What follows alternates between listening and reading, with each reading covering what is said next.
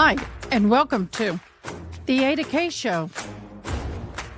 I am AdaKay Brown, and am currently a criminal justice major, and I'm a deaf courtroom commentator.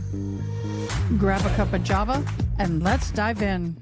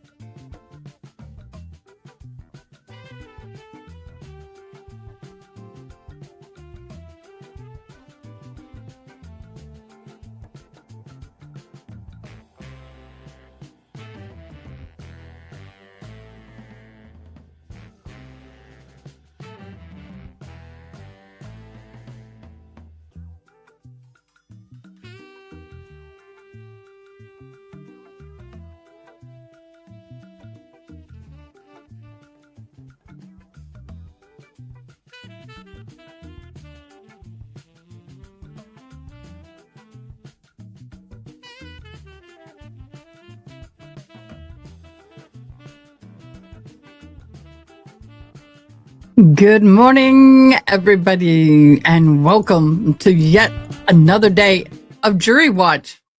Yep, day 35, I believe. Yay, we're here for it. Oh my gosh. I loved on Kitty before we went live. Now I got Kitty hair on me. We are still waiting for our jury verdict. And sorry. The cat's scheming everywhere. She's going crazy. She jumped up and grabs the door frame and goes, shh. Oh, that's my cat.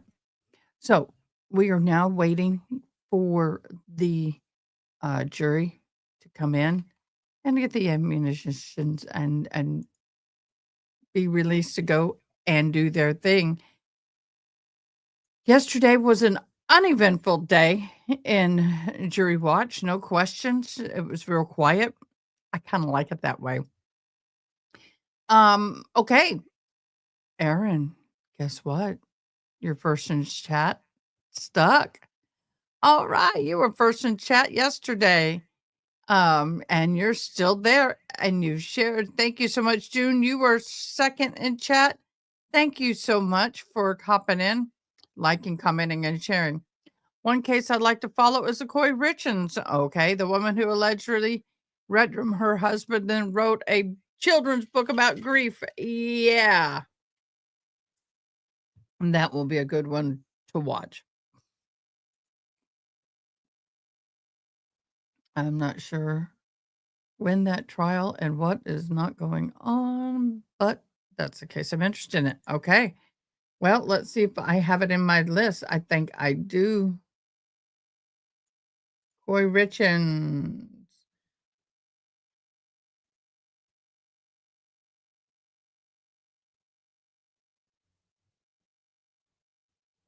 I thought that, wait, did that one already happen? Let me see. I'm looking it up. Oh, y'all, we ain't going to be watching hers for a while. It was reset for 2026 on my birthday from February 23rd to March 26th. 26th of March is my birthday of 2026. So that's quite a ways off. Richins, a former Thomas real estate agent accused of fatally poisoning her husband, Eric Richins. The mother of 3 will go on to write a children's book about grief and was arrested in 2023 in the connection with his unaliving. Yep, we will be covering this. She's charged with 9 felonies, including aggravated red room, attempted red room, financial crimes. Richards has pled not guilty each count and maintains her innocent. Why are we not shocked? I don't know. Why are we not shocked? So, yes, she is on our docket. We are watching and observing her case closely. But like I said, I was like, that's next year. That stinks, but it is what it is. All right, let me see. Oh, sorry. I got to pull up a few things. I forgot. I got to pull up a few things. 4 minutes ago, the jury did leave the courtroom to continue their deliberations on day 3. Between Friday and yesterday, they've deliberated about 9 hours. Yes. I'm looking. Adrian Kearney, or the infamous Turtle Boy. A lot of people asked me yesterday if jurors were dressed up because they believe that if a plan to have a verdict, they will look good for the cameras. I have no idea if that's true, but all the females do look properly dressed today. The men are not. As all 5 were wearing sneakers, the 4-person wearing big gold chain, and they teach. Oh God, please don't tell me. Juror 4 always looks like he just rolled out of bed. Hey, we're getting a little insight on the jury. That's interesting. That is very interesting. The women are dressed, and the 4-person is wearing a big gold chain, and they're all wearing sneakers. Okay.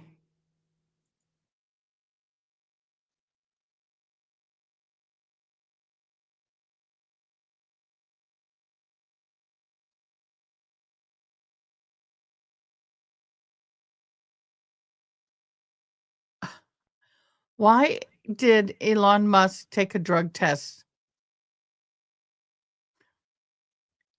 He's not a drug addict, y'all. All of these unalivers, I know. Boone, Daybell, Staunch, etc., all had the same arrogance. It's like they all read the same playbook, narcissistic red room playbook. Maybe we should write that. Maybe we should write a spoof book. By the way, y'all, hats are in. Go get yours. Go get your hat. I got my coffee mug over there. I'm not wearing the same t-shirt today, but we've got merch. Go and look. One sunny day. Welcome, one sunny day. Thank you so much for joining us. It is a morning. It is a morning. We are trying to wake up. Nothing particular is happening.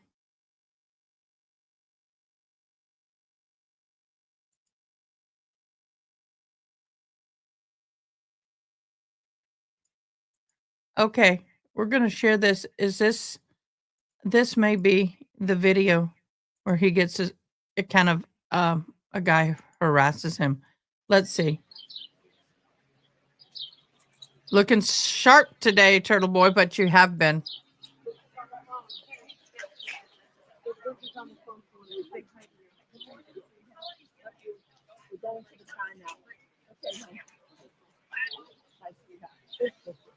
She wanted to say hi this morning. Are you concerned that I'm sorry? No. Yeah. All right, what's up, guys? There's no captioning. How are you? Oh, media scrum over here. Hey, we gotta clear the ramp. Let's go. We gotta clear the ramp. Yeah, they got to keep the ramp clear. All right, guys. ADA code. So I just left the courthouse. As you guys can see there, the O'Keefe Thank you. family and the other Commonwealth supporters are coming down the ramp. Bill Reed is being interviewed right now over there. And yeah, this is the bus stop live check-in. I didn't do this morning because honestly, I couldn't get a signal. And I got here a little late. It's a pain in the ass getting here. From Worcester. It's like not the funnest commute in the world, but save me. I stumbled into twisted tragedies and I'm not okay. Well, that's a rabbit hole. There you go down there. I That's bet a fun it's not rabbit hole. easy Okay. to get down Anyway, there. guys, I'm down here again. There's another great crowd here. I'm not going to go through it yet. I'll go through soon. It's just I don't like my broadcast getting interrupted. And, you know, a lot of people ask for pictures, which I love doing. I just do it after the broadcast. You know what I mean? So anyway, we're going to do a little white boy power walk here. What's happening, guys? All right. So, good morning, guys. Today Nothing. is another That's day. the Another day problem. of jury deliberations. I predicted verdict today at 11. That's been my prediction for a while now. Don't think so. What's there to talk about? A lot of people ask me, like, during the day, they'll ask me, how do you think they're doing? I have no insight whatsoever. None. No one has any insight at all. Actually, I believe That's they fair. deliberate like right up in that room right there. I think that's where they deliberate from. Kind of hidden back. Like no one could get there if they wanted to. I have no sources on the jury, and nor should I, or anything like that. We're going to walk down here. This is where Rogie Rogue was yesterday, spying on jurors. Like apparently he was coming back here and just sitting in a chair, spying on jurors. It was really creepy. But we're going to take a walk through the streets of Dedham right now.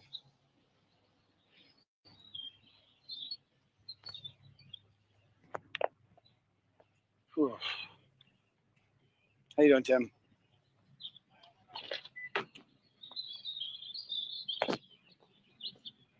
Anyway, yeah, I don't want to. There's like cops everywhere. It's like crazy down here.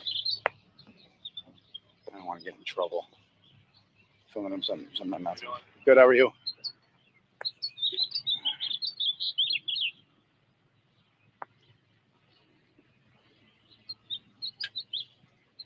There's the Dedham Public Library. Yeah, they got their Christmas tree back. They took away the Christmas tree a couple of years ago. All right. So this is apparently where Rogie Rogue was sitting yesterday. Good morning, counsel. Good morning, Ms. Reed. Good morning, jurors. I have to ask you those same 3 questions. Were you all able to follow the instructions and refrain from discussing this case with anybody since we met yesterday? Everyone said yes or nodded affirmatively. Was everyone able to follow the instructions and refrain from doing any independent research or investigation into this case? Everyone said yes or nodded affirmatively. Did anyone happen to see, hear, or read anything about this case since we left yesterday? Everyone said no. So, Mr. Foreman, with that, we're going to send you back out to deliberate. All right, so court, please. Jimmy? Follow me. Okay. So that is the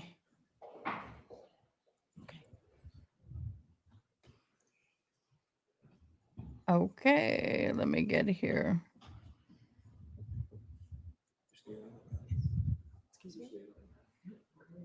Ooh, Lakers. I can't wear that color green very well. I can't, but she looks good. The court session. So, I've been sending a note in at 4:00, so I would like counsel here at 4:00. All right, so if you just plan on being here at 4:00, it would make it easier in case the jurors want to go home. So, all right, Ms. Giannetti, it wasn't until I was here that I noticed you were not in the courtroom. They held me downstairs, Your Honor. I think the jury was being brought in, so. Okay. No one told us otherwise either, so. Understood. All right, thank All you. right. Let's into recess to exit court. Oh, Nettie got a little hand snap from the judge. Where were you, sir? Your presence was noted and missed.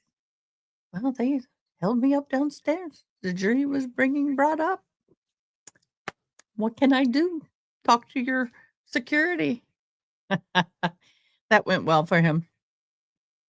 Okay, so what would y'all like to hear about today? I thought about doing a road thus far on the Brian Kohlberger case, but would love to hear from you.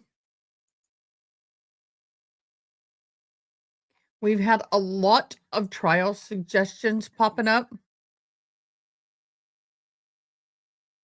Wow, a patient who fatally punctured a KCFD fire paramedic charged with red room. Oh, that just happened. Why is that message blocked? Oh, that's why. Hide. Okay. And hide. When did this happen? That was recently. Let me look at let's look at the information on that one. Oh, that's a shame. All right, here we go. Oh, gotta go through the commercials. Grief and heartbreak after a Kansas City firefighter and paramedic was murdered while doing his job. Graham Hoffman was transporting a patient in the Northland when he died in the line of duty. While Hoffman's memorial services are being planned, the woman charged in his death made her first court appearance this afternoon. Shanita Bosel is in jail, accused of stabbing Hoffman while emergency crews were transporting her to the hospital. She's now facing first-degree murder charges. Court documents show she bit an officer and tried to drive away in that ambulance. We begin our team coverage with KCTV5. Wow. Grace Smith. She joins us now live at 5 outside of Station 42. Grace.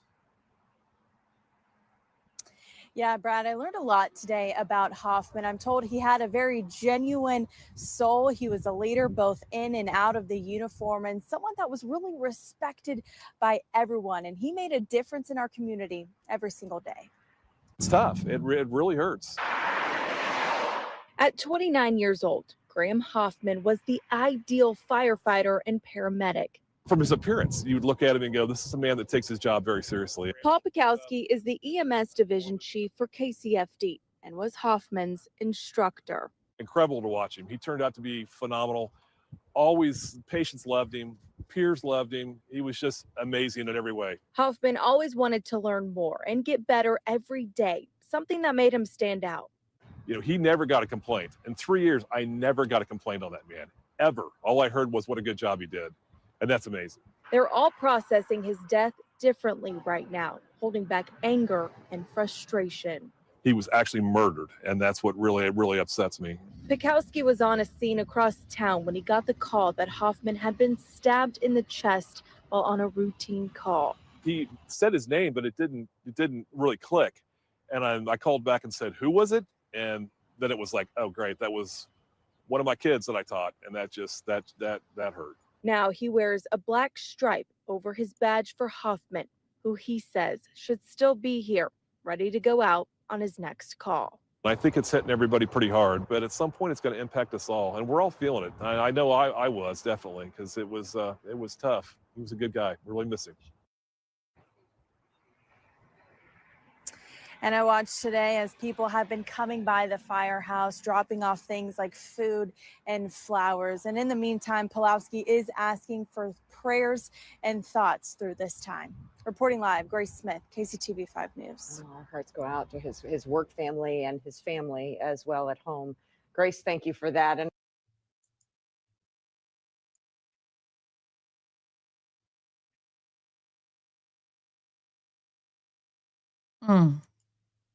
Given their lives for the good of their fellow man, their task completed, their duties well done. To our comrades, their last alarm, they are going home.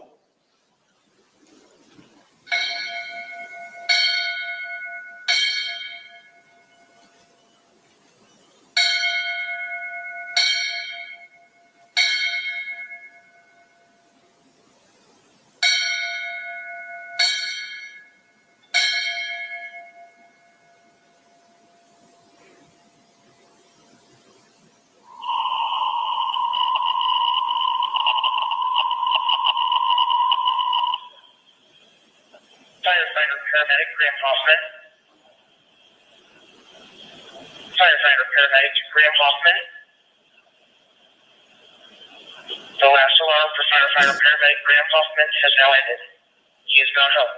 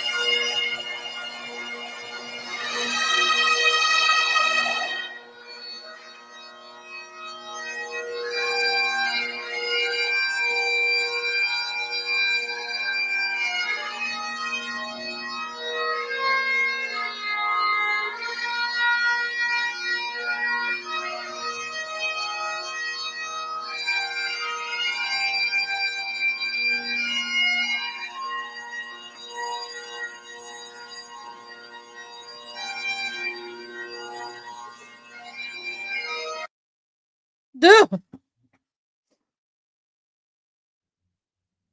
Yep. That's so sad, y'all. A paramedic doing his job is unalived by the patient at 20-something years old. That is just, whew. Y'all, we really never know. First responders and volunteer paid, doesn't matter. Put their lives on the line every day. We never know who's going to come home. And I want to just take a moment to say thank you. It's horrible. Well, we will be following that case. All right, back to Miss Karen Reed. We have some more. Just some You're interviews. in Johnny's orbit.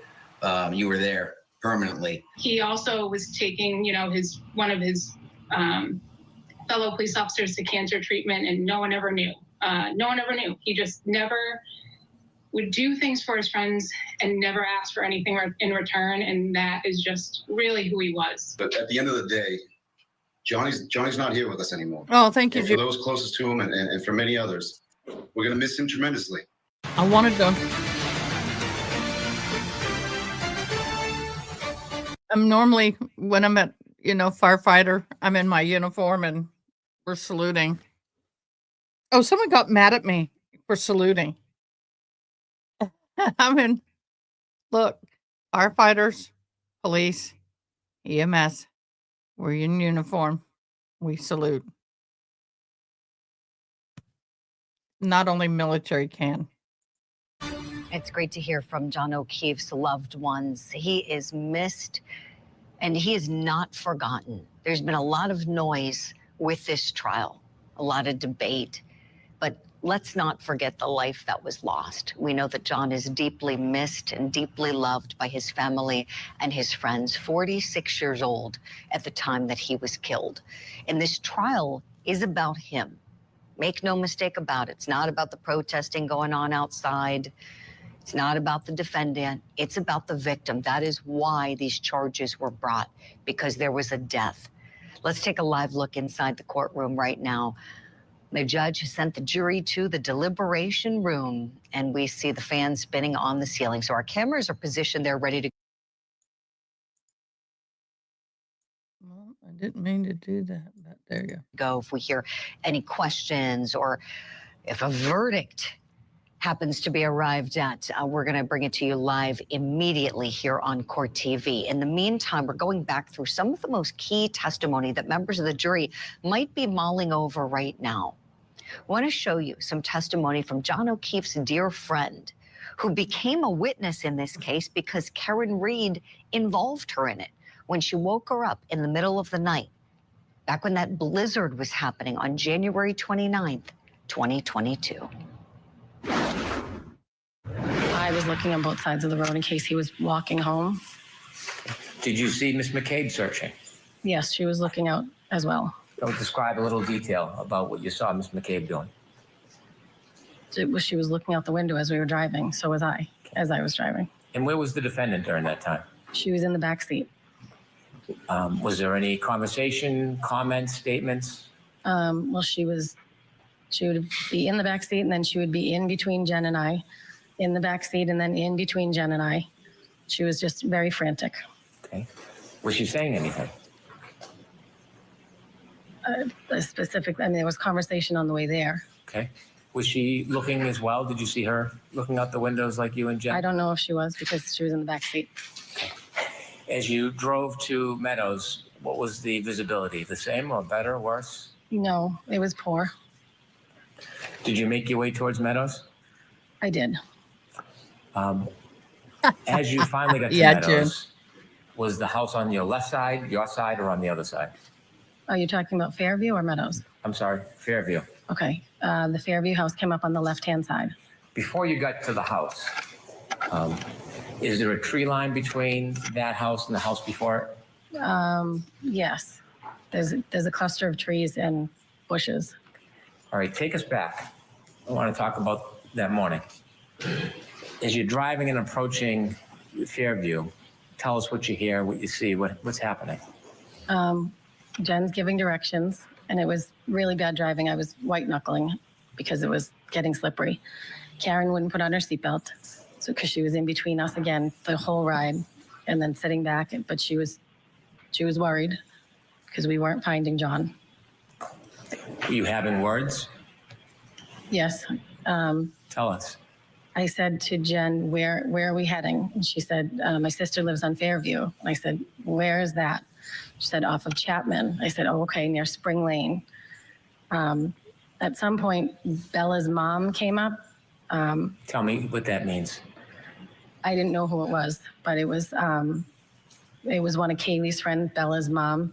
Well, the directions, at some point, Karen was talking about Bella's mom to Jen, saying she never liked me. I didn't know who this woman was that they were talking about, but apparently Bella's mom lived near where Jen's sister lived on Fairview. Did you learn any more about the relevance of Bella's mom? No.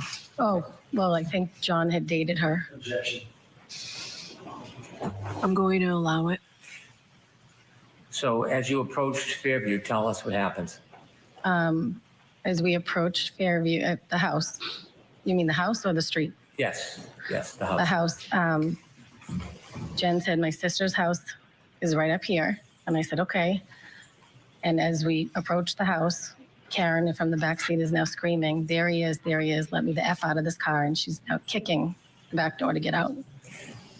When you heard the defendant scream, there he is, and started kicking the car door, did you see anything? I did not. Did you see anybody? I did not. Did you look? I looked. Was there anything that impeded your ability to see far? No, it was just snow. How far could you see when she was yelling, there he is? How far could I see? Yes. I mean, the visibility wasn't great. Okay. Was she pointing or giving any direction? No, she just said, there he is. Okay. What happens next? And then I unlocked the car. I looked over, I didn't see anything, and I unlocked it so she could get out of the back seat. I looked at Jen and I said, she's crazy. And then I turned around and watched, and she ran over to a mound of snow.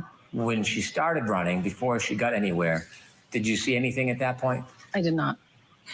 Were you looking? I was looking. She said, there he is, so I'm looking around to see where he is. And you could see nothing? I did not. Did you see her run around or directly? She ran right over to the mound of snow.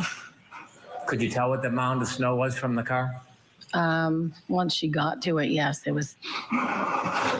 Once she got to it, Morning, Ren. You could tell it was a mound of snow that was the length of a body.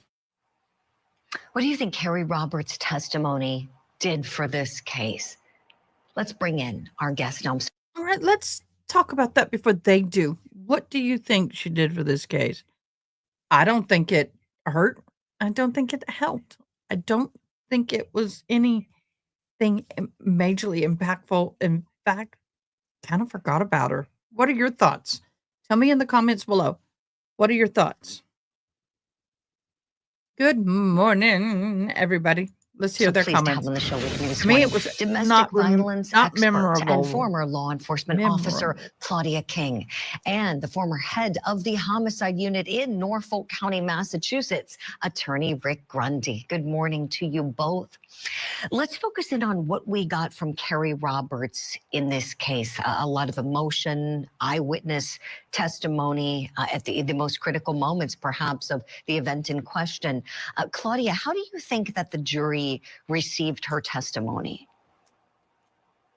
You know, I think she came across as very relevant, very relative to that moment when Karen supposedly first saw John. And I think the jury really picked up on that, you know, there's low visibility overall because of the snow. And suddenly Karen sees what other people see as just a lump of snow, but knows it's John. And so I think that's an opportunity for the jury to really say, well, how did she know he was there? If she thought she left him inside, she thought she left him at the waterfall, you know, all these different places. Why suddenly is this lump in the snow definitely him? Why does she know that all of a sudden? So I think the jury would have really keyed in on that point from Carrie. I think, you know, she came across as very honest, truthful, and she had a lot of great information to share. Right, Claudia, well said. Rick, turning to you now, how key do you think Carrie Roberts is to this case? Noting something else that I thought Hank Brennan really hit home in the close well when he told the story about how Karen Reed called Jen McCabe first and said, Jen, John never came home. I left him at the waterfall and don't know where he went. And Jen said, well, no, you didn't leave him at the waterfall. I saw you outside of the house at 34 Fairview. You drove in front of the house and click. Karen Reed hung up the phone, and then she calls Carrie Roberts, according to the evidence, and says, Carrie, John is dead. He got hit by a plow. And Hank Brennan argued, well, that was Karen Reed's way of substituting her big 6,000-pound Lexus SUV. Rick Grundy, what do you say?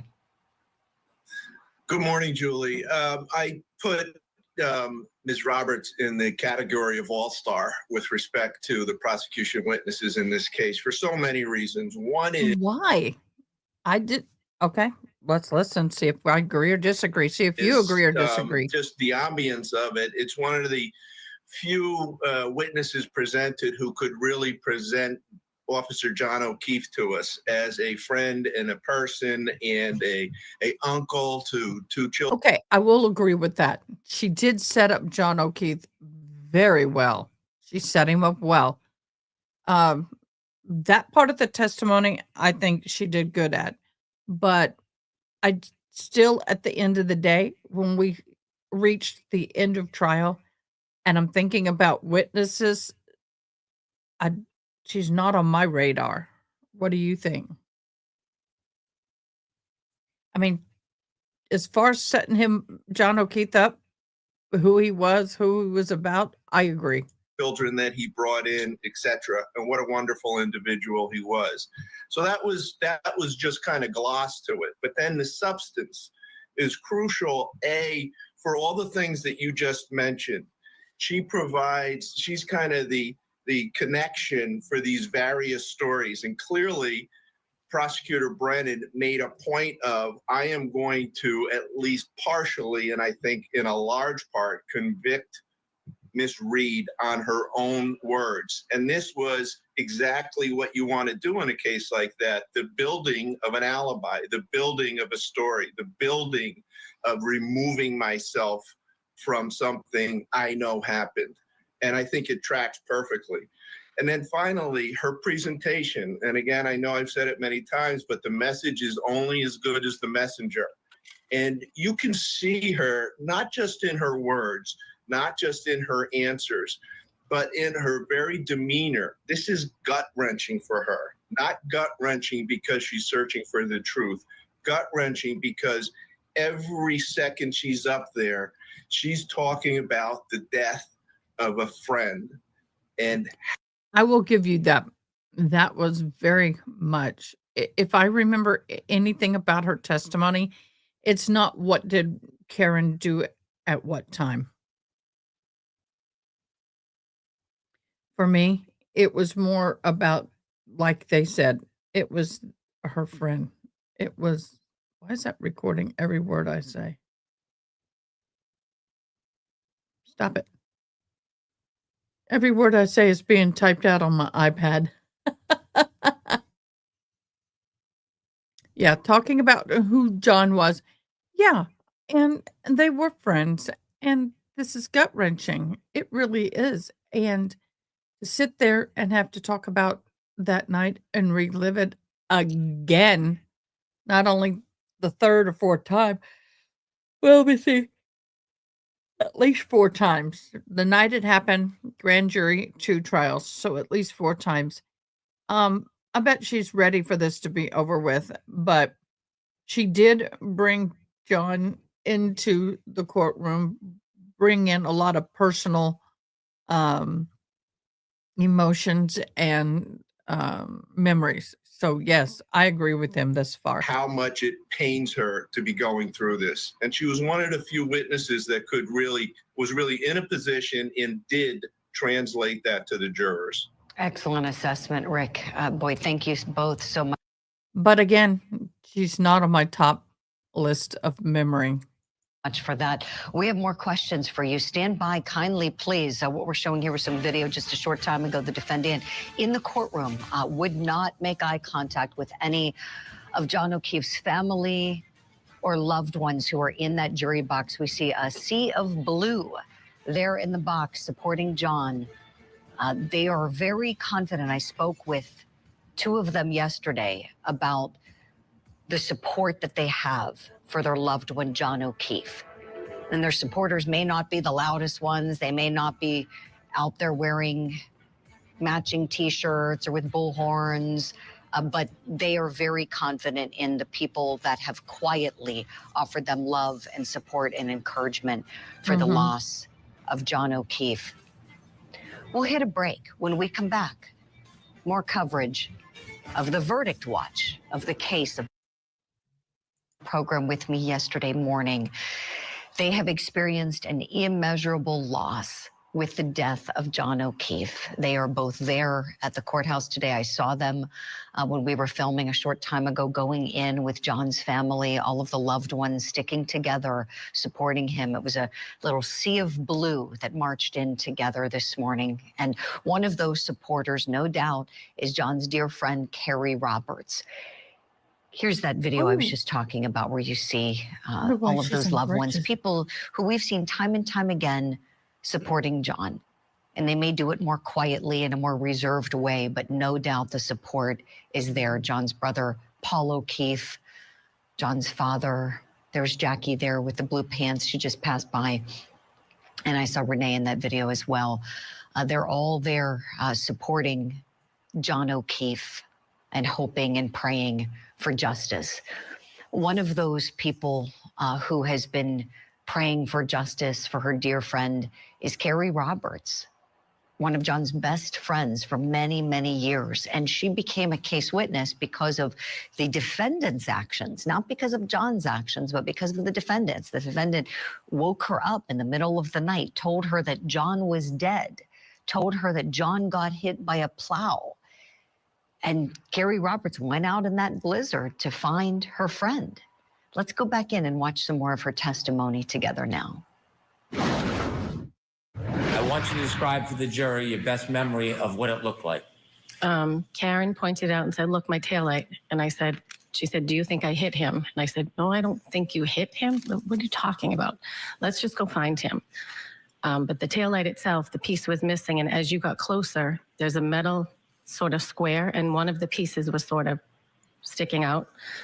And I only remember it because I thought if someone walks by that, they're going to catch their jacket on it. How long of a time did you have to actually look at the taillight?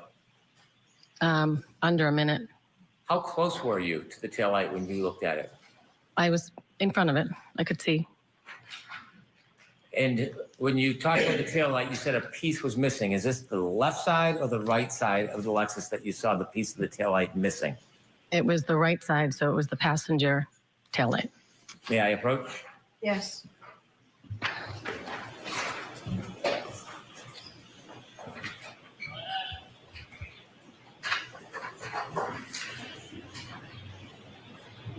Should I remain, Your Honor? Sure. Thank you.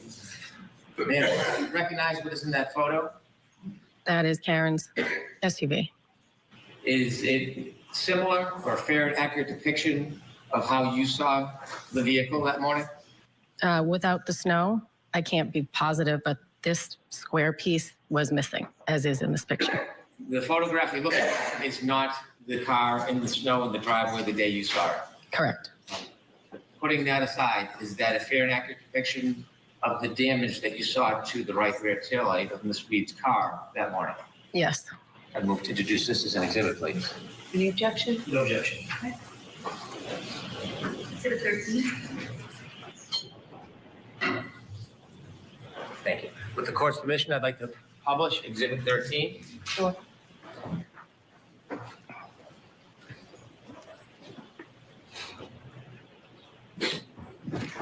Ms. Roberts, I'm going to ask you to take a look at the photo that you just described.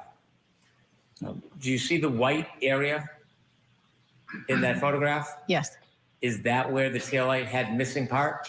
Yes. And where was the metal in relation to that white part that you see? If you look at the white part, it's the upper left. It's sort of like a rectangle, but it's vertical, sort of. And that's the metal part that you were concerned about? Yes, one of the side, it's almost like an encasement, but the right side, I think it was the right side, was sticking out a little bit, like out from the car toward me. Did you express any concern about the metal sticking out? Yes, because I thought at that height, it could clip someone's coat or something if they were walking by. You mentioned the defendant asked you. Okay, that part of her testimony did not sit well with me. Because for those of us who know, who've watched previous testimonies, that's a no bueno to me. I find that odd in the midst of a storm, so to speak. And that's what you think of? Oh, someone may catch a coat on that. I'm not buying it. I'm not buying that. And right now, I wish I had my coffee You may call it coffee. To me, it's red rummy, juicy juice. Yeah. So I'm going to go get me a clean cup and I'm going to get me some coffee. I'll be right back. You thought she hit somebody. Correct. How many times did she ask you that? She asked me that in the driveway. How many times? She said, do you think I hit him? Do you think I hit him? And my answer was, no, I don't think you hit him. I'm sure you hit something because your taillight's broken, but I don't think you hit him. Why would I think that? Did you have any reason to think at that point that she hit anybody? No. Did she ever repeat that phrase or question in the same or similar manner again that night? She did at the scene where we found John. Before or after you found John? After we found John. Okay. So we'll get to that then. Could we please take that picture down, Ms. Gilman? How far of a ride is it from Meadows to Fairview? I don't know, maybe 8 minutes.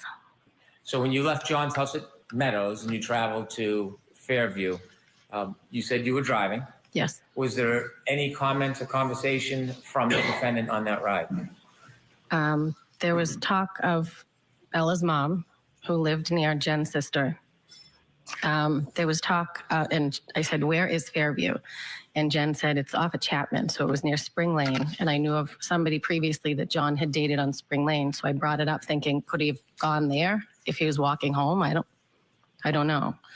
I didn't know where he was or why he was missing. Describe the mood in the car.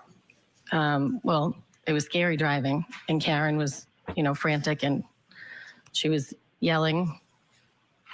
I don't even remember at this point what she was yelling, but she was yelling. She had an elevated voice. She would be in between us while I was driving, and she would sit back in the back seat, then be in between us. Did you have any words with Miss Reed?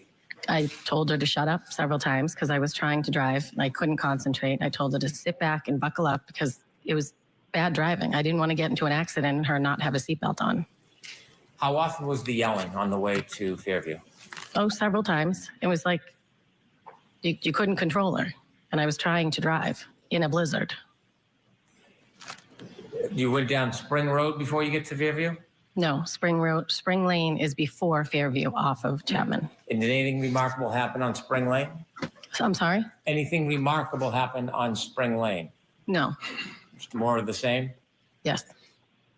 Now, you mentioned yesterday that when you got to Fairview, the defendant began kicking your door. Yes.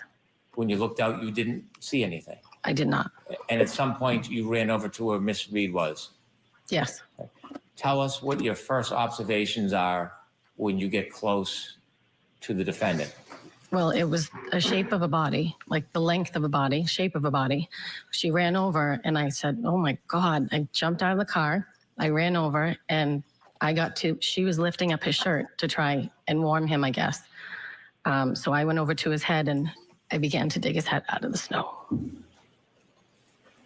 Can you take us back and describe for us what you're seeing? His body was completely covered, but his head was completely covered. So I started to dig around his face and his eyes, and his left eye was fine, but his right eye looked like it was huge, like he had something happen to it. And after that, I told Karen to get off him. We were going to start CPR.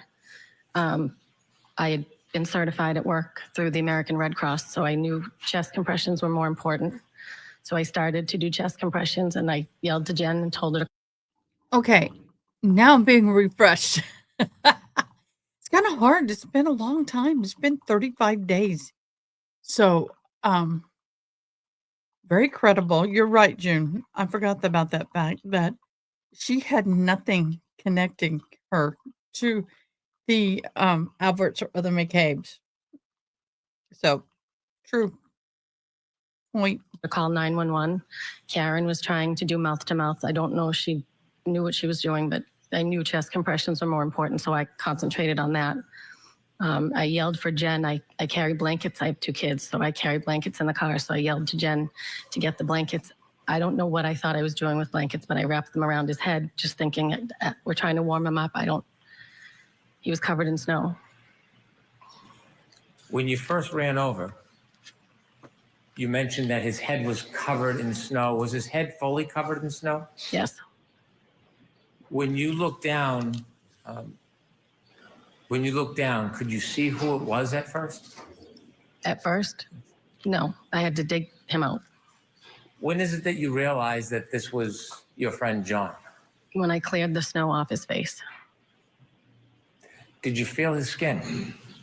Did I feel what? His skin. Yes. And could you tell us how it felt? It was cold. Like he had been there in the elements for a while. You know, looking back on her testimony, it makes me remember when I saw it happening live, and I kept thinking, I could just feel how painful this was for her. To me, everything, just the way she spoke, all of it, her eye movements, the way she told the story, you could just tell this is somebody who's been left in a great deal of pain, experiencing a trauma. Make no mistake about it, Carrie Roberts went through a trauma. So did Jennifer McCabe, and what they were dragged into on that dreadful night. We're going to hit a break. When we come back. And so was Karen Reed, especially if she didn't do it. I think that people are getting lost in that. If she didn't do it, even if she did, it's traumatizing. I mean, not every day you unalive somebody. I'm just saying. Fixing me a cup of Java. And for those of you who are new here, thank you so much for joining. We have merch. Not this and this. The other shirt I wore yesterday. We've got some merch, y'all. But, okay, true crime. Hockey mom, that's true. What was the lie? And right now, 64% of you believe the verdict will come in today. Turtle Boy thinks it'll be at 11. I don't. I think that if it's going to come in this week, it'll come in tomorrow, because Thursday and Friday we are dark, and then you come back on Monday. So, about the Google search. Yeah. I think that we have the better chance of a verdict tomorrow. But who am I? I don't know. My cat is walking around meowing. I'm like, why? I fed you. You're watered. You don't go outside. What else do you want? Well, come here and I'll love on you. She's walking around. She's a quirky thing. She doesn't like to be held, but she wants attention. She doesn't like to be pet, but she wants attention. I'm like, how else am I going to give you attention? Don't get me started. Okay. Oh. Bit of interaction that she had with the defendant that morning that John was killed. Let's watch. When she called you that morning, do you remember the conversation? Yeah, she said John was found in a snowbank, and I didn't understand, which I said, what do you mean found in a snowbank? She said they found him in the snow. They don't know what happened. She says he's brought up to the Good Samaritan Hospital. So she says, I'm going to come get you and Papa because I don't want you to drive. And I says, we can drive there. We both have four-wheel drives. She says, no, I'm coming. So she came to get us. And it took a while to get there because the snow was bad.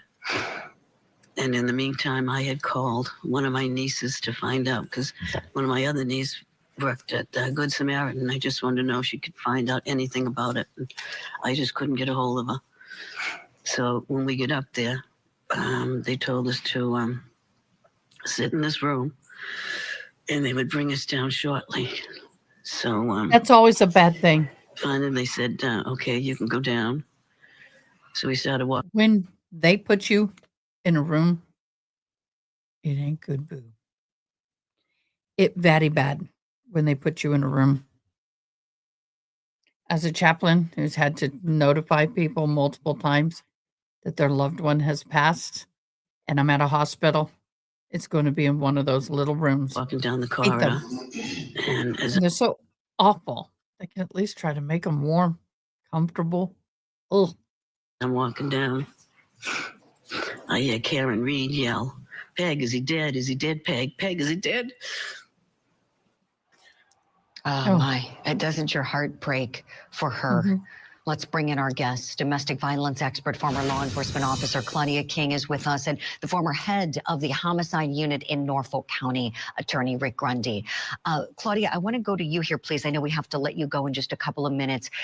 Tell me, Peggy O'Keefe, your thoughts on her testimony and what the jury took away from it. What an incredibly strong, classy lady. Mhm. It was absolutely heartbreaking watching her testify. But I think, again, she had some relevant information to provide. And I believe that the jury heard that. I was glad that she didn't have to testify in the first trial. It was heartbreaking. I'm sure it was very difficult for her. But if she plays a role in getting John justice, I think that will go a long way in hopefully helping her to heal as she processes this enormous tragedy that she's been going through for 3+ years now. Right, Claudia. And we just have a few seconds, but she is a key witness too, in a way, because the morning of this event, Karen Reed made some statements and then essentially ran away from the house and didn't stick around to console her, or if there was a big mystery, as her team is saying now, didn't stick around to solve it with Peggy O'Keefe or try to look for whomever may have allegedly done this. We will continue our coverage of this murder case in our next hour. Claudia King, thank you so much for making the time for us this morning. Rick Grundy, you are coming with us. We appreciate your time, and we're going to dig into the jury instructions, that second-degree murder charge. Does it fit? That's next. Okay, they'll be right back, and so will we. But I am in the process. Gotta find it. Of allocating a copy of that form. I know we had it up yesterday, so give me a second. We'll get it up again. But what are your thoughts at this point? Do you believe that she's guilty, and why? Do you believe that she's innocent, and why? What is your thoughts? What are your opinions? If you would like to come on to the show and talk and visit, we'd love to have you. Absolutely would love to have you hop on. Just let me know in the chat and I will send you a link and you can do so. Oh man, they look so good, y'all. I'm looking at what is today's national what day?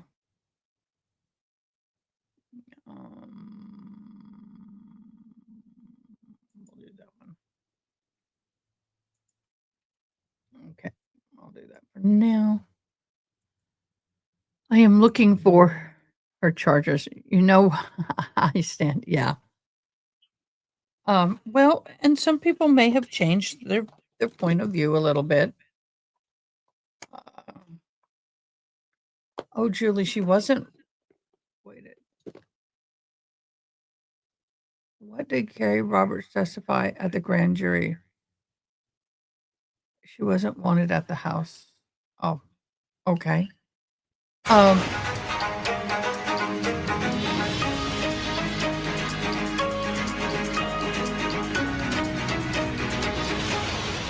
If my memory serves me correct, there were several people that were not telling the truth of the grand jury.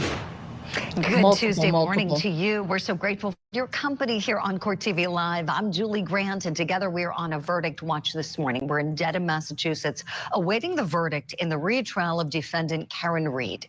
This woman is accused of killing her boyfriend, Boston police officer John O'Keefe. The allegation is that she was drunk and enraged and hit him with her SUV, knocking him over and causing him to hit his head and die in the snow. That is the allegation. Her defense team says the collision never happened. Live look at the verdict clock, 10 hours, 5 minutes, and counting. And while we're waiting to hear anything from the jury, we're playing the best testimony from the trial. Let's go in and listen to some of what John O'Keefe's dear friend, Jennifer McCabe, had to say when she was called to the stand as a witness in this trial. I want you to take us back to that morning, about 20 or 30 yards before you get to Fairview. Mm-hmm. You're in the car with Miss Roberts and the defendant? Yes. What's happening in the car? Karen's is screaming, and at that point she had asked if John could be cheating on her and if John could be with Bella's mom. And then what happens? I just didn't know what the hell she was talking about. I was like, what are you talking about? Why would he be with Bella's mom? And then Carrie said, well, do you think he could have walked to, there was another woman years before that John had dated who lived on the next street over to her house. And as you approach that area before you get to the flagpole, does anything remarkable happen? No. Okay. What happens next? As we're driving down the street, I just say to Carrie, because she can't do doesn't know her where my voice. sister lives, oh, her house is just at the bottom of the street. Can't do her Visibility voice. still difficult? Yes, awful. What happens next? We continue, driving, and we're driving slowly past, the line of, I guess, bushes and the flagpole area. And all of a sudden, Karen's screaming from the back, there he is, or something to the effect of, there he is, let me out. Did you know what she was talking about? I had no idea. When she was yelling that, did you look out the window? Yeah, we had our eyes peeled out the window. Did you see anything? Nothing but snow. How long was she yelling about whatever it is she was saying? Carrie, she screamed, stop. So Carrie stopped pretty quickly. There he is. She could have kicked the door, like, let me out of here. And when she was kicking the door, what were you doing? I was just like, what the heck? What is going on? What happens next? She gets out. Carrie looks at me and said something. I said, like, she's bat crazy. Then what happens? Then Carrie got out. Then I got out of the car, walked around the back of the car, and was walking, like, over to where I could see the girls were. Now, at that point, you were in Carrie Roberts' car. Yes. It had his headlights on. Yes. Was it facing up the street of Fairview? Well, we had come down the hill, so yes, up the street. There was no other lighting in that area? I do not believe so. No fire engines or ambulances at that point? No. No police cars? No. Any street lights? It was dark. When you got out of the car, did you look towards the area of the flagpole? Yes. Could you see anything at that point? No. How close did you get to the area of the flagpole before you could first actually see something? Well, I saw the shadowy figures of Carrie and Karen, and it wasn't until I got very close over to them that I saw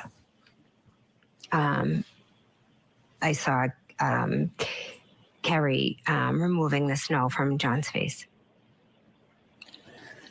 Is that the first moment you realized that was John O'Keefe on the ground? Yes, it was. When you see Carrie removing the snow from John's face, what do you do? I was frozen. I was shocked. I couldn't believe that was him just lying there. Tell us what you're seeing. What do I see? I see Carrie just wiping the snow off. Karen had straddled him and had lifted her shirt and his shirt and was laying on him, and Carrie was screaming at her to get off of him. And hi, Squeaky Will. Just stunned. Good morning. There he was. What did John look like when you saw him?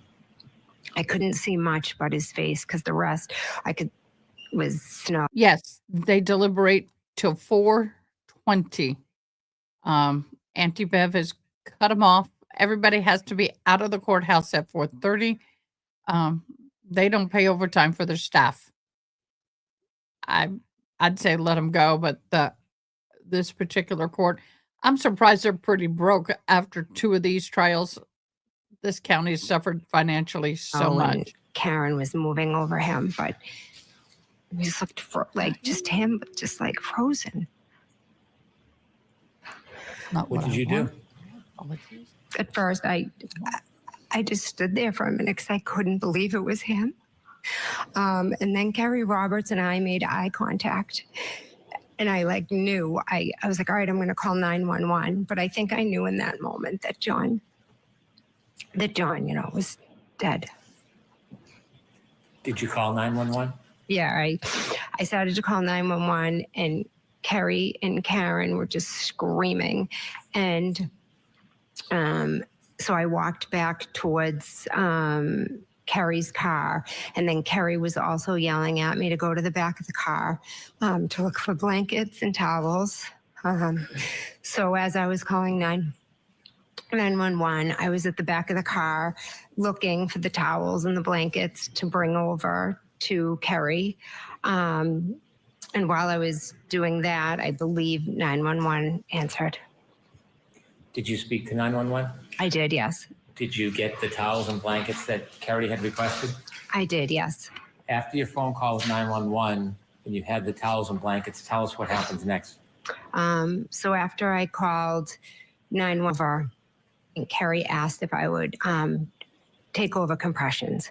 So she got up and I started doing compressions, and Karen was doing mouth to mouth. When you started doing compressions, were you touching John over his clothes or touching his skin?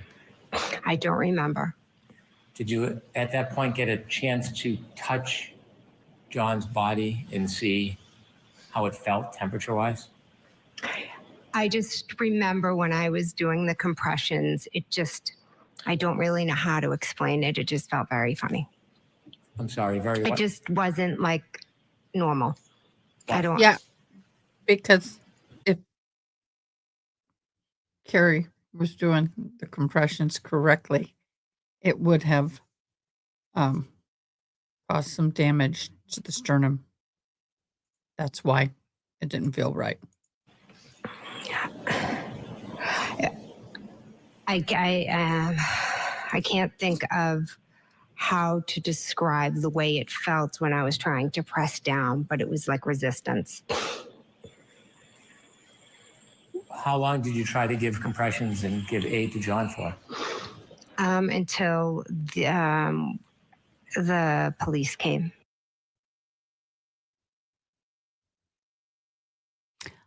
I don't know why we have a verdict? We have some breaking news right now in the coroner affair murder trial of defendant Megan Jackson. This case is happening in the state of South Carolina, and the state has rested. I got excited for nothing. Case. We also know that the defense is choosing not to present any evidence, and that cannot be held against the defendant, who is accused of killing her boyfriend, Gregory Rice, who was also the father of her children. Let's take a look at the background on this trial. On October 5th, 2020, 46-year-old Gregory Rice was reported missing by his ex, Megan Jackson, the mother of 4 of his children. For a month, police searched for Rice until a fisherman found his body wrapped in a tarp and weighed down in a South Carolina river. Investigators quickly turned their attention to 2 people, Megan Jackson and Christopher Dontel, a married Horry County deputy coroner with whom she was having an affair. In a bond hearing covered by WBTW, the state revealed the romance that prosecutors say turned deadly.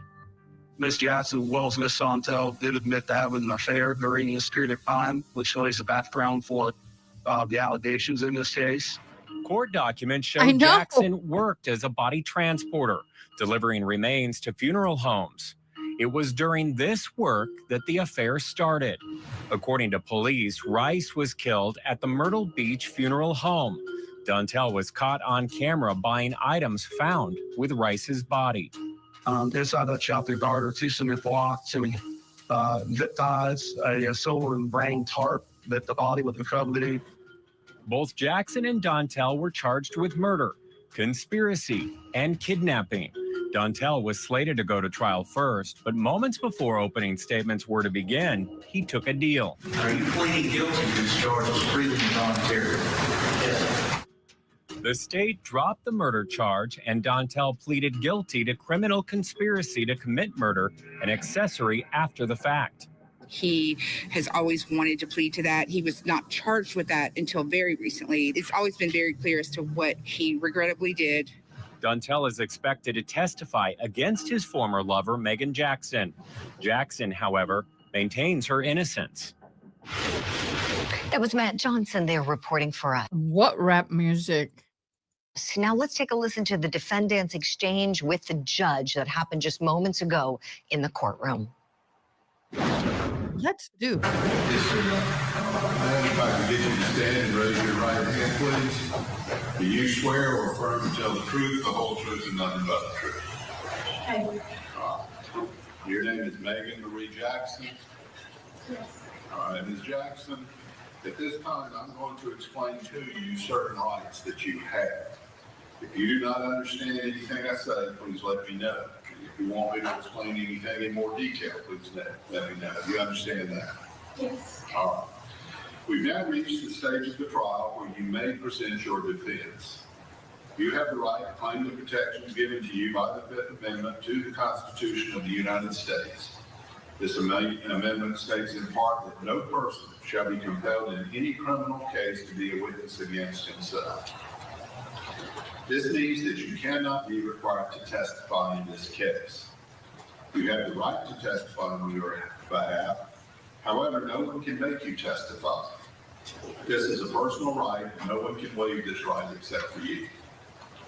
If you decide to testify, you will be subject to the same rules that govern other witnesses. And you may be questioned and examined and cross-examined on any relevant issue in this case. In addition, if you have any convictions involving dishonesty or false statement or for crimes punishable by imprisonment for more than 1 year, and this court determines that the probative value of admitting this evidence outweighs its prejudicial effect to you, the solicitor will be able to introduce your record to attack your credibility. Now, are there any prior? No, Your Honor. All right. If you decide to testify, this decision on your part must be freely, voluntarily, and intelligently made with the knowledge of the protections given to you by the Fifth Amendment to the United States Constitution and the consequences of your decision to testify. If you decide not to testify, I will instruct the jurors that they cannot give the fact that you did not testify any consideration whatsoever, and that there is to be absolutely no prejudice to you because you did not testify. It's left entirely up to you whether or not you testify. You may talk with your attorney, your friends and family, or anyone else, but the final decision will be left entirely up to you. And you understand what I've explained to you? I do. Do you have any questions about what I've explained to you? No, sir. Have you discussed with your attorneys whether or not you should testify in this case? Yes, sir. All right. Do you feel like you need to talk to your attorneys anymore about this issue? No, Your Honor. All right. Is there anybody you feel like you should talk to about this issue before making a decision? No, sir. Have you made a decision as to whether or not you wish to testify in this case? Yes, sir. And do you wish to testify in this case? No, Your Honor. All right. And is this your decision? Yes, sir. All right. Anything further the defense wants on the record regarding the defendant's right to testify? No, sir, Your Honor. We talked to our client thoroughly about her right to testify, as have you, and this is her decision, and we stand by her. All right. Anything further the state wants on the record regarding the defendant's right to testify? No, Your Honor. All right. Will the defense be putting up any other witnesses or any other defense in this case? No, sir. No, sir. All right. So I guess all we have now is closing arguments, charges, and deliberations. Yes, Your Honor. All right. Let's take about, I've got some of the charges done. It's probably going to take me about another 30 minutes. We expect the jury instructions to be given to the men and women of the jury sometime this afternoon. And then We'll be on a verdict watch in that case as well. If you'd like to see the closing arguments online for you. So if you want, you can go to courttv.com right now. We're going to be streaming those arguments in South Carolina in the coroner affair murder trial. In the trial in Massachusetts over the murder of Boston police officer John O'Keefe, we're showing you a live look at the courthouse right now. The jury deliberating for 10 hours, 20 minutes and counting. When we come back, more of the best moments from John O'Keefe's dear friend and case witness, Jennifer McCabe. Michael didn't do nothing to Sarah. He's still innocent. Michael Kucchi on trial again for the murder of his wife. This is just not an easy case. What makes you say she tried to kill herself? She put herself around a hose or something. I don't know. Kucchi's first trial was full of drama and ended with a deadlocked jury. We may never know exactly what happened that night that ended in Sarah's death. The Garden Hose Murder Trial. Live coverage today, only on Court TV. Ooh, we need to look into that. I don't know where the rap music was. Funny how they tell you the failure to testify won't be held against you, but then they make a big stink if you don't. Yeah, I don't disagree with that at all. Not at all. I don't disagree with it. I don't know. If I was on the jury, I'm not sure how I would feel if someone did or did not testify on their own behalf. Just saying. I don't know. What are your thoughts on that? I think, we can't really use them against them, but at the same time, it, hold on, I'm trying to pull something.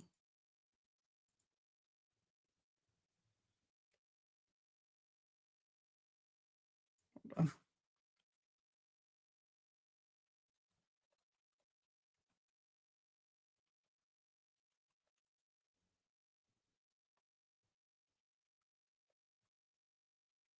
I have somebody ordering a cowboy hat from me. Yay! But I misquoted them. I thought they were talking about the baseball cap. Go figure. So the court will be right back. We're looking at right about 10 hours. My timer decided to stop running on me. I was so frustrated. I've asked you guys questions about what your thoughts are. Oh, he doesn't have the clock up. Oh, he does. There it is. The question I asked you guys, how impactful was Jennifer McCabe's testimony? Did it help or hurt the Commonwealth? What are your thoughts? Again, I feel she's not a credible witness. So in my humble opinion, that's where I stand, that she is not a credible witness. Anything that woman says, I could not hold with much weight. I know on a couple juries, that was the first fight was about why did they not testify? I don't know. I don't know how to think about that. I've never been on a jury. Not that I wouldn't want to be on a jury. I'd love to be on a jury.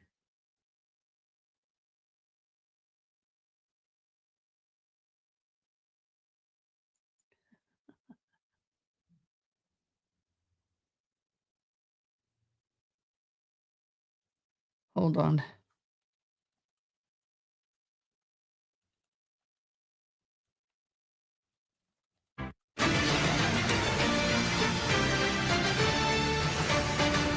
How's it going? Not going to be any comments right now, guys. Nothing? Nope. How do you get through this waiting? No comment means no comment. Confirm. Oh, I like that. No comment means no comment. And there is a gag order in place for the attorneys in the Karen Reed. I don't understand. He's under sequestration order. He cannot comment. Why are y'all harassing him for a comment? The only one who can if she wants, as Karen Reed herself. Trial. We're looking at the verdict clock. 10 hours, 25 minutes and counting. The jury is in that deliberation room. We haven't heard any comments or questions, anything coming from that room. If we hear anything, we will bring it to you live. Before we go back and continue our coverage there in Massachusetts, I want to show you the other cases that we're tracking right now around the country. So in New York City, we've got Diddy's federal sex trafficking and racketeering trial underway again this morning. We have our team there on the ground. We'll be providing updates. The government seems like they're winding down their witnesses, so they could be resting their case soon. In South Carolina, we've got the closing arguments expected any minute now in the Coroner Fair murder trial. Defendant Megan Jackson not testifying, and the jury cannot hold it against her. And then while that trial is coming to a close in South Carolina, another one is just beginning, the garden hose murder retrial for defendant Michael Kucchi. This guy is accused of murdering his wife, Sarah. But his defense is that she strangled herself with a garden hose outside of their jewelry store. You may remember this trial. We brought it to you some years ago here on Court TV. Now, let's head back to Massachusetts as we continue on the verdict watch in Karen Reed's case. This is over. Let's go over here. I love Vinnie Politan. I want to hear Vinnie. Vinnie, what's your thought? Expected a quick verdict. When I say quick, it's like day one is a quick verdict. Day one in a trial this long. So 31 days of trial, a bunch of those were half days. You do the math with my theorem, which is 1 day of deliberation. 1 day, no. 1 hour of deliberation for every day. So I'm using 30 as sort of the basis, but we had some half days in there. So once we get into the mid-20s of hours of deliberation, then you've hit like the time for a normal deliberation of a trial of this nature with this much evidence, this many days of testimony and evidence. So that kind of puts us, if we're at 9, today would be 16. Tomorrow we start hitting the mid-20s. So a normal verdict in a case like this would come down Wednesday afternoon. Yep. Wednesday afternoon in a normal case. If it comes before Wednesday, like today or tomorrow morning, it's a quicker verdict. If it comes in after Wednesday, it's a longer verdict. If we get past Wednesday, because they're off on Thursday. And Friday. If we get past Wednesday, I think then we can start talking about a long deliberation. But until we get to Friday, because they're off on Thursday, until we get to Friday, this is not a long deliberation. And if we do get to Friday, there's still a question right now. Some people are questioning whether or not there's going to be deliberations on Friday. I can't imagine that there wouldn't be, but if there isn't, and we push it to the following Monday, all bets are off on what's going on. Like, I can't imagine a jury deliberating for 3 days and some change and then taking 4 days off. That's bizarre, but it's possible. I mean, there's no rules against it. So we'll see. Starting to see some more people arrive. I think people are a little scared. I'll show you the sky. The sky up there. It's not sunny today. Oh, boo. It's just overcast. a little water. Good morning. I'd be there. Good morning. Morning. Umbrella. The weather forecasters are all saying 75% chance of rain in Dedham. I don't know if it's going to rain. It might be a sprinkle. You know, the storm could roll in at any minute. And I think that's deterred some people. But I think it's more, taking time off. I'm going to cross the street. Watch. People are nice. They let me cross the street. So now, this is the area that was jam-packed yesterday. And here we are today. And we got a slithering of a few folks. Got a few folks here, but yesterday I couldn't walk through here. I know. What's going on? What happened here? I don't know. I think people saw everybody on the news yesterday. There was over 2,500 people here, so they said we're staying away. But I'm here today. So you think some people could be deterred because it was like too crowded? Too crowded. It was uncomfortable. It was hot. But you know what? Who cares? Yeah. How uncomfortable is she? We're here to do whatever we have to do. Okay. Yep. And did you, were you here when they arrived? Yes. What did you see? What else? She was smiling. Okay. She keeps her class, but she was smiling. I heard that the jurors dressed very well today. Oh, really? So let's hope we get some good news. Like dressed better than they have dressed before. Yes, more to the nines today. Okay. And according to a couple sources, 11 o'clock is the magic hour today. So let's hope. We're almost there. Sources. Oh, You can have sources. Turtle Boy, a couple other people. Magic number is 11. Turtle Boy. Okay. That. Yeah. No. I mean, don't get me wrong. But I'm not depending on Turtle Boy for the prediction of the jury. So we'll see. What's your first name? Melissa. Thank you, Melissa. And you're from where? Court TV. All right. Nice to meet you. I'm Vinny. Great to see you. Nice to All meet right. you. Take care. Look at that. Sources. She didn't even know who Vinny was. I don't know about I love sources. it. Vinny's like, But 11 you don't know o'clock. who I am. If you reach I'm the from verdict Court yesterday, TV. you sleep on it, you talk about it in the morning, 11 o'clock. That's when the one of the Scott Peterson verdicts came out, around 11 o'clock in the morning. I think it was a Monday. Yeah. And the jury had reached it earlier, but wanted to sleep on it. And then they confirmed everything in the morning. This is what we want to do. That would be fascinating. But if the jury is dressed up, that would be really interesting. Really interesting. All right. Now we're further down the street. Down here, we're going to leave the buffer zone. We're still in the buffer zone right now. So the buffer zone, no chanting, no signage about the case. Hey, do y'all want We've question? got a good police presence here. Since we're coming out of this Good trial, morning. How are you? Good morning. Good. would you guys like to follow the Garden Hose murder red room retrial? Hey, true crime, hockey mom. Would y'all like to watch that trial? I'm game. How are you? Excellent. So, very patriotic. Yes. Not on my Story bingo behind card, the but patriotic, we'll watch. Hat, shirt, flag, everything. Well, we have to continue the battle with the corruption that's in not just Norfolk County, but statewide, Okay. countrywide. Okay. It just it's gotten out of control. Okay. So and you see there's more than just one person that's been framed. You know, you look at the Sandra Breaksmore case, right? The Justin Root, Enrique Delgado Garcia. That's all, you know, shouldn't have happened. They got away with it. Okay. And that's just right here in Norfolk County. Right. So that's just one county in one state. Yes. Yeah. Interesting. All right. That we know about. That you know about, right? Exactly. Sometimes it's tough to uncover when things go terribly wrong. It is. That's You know, why the Innocence Project years ago. You know, they started. You know, back in the, I don't know, it was after the O.J. Simpson case, they started the Innocence Project, and they used DNA to set free wrongfully convicted people. Yes. But a lot of those cases are running out now because DNA, you know, kind of sets sets things up before the trial now, right? So it exists. So, so there's more definitive physical evidence. Yeah. But the cases you're talking about really aren't DNA cases. No. It's a little bit different. So it's a little bit more difficult to uncover if in fact there's corruption. It goes a little deeper. Yes, to expose the deep corruption. Now, how long have you been skeptical? Of this case? No. Just in general of people in power. Is it a recent? Yes. Okay. Yeah, I'd say maybe the past 5 years or so. Okay. As you know, What trial is You know, it's starting interesting for you you, say True that. Crime I've noticed a Hockey Mom? pattern at Court TV since COVID. Right, I'm using COVID since COVID.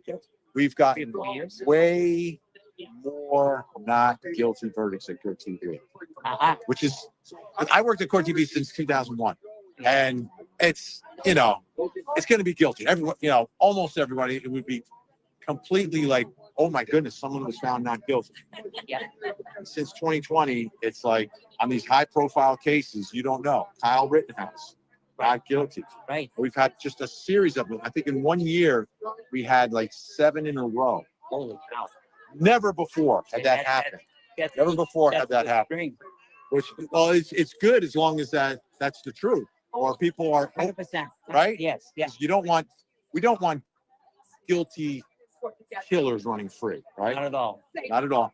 But we don't want innocent people locked up. And it's Right. more important to not lock up innocent people than to let it. That's the way it was set up by our framers, right? It is. Once in Yeah. a while, a guilty person will be set free in order to protect the innocent from being wrongfully convicted. And sometimes it's very difficult to tell. Right. You know, what kind of I talked to her this morning. Every case is different. yes. Every case is different. The nature of like this case is unlike any I've ever seen. And every case you have to take it on the facts of that particular case. But Yes. great speaking with you, sir. Have a great day. God bless America. Yes. We love the United States. You know, some more standouts ready to go. There we go. We're not putting it with just Karen. Okay. So Carry on. thank you. Thank you.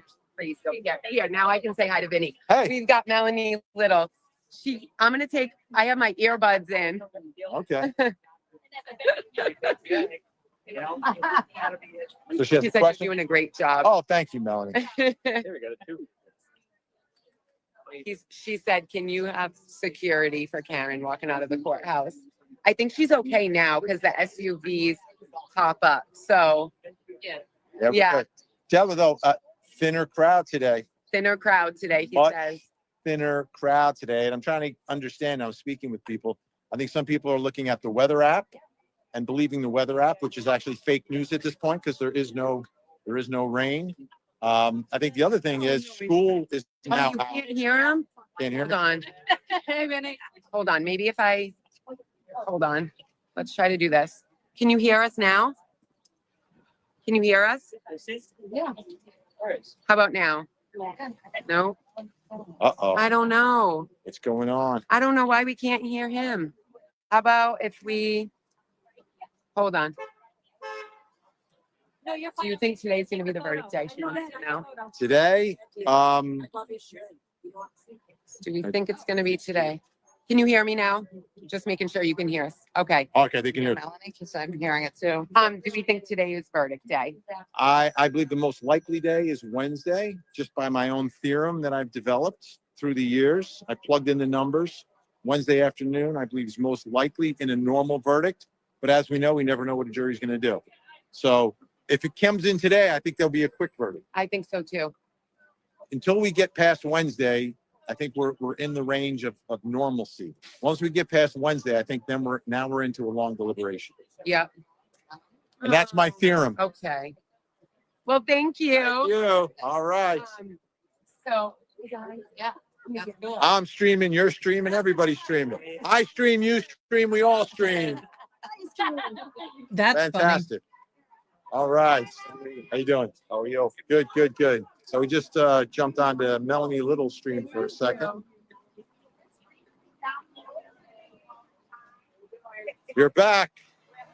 You've been here since day Right, right. minus You're back. zero. Well, where's everybody else? Is it the weather? Is it school's out? Is it people don't have enough vacation days? What's going on? I'm not sure, but.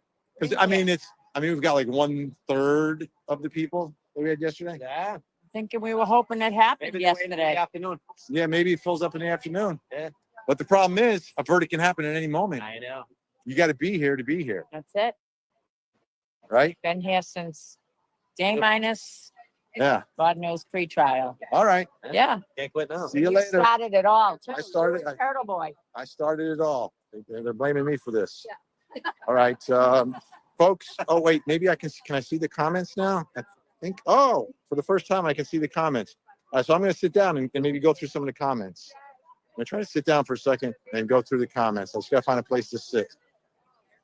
The comments weren't popping up yesterday, but they're popping up today. Hello.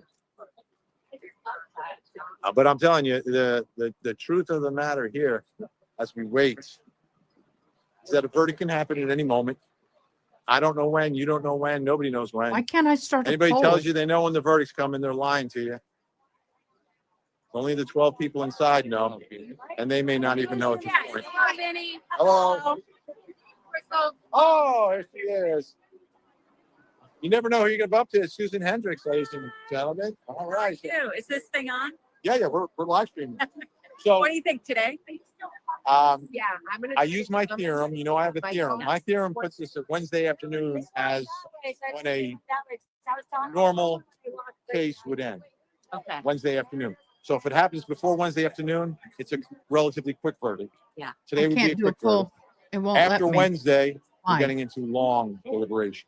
I think we get past Wednesday, we're gonna start thinking, is it possible that they're hung up? I just got a text from Kirk Nermy, right? He said, were they dressed up, the jurors? I said, I didn't see it. Somebody told me that they're dressed a little bit nicer today. I didn't see them Okay. myself. But Does that mean something that they're, oh, yeah. oh, what does it mean? That they're ready to go or ready to do? Yeah, if you're gonna deliver a verdict of this magnitude, Yeah. you dress for the moment. You do. And there's truth. So I covered a trial in this courthouse years ago. It was 90 degrees in the courtroom, no air conditioning, but they didn't take days off. They kept plugging along, 2.5 months. Post it. The judge It'll let me asked know. us to not report on it. We're I'm good. doing it years later, but the jury was dressing in t-shirts and shorts because it was so hot. Right. I was sweating to death of it, right? I took off my tie, rolled up my sleeves. It was hot. Did you want, she couldn't hear before. They deliberate. They start deliberating on a Monday, Tuesday, Wednesday, Thursday. Friday morning, they show up dressed to the nines. You got it. And it was verdict day. And it happened. So I have an unconfirmed report from someone I spoke to on the other side of it. Yeah. They said the jury looks like they're dressed a little nicer today. Ooh, just got the chills. Yeah. So I'm on standby. It could happen at any moment. Any moment. I have an idea with taxpayer money, some AC in there, or did they get it? No, you can't. It's historical. Oh, Do you remember two Italian Americans named Sacco and Vanzetti? no, The Sacco and Vanzetti trial? no. Okay, so these were two Italian Americans. We're No, both no, teachers. they were falsely prosecuted in this courthouse. They were on trial. It was one of a very famous trial. There was a mob out here with pitchforks, literally wanting to. What? You're going early 1900s. Oh, Oh, 1900s. Sarah. You know, no, we weren't there. There were no cameras in the courtroom. But Yeah. I mean, they were on trial in cages at the defendant's table. They were actually literally in cages. So that's one of the most historic trials in the history of our nation, and it happened in this I went to court. Arizona State. Okay. But that's part of the reason. It's a very historic. Like the whole town is historical. Yeah, But I get it. courthouse itself, so they can't put air conditioning. That makes in. sense. That's why Judge Bet, they had a Thursday off, Yeah, I it believe. got really hot. Got And they really have hot. that one little fan, that mobile Yes. fan they put there. It's so loud you can't hear anything when they turn it on. Just thinking of New Jersey, that they wouldn't last. if the Right. no We AC. do have a historical courthouse in New Jersey. It was the one where you had the baby that was kidnapped. Oh, yes, the, Come on. Lindenberg. Lindenberg, correct. All right, that's correct for $500. Lindenberg, You want to yep. risk it or go to the next round? Go to the next round. All right. You're going to finish that story, though, about Sacco and Vanzetti. What did they do? What happened in the end? How did they get off? Yeah. There was like, Governor Dukakis. yeah, after they were executed. You did, yes. They were executed. It turns out like evidence. It was not. It wasn't evidence. They don't know. Yeah. Evidence of it. And they stuck by it. The judge got stuck by it, and they were executed. They were executed. And then the governor finally pardoned them, but a little late. That was Governor Dukakis. So it was years later that they were pardoned. But yeah, it was a wrongful persecution of two Italian Americans. Can you ever determine, Vinny, based on the length of how long they're out, for a not guilty or guilty, or they're No, it depends on the nature of the case. Grace, what time is it? Let me make sure. What do I have? All right, I'm going to wrap this up. I'll wrap this in 5 minutes, Grace. It's nice, good to see you. Good, how are you? No, it depends on the nature of the evidence. Okay. If it's overwhelming one way or the other, then you're like, yeah, okay, so quick. Remember Casey? Devil is thanks. Oh, don't. Why does she remind me of that? Why does she remind me? Yeah, well, that was one that's okay. So that public opinion. Yeah. Excuse me for that, yo. 99% prosecution. Yeah. Jury didn't watch the same trial. Here, 85% of the public says not guilty. Did the jury watch the same trial? That's the question that I have. They're younger. Have they What do you seen think about newspapers? that? Right. That's the other thing. Have they seen newspapers? Have they talked to friends? They're young. They're all at the front page. Fired. Do they know how difficult it is to be a Right. Mass State trooper and be fired? Right. On this case, for bias on this. I think their age, though, they're younger. They're younger. They're younger. Are they on TikTok? Are they looking at this? No, I trust So, jurors to listen to the judge. All right, Vinny, good to see you. All right, great to see you. Susan Hendricks, ladies and gentlemen. An HLN legend. Meaning, hold on 1 second. All right, I gotta go though. Can you just take a quick picture? A quick picture. Hey, don't make fun of Mike. Don't make fun of me. Wait. All right, there we go. Why are we? All right, thank you. I just have to over- run to go on the air. Sure.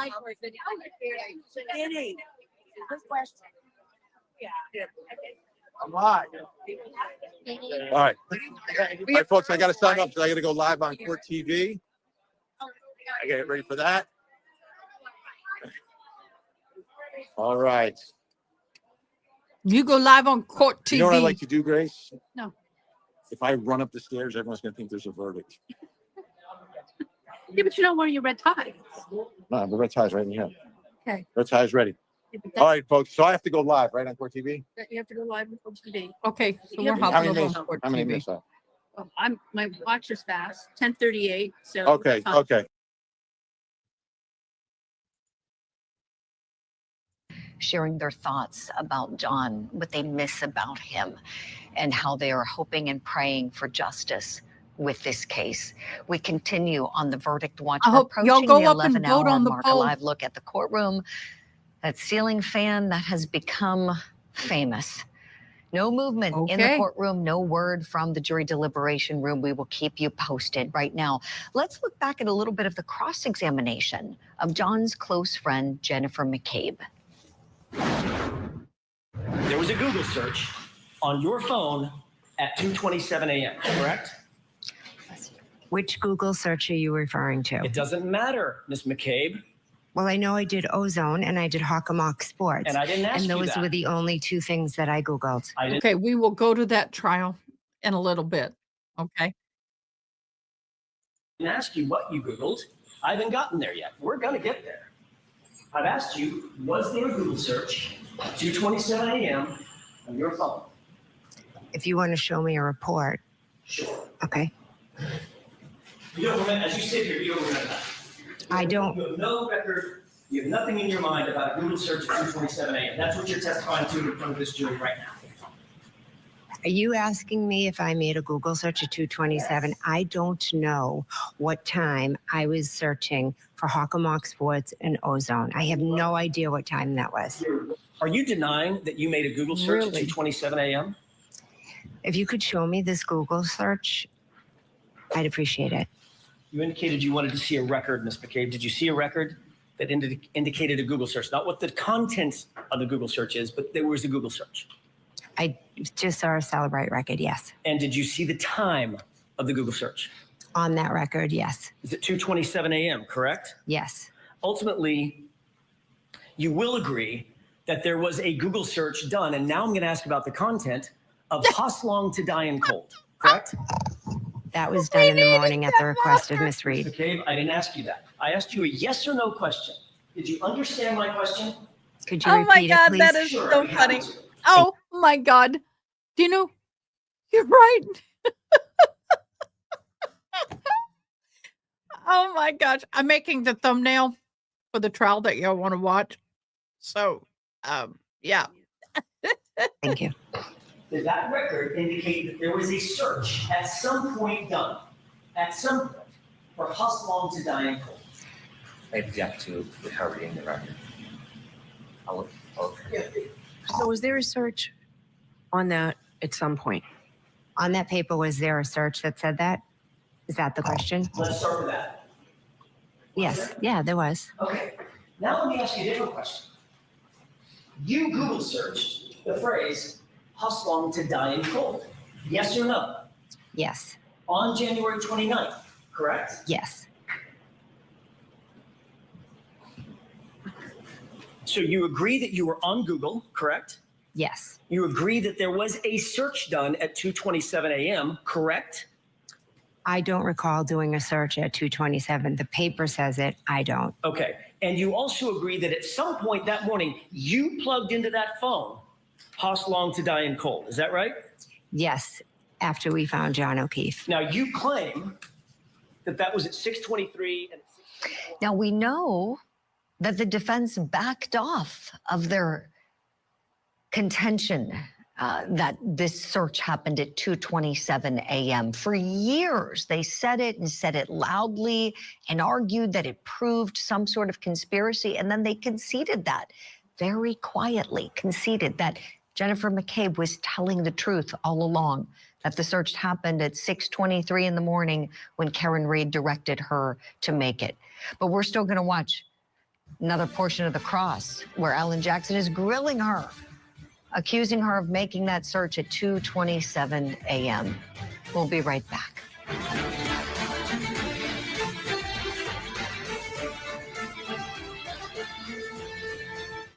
We're getting you ready for the biggest trials across the country before court is in session. Plus, deeper dives into true crime stories with our daily spotlight. Opening statements with Julie Grant. Mornings at 8/7 Central on Court TV. It's the biggest story that we're covering. He is the boogeyman. So many eyes have been on Donna Adelson from the beginning. A social media sensation, now a suspected killer.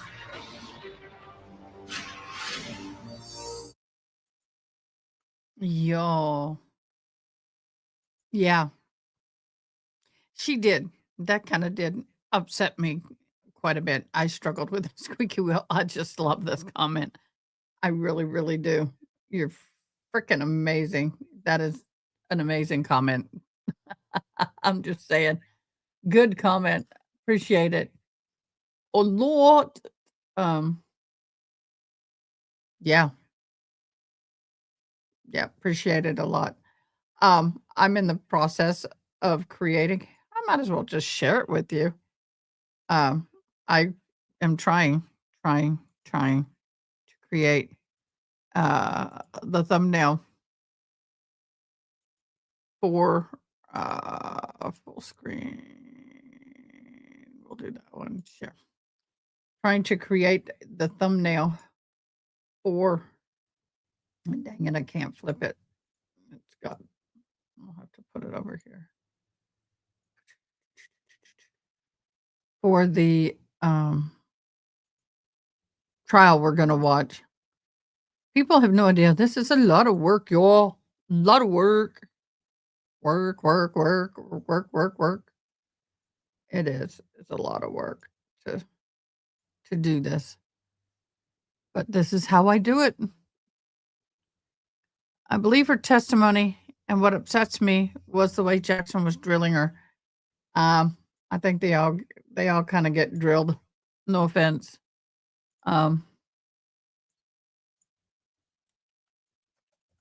What's that little thing they hold in lacrosse? That's what I'm looking for. That's not the. What is that called? Stick.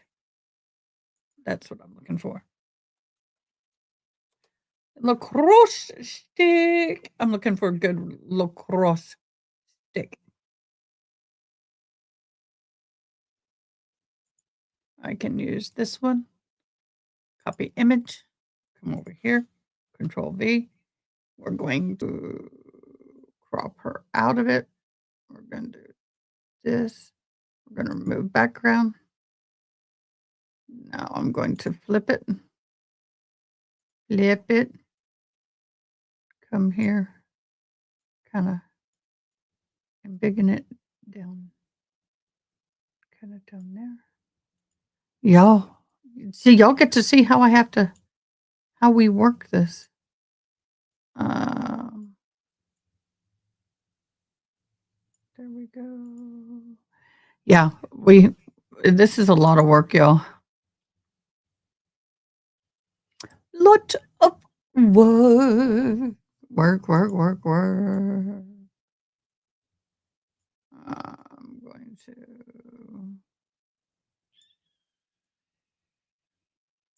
begin this.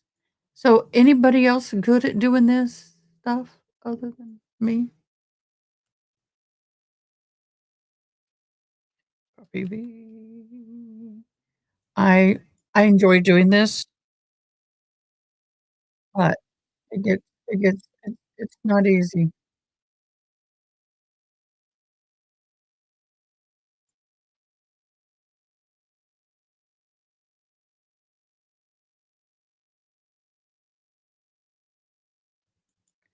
Why would they not be waiting on Karen? I mean, come on, guys.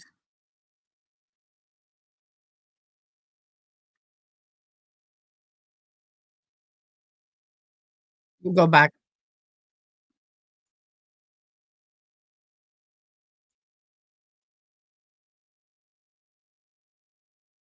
is at stake. Right now, Karen Reed's liberty is in the hands of the men and the women on this jury. 7 women, to be precise, 5 men, a jury of 12, deliberating the case for almost 11 hours so far.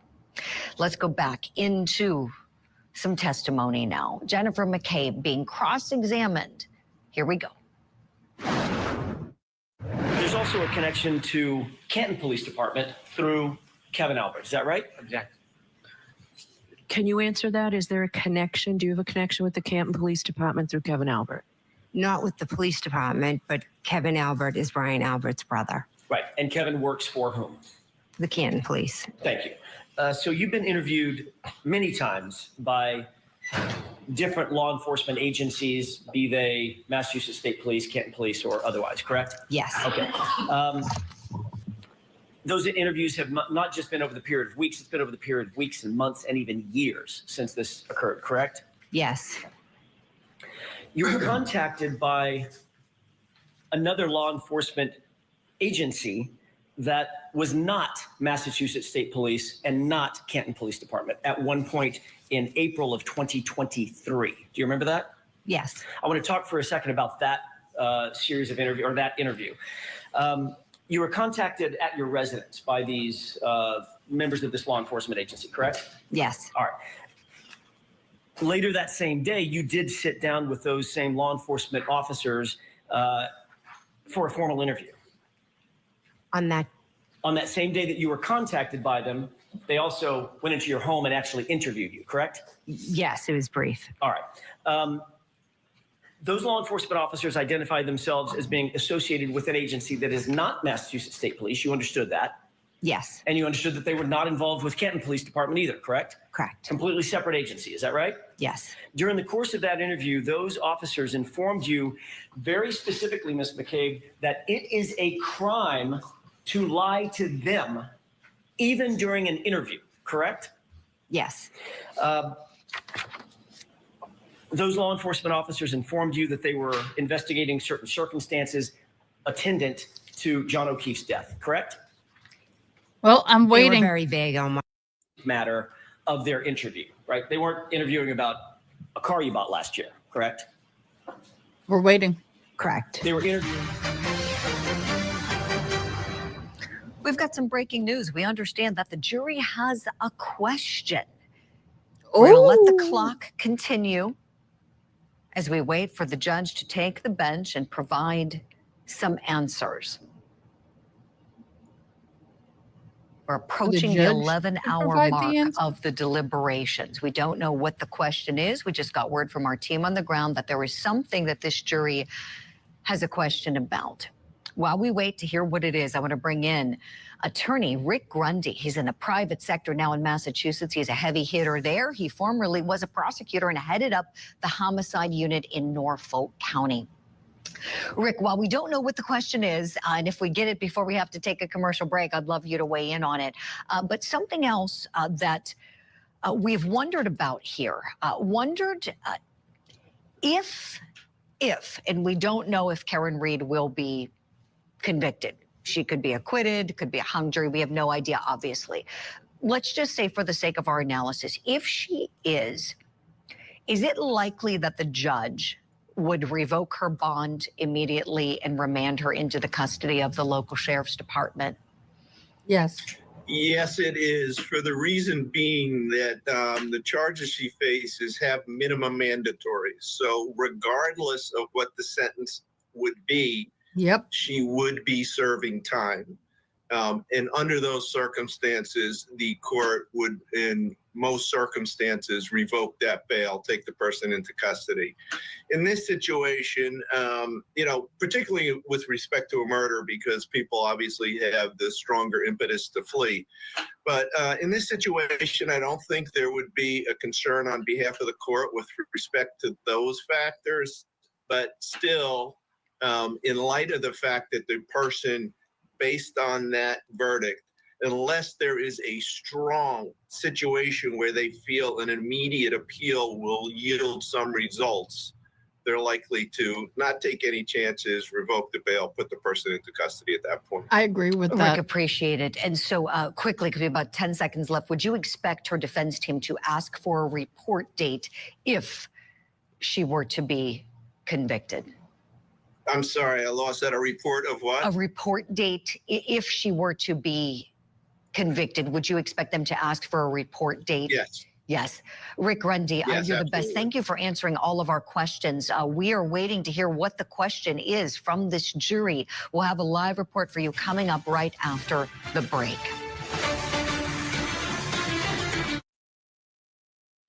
So there is a question. We are 11 hours, 7 minutes, and 35 seconds into this. I'm afraid she will. Not that I agree or not agree, but the least that she can be found guilty for is drinking while under the influence of drinking and driving. And if that's the case, it could be first time offense. She may most likely will not serve any time on that. Supposedly. Now, I'm not going to say much about that, but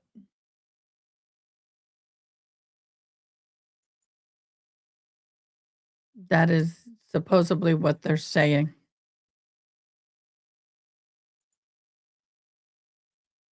I am still trying to make this thumbnail, trying to make it dramatic.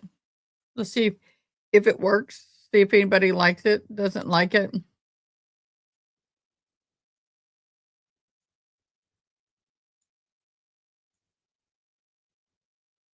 I am trying to get a little more dramatic with my backgrounds and my stuff. We'll see.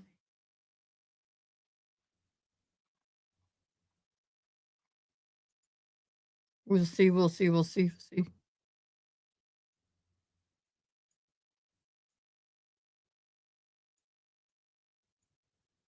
I don't know. I'm trying. This takes a lot of work. I thought first time DUIs is a max of 2 years, but Bev will give her the max. She could. I think though that they would have a lot to argue on that, and I think that would not bode well for her to go that way. I think she can definitely put her on probation, hit her with a ton of fines. That also could what happen. Thank you everybody for joining me both on X, Twitch, Facebook, and YouTube. Thank y'all so very, very much. I appreciate you. I need to upscale it one more time.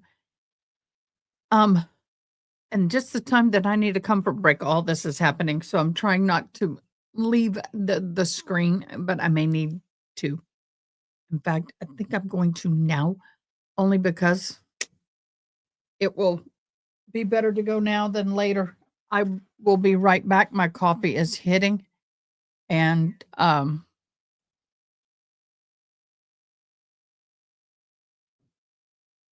yes, we're waiting on Court TV. True Crime Hockey Mom, thank you for the update. I'll be right back. I can't wait.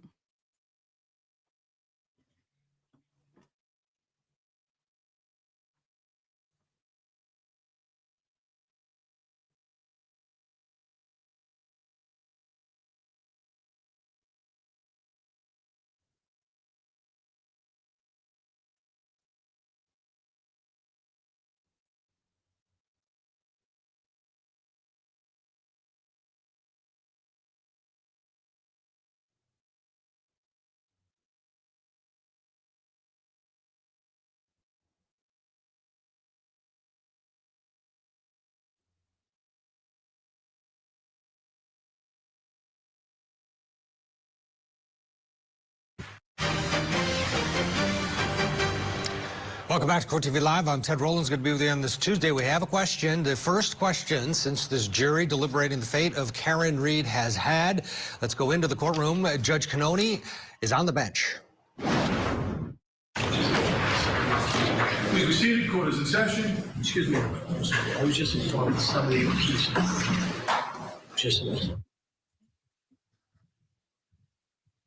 Yay, I'm back in time. Yes, I washed my hands. Counsel, why don't you come on up? Yep. Okay, Judge Canoni not allowing us in on. They're based off of possibly her the question yet. They are at sidebar, and we will. It's based off of her alcohol level at the hospital. But let's bring in Vinny Politan outside the courthouse. Actually, hold that thought, Vinny. Stay where you are. We're going back in, and we'll see. We're going back into the courtroom. Let's go in.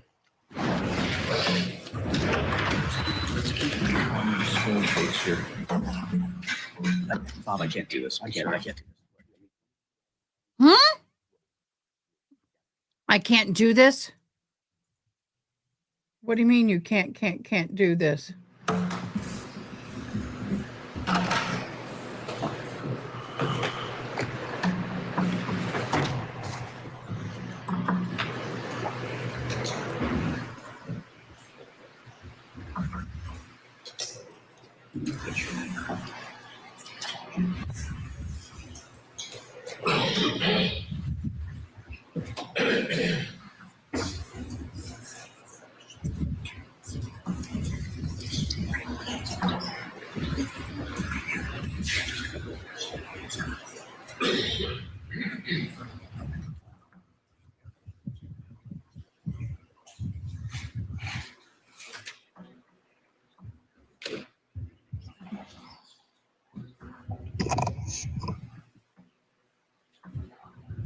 I'm wondering what can he not do? I don't like hearing that.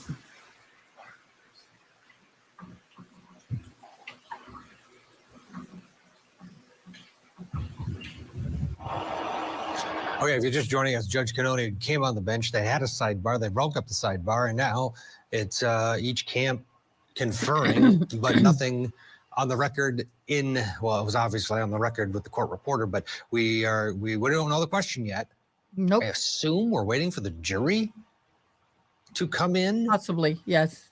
But we don't have a feel for what's going on. You can see Alan Jackson is writing something down, and Robert Alessi is, as characteristic, up and chatting with Yannetti, along with Karen Reed, who's been she has been front and center in her defense throughout this entire saga, and we're seeing that now.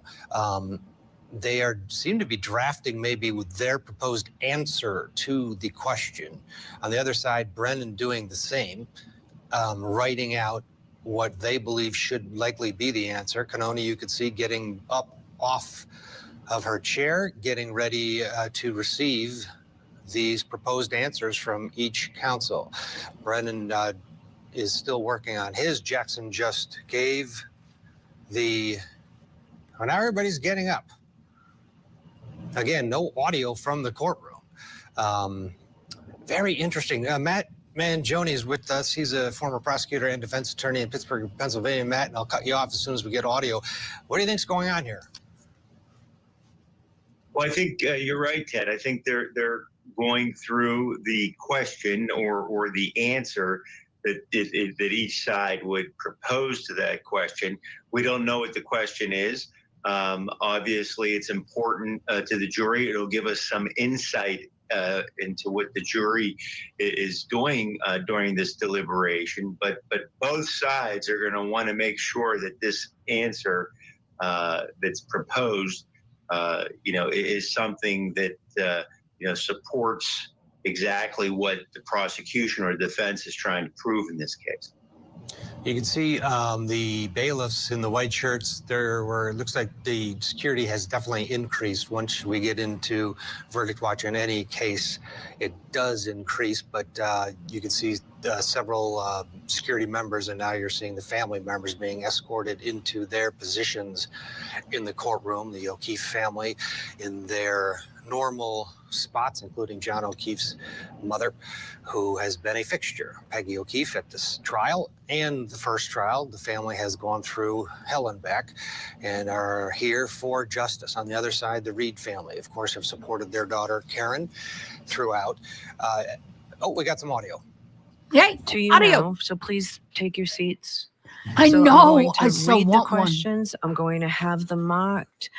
Then I will take a short recess, let you all talk about it, and then come back. Thank you. So, all right. So I received 3 questions from the jury. The first one is 3. They appeared on note cards, so that I don't know what order they came in, but this is the order I got them. This is the order I'm going to read them. What is the time frame for the OUI charge? Offense 002, Section 5, OUI at 12:45 or OUI at 5 a.m.? The second, are video clips of Karen's interviews evidence? How can we consider them? And the third, does convicting guilty on a subcharge, example offense 2, number 5, convict the overall charge? So I will give you some time to consult. I think the first one, I'll hear from you as to what the time frame is, and I don't need to hear from you now. That's pretty clear cut what they're looking for. The second one are video clips of Karen's interviews evidence. How can we consider them? Well, we know they are evidence and they can give them whatever weight they want. I would also be inclined to give a humane practice instruction, and tell me if you want the digital evidence instruction. It's a little awkward because it would be something like, before you consider any electronic communication in your deliberations, you must first find that it is more likely true than not that the person who appeared in the communication was in fact Karen Reed. So think about that when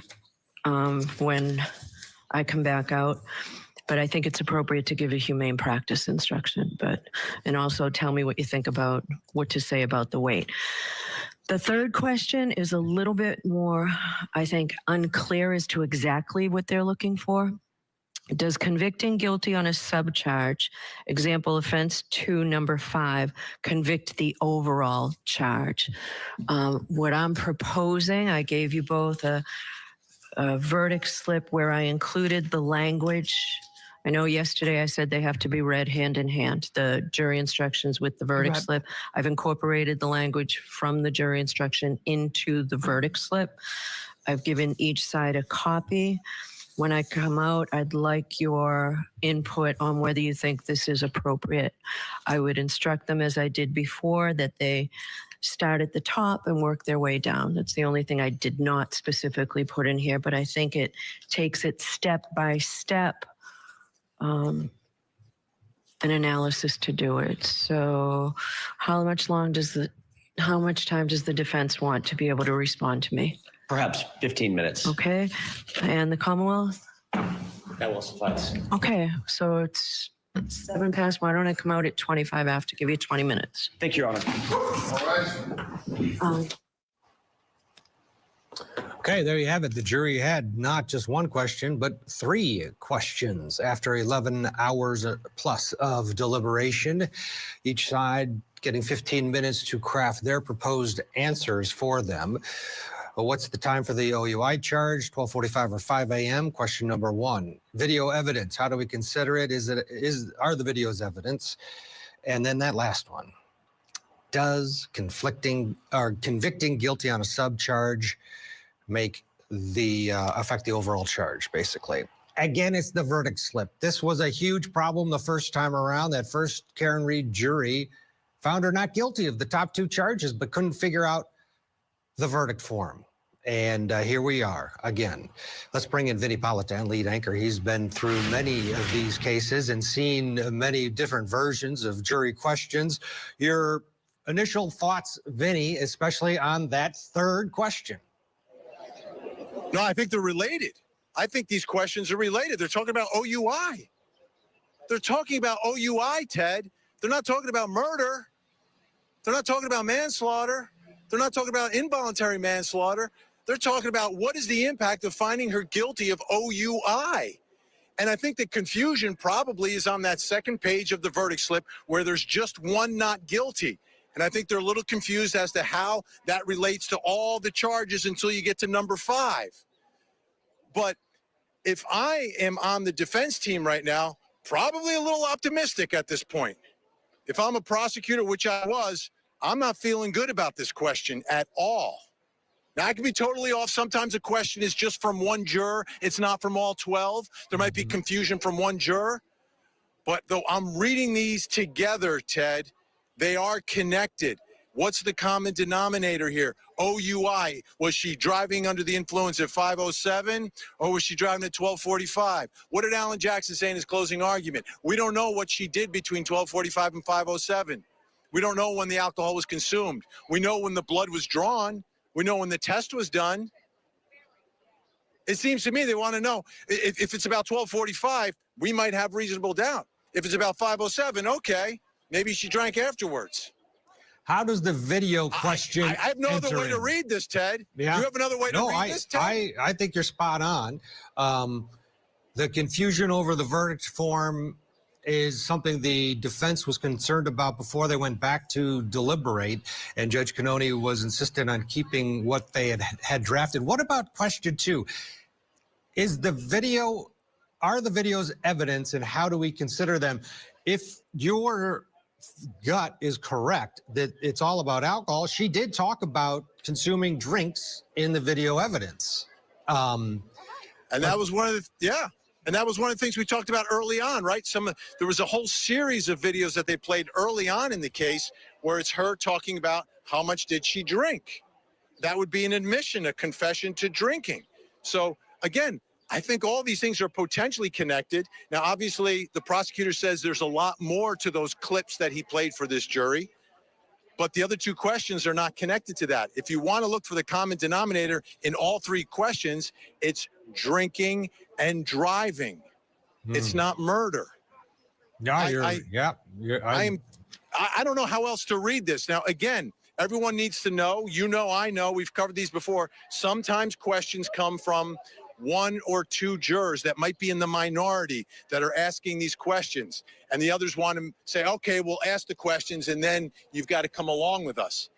But Absolutely. if this is the jury speaking as a whole, this is enormously good news. I would be much more optimistic if I was on the defense side, which I never was. But as a prosecutor, I would not feel good about these questions at all. They're talking about OUI. They've gotten all the way down to the bottom charge of count 2, Ted. We're not debating manslaughter, involuntary manslaughter. The first jury, that's where the first jury was. They were debating involuntary manslaughter. Yeah, they've gotten below that. If they have found her guilty of murder, they don't care about the OUI. They would just it's irrelevant. Yeah, and they would find her guilty of that just because. So that's a great point. Let me tell you something else, Ted. Yeah. Can I throw something else in for the folks watching at home? Yeah. You ask a question like this, once you get the answer, a verdict could follow very, very quickly after the answer. Now, we know there's going to be at least 15 or 20 minutes here. And what we've also seen in the history of court TV, Ted, is sometimes when they take too long to answer the question, the jury sends out another note and says, we have a verdict. So I'm not leaving this spot. Let me show you what's happening right here. This is a moment of anticipation. It's palpable, what folks are feeling out here right now, because everyone, as these questions are being asked and answered in court, everybody's streaming it, so they're hearing it as you're reporting it, Ted. So at this point, I think everyone here is anticipating that something big is going to happen very, very soon. Earlier this morning, the crowd was thinning, much thinner than yesterday. Since this note came out, it's starting to fill up again. As a matter of fact, we have to clear the sidewalk because we got people who need to walk by. But this is a big moment, Ted. This is a huge moment. I'll be here. I'm not leaving. I'm expecting something from this jury, whether it's after the question gets answered or maybe even before, Ted. Yeah, you're right. These questions do give you the sense that a decision at the end of the verdict is coming, because once they get the answer to this question, assuming they are patient enough to wait, okay, guys. So let's me first apologize. My son is under the weather, so I'm watching his shop. So let's go back. And I want to hear these questions again. Forgive me. Okay. We're going to just zoom through this. audio from the courtroom. Short recess, let you all talk about it, and then come back. Thank you. So, all right. So I received 3 questions from the I want to jury. hear them again. The first one is, they appeared on note cards, so that I don't know what order they came in, but this is the order I got them. This is the order I'm going to read them. What is the time frame for the OUI charge? Offense They are. 002, Section They're 5. evident. OUI at 12:45 or OUI at 5 a.m.? The second, are video clips of Karen's interviews evidence? How can we consider them? And the third, does convicting guilty on a subcharge, example offense 2 number 5, convict the overall charge? So I will give you some time to consult. I think the first one, I'll hear from you as to what the time frame is, and I don't need to hear from you now. That's pretty clear cut what they're looking for. The second one are video clips of Karen's interviews evidence. How can we consider them? Well, we know they are evidence and they can give them whatever weight they want. I would also be inclined to give a humane practice instruction, and tell me if you want the digital evidence instruction. It's a little awkward because it would be something like, before you consider any electronic communication in your deliberations, you must first find that it is more likely true than not that the person who appeared in the communication was in fact Karen Reed. So think about that when you when I come back out. But I think it's appropriate to give a humane practice instruction, and also tell me what you think about what to say about the weight. The third question is a little bit more, I think, unclear as to exactly what they're looking for. Does convicting guilty on a subcharge, example offense 2 number 5, convict the overall charge? What I'm proposing, I gave you both a verdict slip where I included the language. I know yesterday I said they have to be read hand in hand, the jury instructions with the verdict slip. I've incorporated the language from the jury instruction into the verdict slip. I've given each side a copy. When I come out, I'd like your input on whether you think this is appropriate. I would instruct them, as I did before, that they start at the top and work their way down. That's the only thing I did not specifically put in here, but I think it takes it step by step, an analysis to do it. So how much time does the defense want to be able to respond to me? Perhaps 15 minutes. Okay. And the Commonwealth? That will suffice. Okay. So it's 7 past. Make the affect the overall charge, basically. Again, it's the verdict slip. This was a huge problem the first time around. That first Karen Reed. The verdict slip where there's just one not guilty. And I think they're a little confused as to how that relates to all the charges until you get to number 5. Agree. But once again, anti-BEV, the form is going to be an issue. It's going to be a problem. And we'll see how they figure it out. I am Hopefully on the defense team right correctly. now, probably a little optimistic at this point. If I'm a prosecutor, which I was, I'm not feeling good about this question at all. Now, I can be totally off. Sometimes a question is just from one juror. It's not from all 12. There might be confusion from one juror. But though I'm reading these together, Ted, they are connected. What's the common denominator here? OUI. Was she driving under the influence at 5:07 or was she driving at 12:45? What did Alan Jackson say in his closing argument? We don't know what she did between 12:45 and 5:07. We don't know when the alcohol was consumed. We know when the blood was drawn. We know when the test was done. It seems to me they want to know if it's about 12:45, we might have reasonable doubt. If it's about 5:07, okay, maybe she drank afterwards. How does the video question? I have no other enter way to in? read this, Ted. Yeah. You have another way to read this, Ted? I think you're spot on. The confusion over the verdict form is something the defense was concerned about before they went back to deliberate, and Judge Cannoni was insistent on keeping what they had drafted. What about question 2? Are the videos evidence, and how do we consider them? If your gut is correct that it's all about alcohol, she did talk about consuming drinks in the video evidence. And that was one of the, and that was one of the things we talked about early on, right? There was a whole series of videos that they played early on in the case where it's her talking about how much did she drink. That would be an admission, a confession to drinking. So again, I think all these things are potentially connected. Now, obviously, the prosecutor says there's a lot more to those clips that he played for this jury, but the other 2 questions are not connected to that. If you want to look for the common denominator in all 3 questions, it's drinking and driving. It's not murder. Yeah, I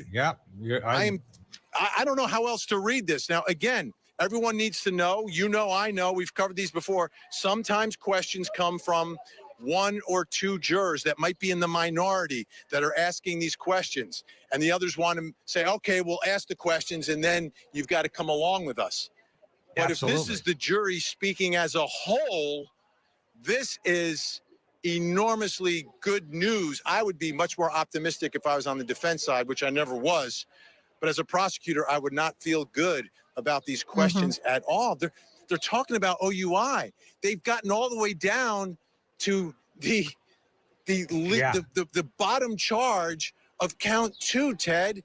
We're not debating manslaughter, involuntary manslaughter. The first jury, that's where the first jury was. They were debating involuntary manslaughter. Yeah, they've gotten below that. If they have found her guilty of murder, they don't care about the OUI. They would just it's irrelevant. Yeah, and they would find her guilty of that just because.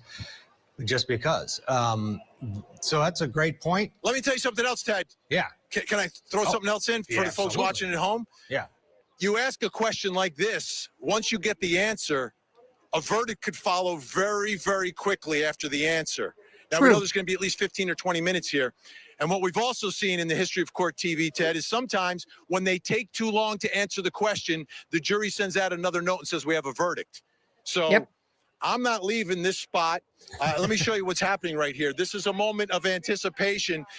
It's palpable, what folks are feeling out here right now, because everyone, as these questions are being asked and answered in court, everybody's streaming it, so they're hearing it as you're reporting it, Ted. So at this point, I think everyone here is anticipating that something big is going to happen very, very soon.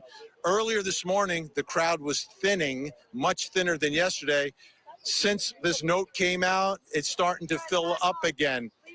As a matter of fact, we have to clear the sidewalk because we got people who need to walk by.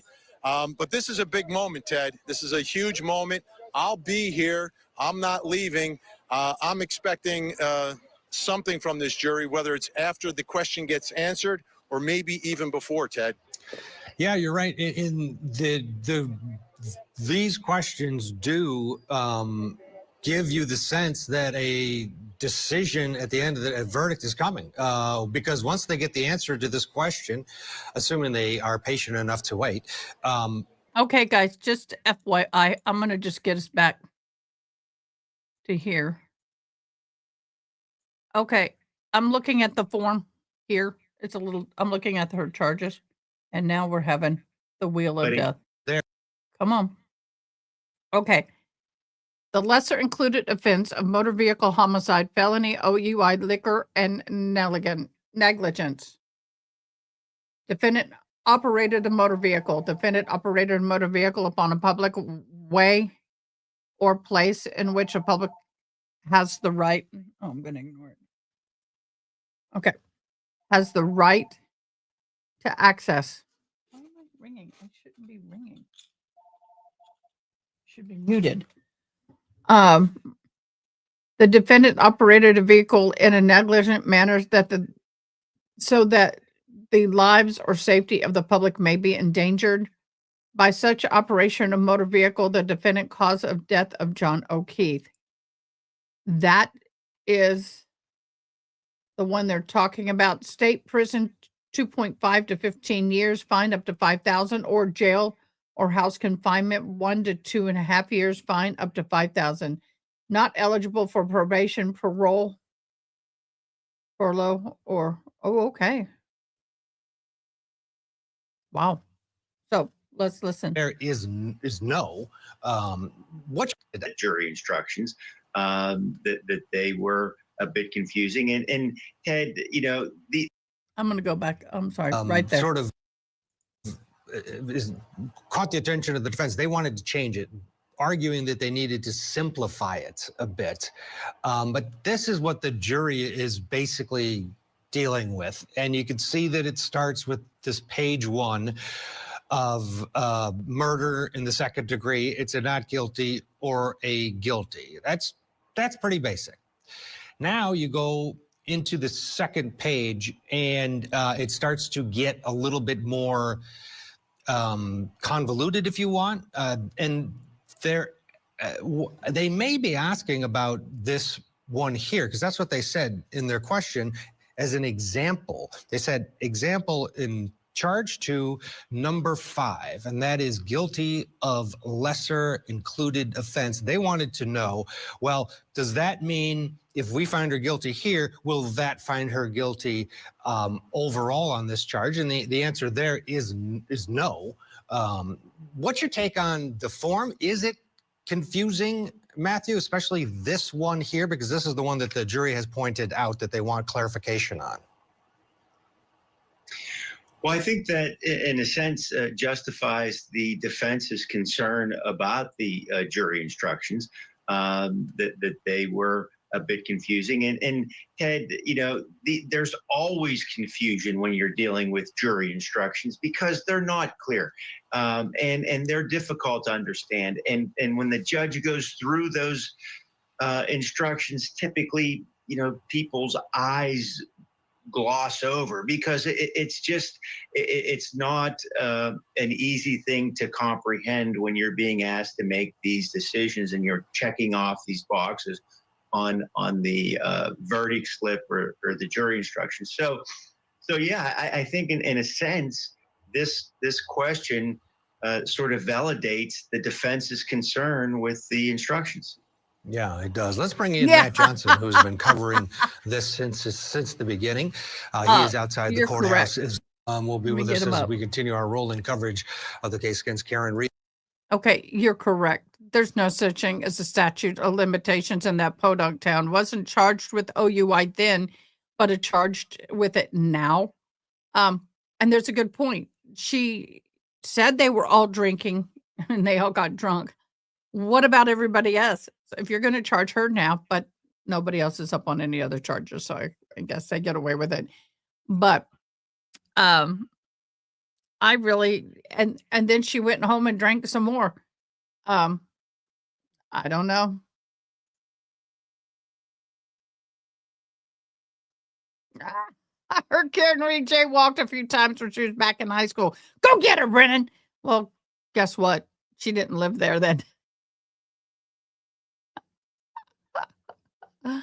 Operating under influence of Brennan Squeaky Wheel. I love your comedic relief. You were so freaking awesome.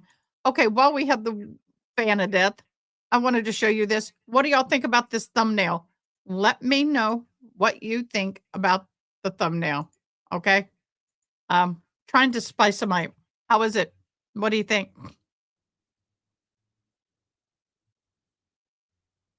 Yep, I see a correction. I need my proofreaders, my proofreaders. I need to bring that down. It's too close. There. Click off, click on. I need to separate that a little bit. There we go. Share. Download. Download. Save as. Yeah. Okay. Let's get this back up. But you would think that they wouldn't have pointed that out unless there was some discussion in that deliberation room about just that. And if indeed it is that, that would be good news for the defense. What about the defense and Commonwealth responses here? And you brought it up earlier. Sometimes you push a jury too long with a response to a question and they'll move on. And we've seen it before. Well, they'll send another note and say, we got a verdict. Oh, Vinny, got to hold off. We got audio in the courtroom. Better. Judge Cannoni taking the bench. And she's back.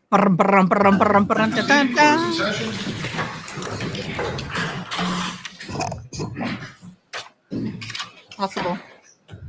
All right. So I will hear you on the first question, the time of the OUI. Any suggestions? Your Honor, do you want to hear from the defense first? I'll hear from you're standing up, so I'll hear from you first. Okay. On question number 1, what is the time frame for the OUI charge, offense 002, section 5, OUI at 12:45 or OUI at 5 a.m.? Our suggestion would be something along the lines of, ladies and gentlemen of the jury, you have the evidence. It's your decision. You are the fact finder. You're the fact finder.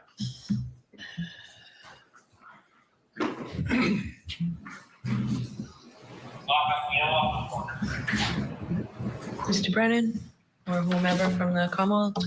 My suggestion would be 12:45. And why is that? The case has always been focused at that time. I don't think there's anything specific in the indictment regarding the time. Nope. Do we have the indictments? They are the fact finder. I do want to look at them. Here's the thing. They cannot prove she was drunk at 12:45 because they do not have a blood test close to that time.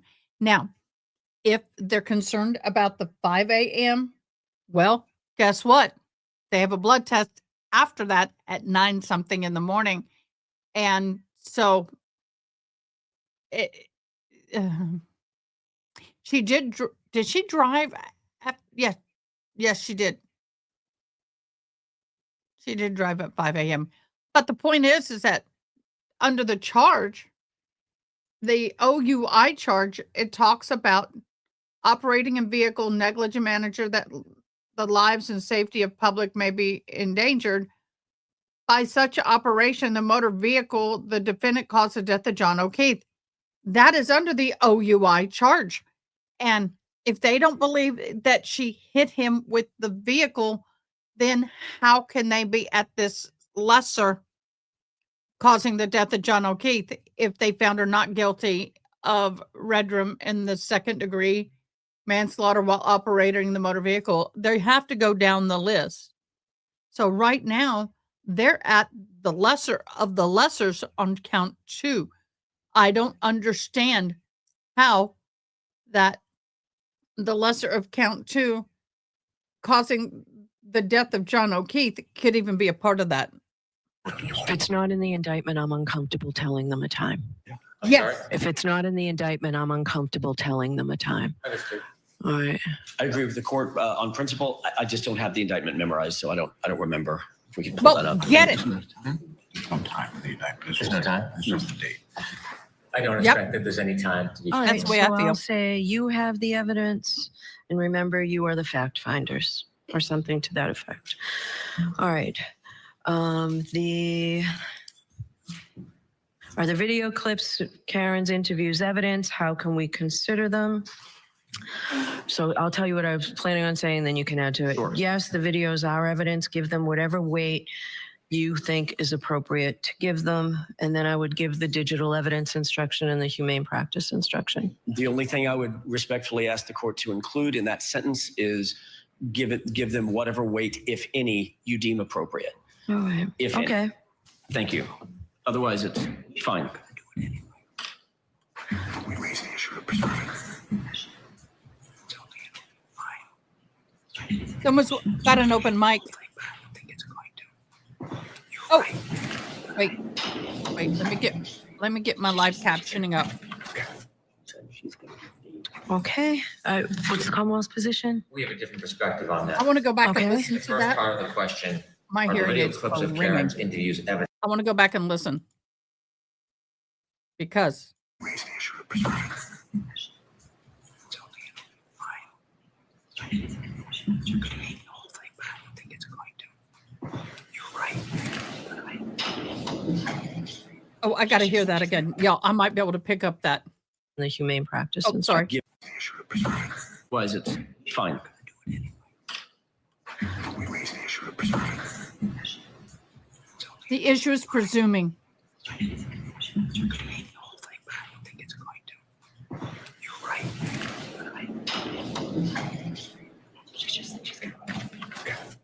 She's going to. Okay. What's the Commonwealth's position? We have a different perspective on that. Okay. The first part of the question, are the video clips of Karen's interviews evidence? The answer should be yes. Okay. How can we consider them? I think it's fair to say you should weigh the defendant's statements as you would evidence. Since they've been introduced substantively, Okay, they are one more like any time. other. Guys, don't get mad. I want to get this for you because my caption's picking it up. We raise the issue of preserving. We raise the issue of prescription, perception. You're going to hate the whole thing, but I don't think it's going to. You're right. I don't think it's going to be an issue. You're right. She's just saying she's going. Okay. What's the Commonwealth's position? Okay. Yeah. That was a female voice. So that had to be on the defense's side. We have a different perspective on that. Okay. The first part of the question, are the video clips of Karen's interviews evidence? The answer should be yes. Okay. How can we consider them? I think it's fair to say you should weigh the defendant's statements as you would evidence. Since they've been introduced substantively, they are like any other piece of evidence. There's no difference, and there shouldn't be any reflection of a difference in the answer. We didn't introduce any evidence in this case and say you should give it any weight, if any at all. We didn't provide a limiting instruction in any way, and these shouldn't be so limited. This is just like a photograph. It's no different than a physical piece of evidence. And so I think the answer should simply be yes. You should weigh the defendant's statements as you would any other piece of evidence. I do not think the court should give humane practice or digital evidence. It suggests that there's some deterioration or further analysis that is different. Those instructions were already given during the charge. In addition, those instructions are in their hand in the written jury instructions. And so to put it most simply, as I think that we should, is this is a piece of evidence and you weigh it like you would any other piece of evidence, whatever they decide, rather than give them guidance to curtail it or to limit it in any fashion. So sure, humane practice. My only suggestion, Your Honor, is that every single piece of evidence that's provided to them, it's in keeping with Massachusetts laws and keeping with the responsibility that they have. Every single evidence is given the weight, if any, they deem appropriate. That is not a misapplication of the law. I think the Commonwealth's suggestion suggests in the answer that they should or they have to give those statements weight, and the law is they don't have to give them any weight. So I think the appropriate comment by the court is exactly as the court suggested initially, which is you give it whatever weight, if any, you deem appropriate. Which is the way the law's written.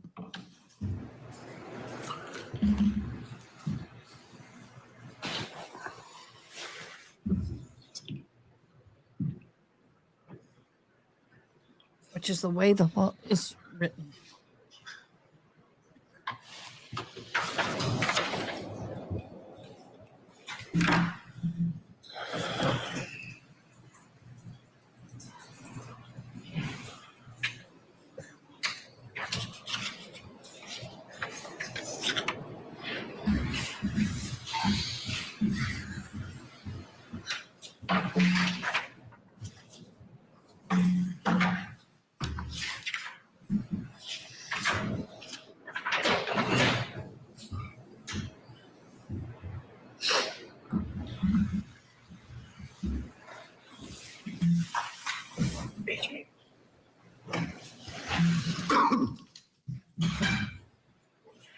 Sorry, didn't mean to mute. I had to call my son. I told him, get in here.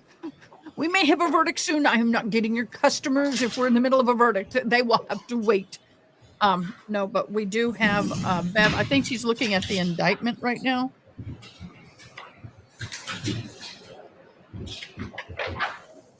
I got got a new, someone asked, my hair's looking really good. I got a new leave-in Okay, conditioner. while Judge Cannoni does that, reviews some items, let's slip in a break. We're going to pick it up right where we left off, though. You won't miss a thing. No. Back right after this. Stay with us. No. Why would you do that?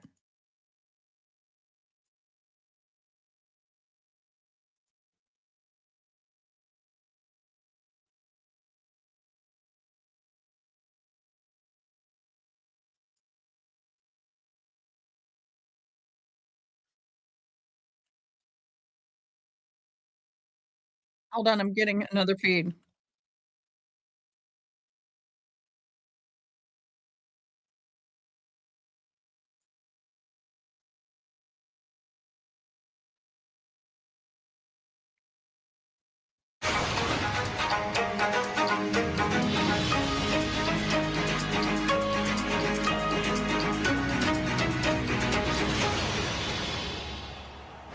All right, back to the courtroom we go. Judge Cannoni done looking at her papers, now addressing the attorneys. All right. So what I'm going to say is, yes, the videos are evidence.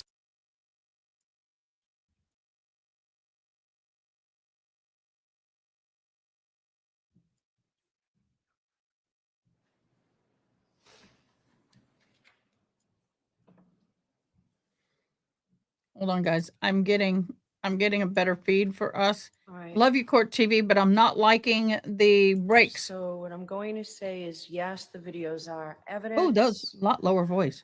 You should weigh the defendant's statements as you would any other piece of evidence and give them whatever weight you deem appropriate. But first, then I'll go and I'll read the electronic communications and the humane practice. That covers it.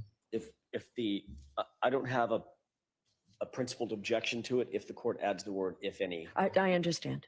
because every single, I don't want them to think, for instance, the way that it's worded as the Commonwealth suggested it, they have to weigh it the same way they weigh other pieces of evidence. Every single piece of evidence is weighed in and of itself. It's individual to the piece of evidence that's presented. For instance, they could weigh the statements by Ms. Reed.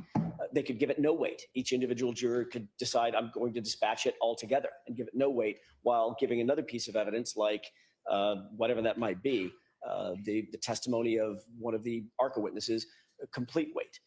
I think that we need to stress that the clips bear no additional weight, no additional gravity than anything else that they've considered. And the only way to do that is very simply, you give this the weight, if any, that you decide is appropriate. It doesn't, I think, comparing it and contrasting to other pieces of evidence in the case, it's unnecessary, and it tends to suggest they have to give it weight. Okay. So your objection's noted. Now let's get to the third one. Does convicting guilty on a subcharge, example offense 2, number 5, convict the overall charge? What do you want to say, Mr. Jackson? Your Honor, I appreciate the effort that the court went to amend the verdict slip as it relates to count 2. And I think there are some excellent suggestions by the court in the verdict slip.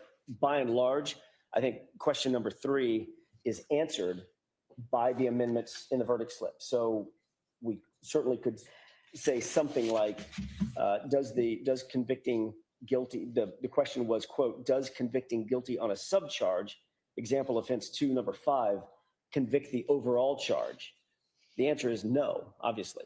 And perhaps we could formulate an answer that says something along the lines of, no, new verdict slips have been provided that will make it more clear, or something of that nature. As well as a decision of guilty on the OUI charge 002, number 5, is an explicit acquittal on the higher charges in offense 002, which is a proper statement of the law. And then there are suggestions that we have regarding the edits that the court has made to the verdict slip. And I'm happy to go over those with you and put those on the record. Okay, go ahead. With regard to going from the top to the bottom, just under number one reads, not guilty of the offense charged or any lesser included offense. We would propose that the court add the consistent language that it's added throughout the verdict slip.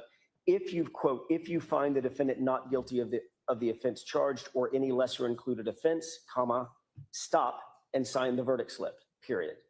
That's the only place that that language doesn't appear, and I think it should appear. Okay. The second is a relatively minor issue. However, under number 2, sub 2, the parenthetical check one or both of the following, I think it should say, just to clarify it further, if guilty, comma, check one or both of the following. All right. I think I'm going to leave it because it appears only under the guilty. It appears only under the guilty.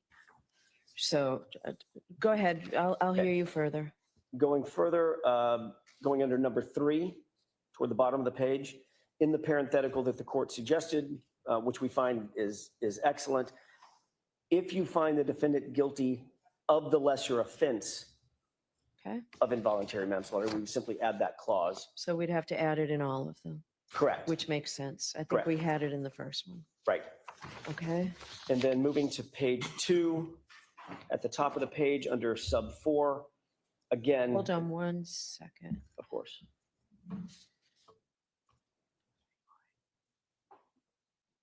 I think they're going to find her guilty of the OUI, which I don't agree with, but that's the least she can be found guilty of, and they will throw her ass in jail for the maximum. The court is not inclined to give it. If guilty, check one or both of the following, and there's a typo.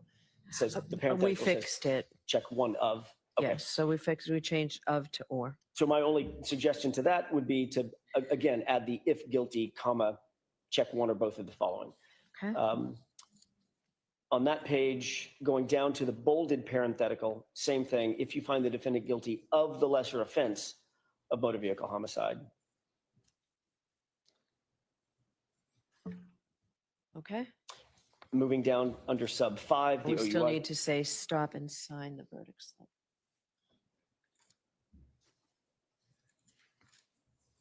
Right. After the word stop and sign the verdict slip. Yep. And then under sub 5, again, the same thing. We just suggested that for consistency that it say, if guilty, check one of the following of the both. And the final edit would be in the final parenthetical, the last sentence. If you find, I think her should be changed to the defendant. If you find the defendant not guilty on this offense and all other offenses, check the first box on page 1. Okay. And those are the edits that we have suggested for the verdict All slip. right. Mr. Brennan.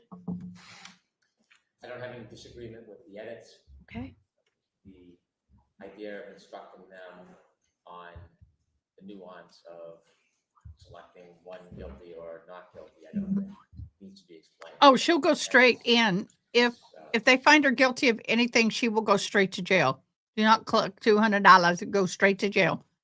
Then they will have a hearing later as to the punishment phase, and Auntie Bev will throw away. She will serve jail time. Which I gotta wet this hat and then bend it because it's not staying. What is wrong with their volume of this? Is what I don't like.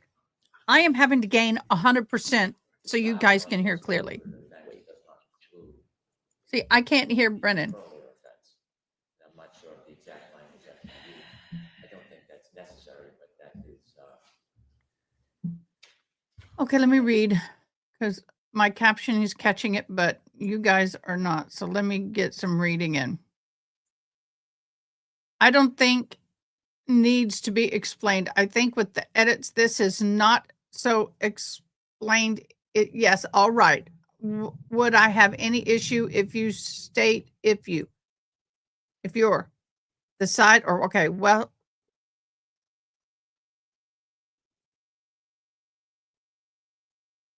evaluated does not include any degree the firm has much to extract language. I don't think it's necessary, but that is something. So he's arguing he doesn't think it's necessary to change it. I wouldn't have an objection to, but I think the form when you fill it out with the credits is going to be sufficient for them to follow. I wouldn't have an objection to, but I think the form just filled it out. The credit go to the significant. Okay, Think it's not about the catching every word. defendant's position that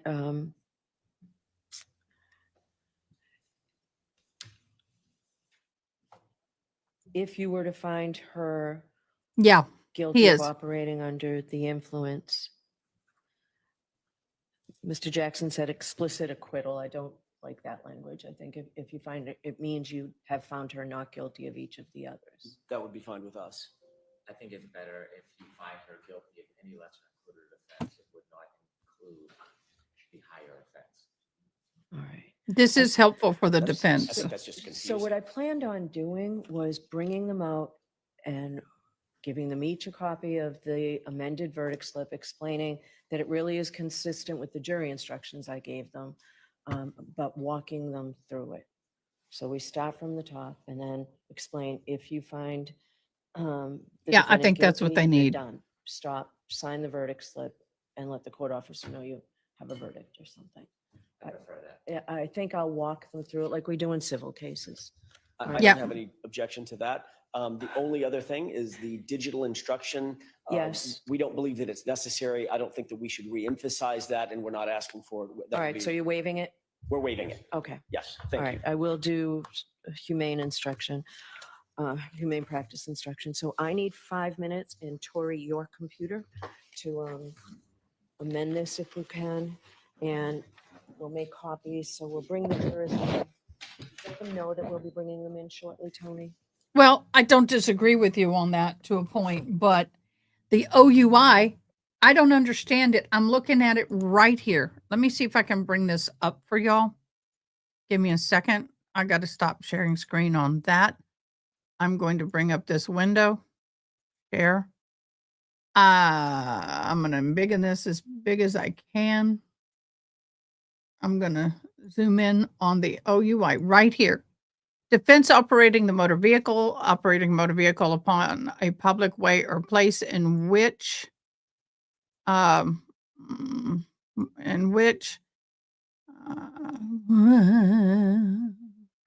public way or place which the public has a right of access. Operating the motor vehicle, defendant was under the influence of intoxicating liquor and or the percentage of alcohol in her blood was greater than 0.08. The defendant operated the vehicle in a negligent manner so that the lives and safety of public may be endangered by. This is where I struggle. By such operation of motor vehicle, the defendant caused the death of John O'Keefe. How can you get to that if you had found her innocent of this? I don't understand the death of John O'Keefe. I don't get it. And then here it's prison for 5 to 20 years, fine to 25,000. No suspended sentence, eligible probation, parole, or deduction for good conduct until 5 years of such sentence. So she has to serve 5 years.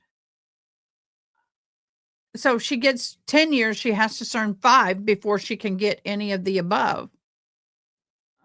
If she gets 5 years, she doesn't get any of the above. She has to serve 5 years. I'm just saying. I don't think this here with John O'Keefe, number 5, should be in that. That to me is contradictive. Here it is down here, right here. Lesser offensive motor vehicle homicide felony. Yeah. Leaving the scene. I don't know, y'all. I don't know. I just don't like this verdict form. To me, it is not as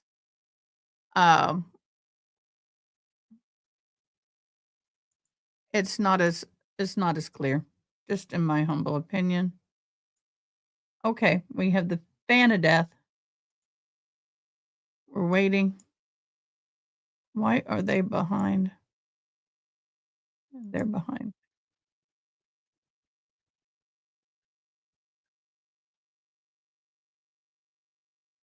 Okay.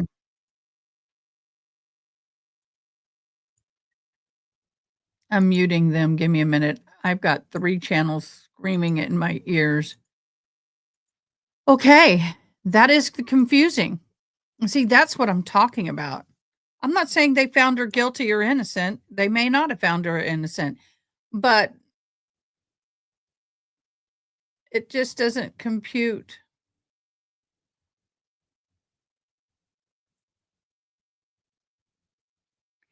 Because they have the same thing under manslaughter while operating a motor vehicle. I get that. I don't know. If I was her, I'd be prepared to be going to jail. It appears that she is going to probably be found guilty of a lesser, in my humble opinion, which I'm not agreeing with. I'm not disagreeing with. I'm just saying what I think that's going to happen is they're going to find her not guilty of a lesser. I mean, guilty of a lesser. So we're still in verdict watch. We're waiting for the jury to come in. And squeaky wheel, regardless of the blood test, it's dirty trick that most people aren't familiar with to an insurance company both holds the same weight. Well,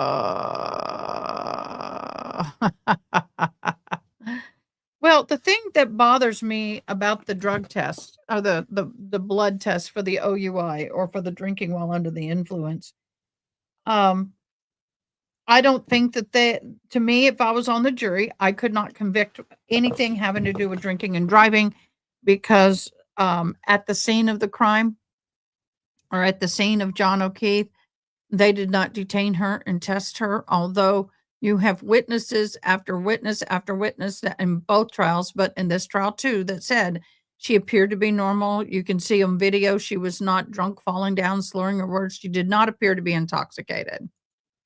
And if you don't see them doing it, you can't arrest them. But she did admit that they were drinking and drunk in the video. And I think that is the video. That's the problem. And the fact that they don't have the entire content, if I'm on the jury and I don't have access to the entire content of that video, I can't give it much weight because we all know how things can be manipulated. We all know. We do.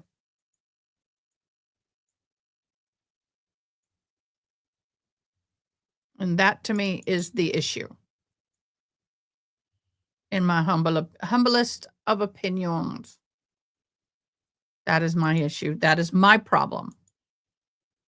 And I've got a jury on hold for I've got that other trial on hold. We will go to it.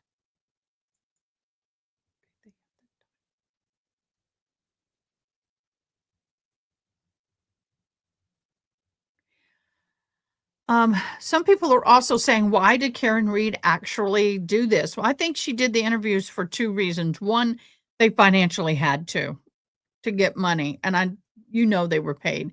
Two, she just had a need to speak, and it may bite her in the butt. Exactly.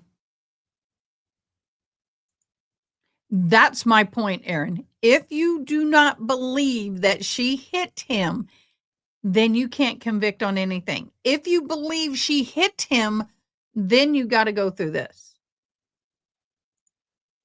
Very much so. I think a lot of people would agree with you on that. I think a lot of people agree on that. And I think that this could be a plausible appellate issue. Yeah. I think it is an appellate issue, but it doesn't matter because she's going to be serving time behind bars. Even if it's and if she's not guilty, then that to me is unfair. It's not right. It's a no bueno. It's a no bueno. Right now, just so you guys know, we are at 12 hours, 10 minutes, and 35 seconds. Just so you know. Just say it. I like doing that. Just say it.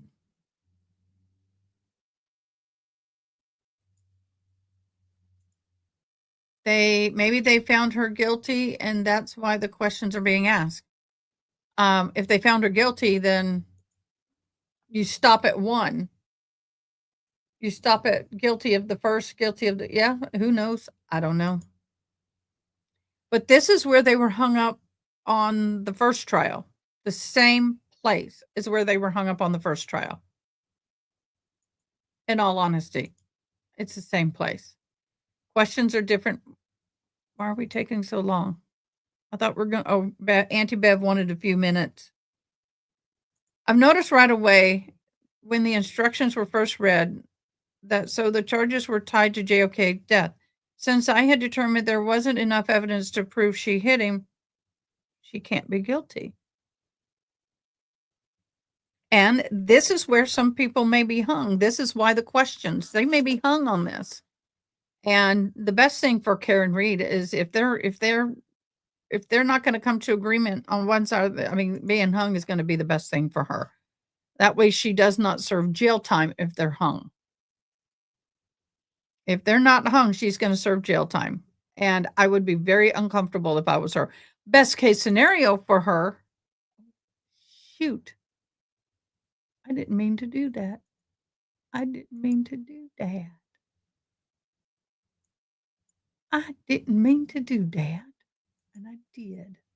Let me get it back. I deleted something I shouldn't have.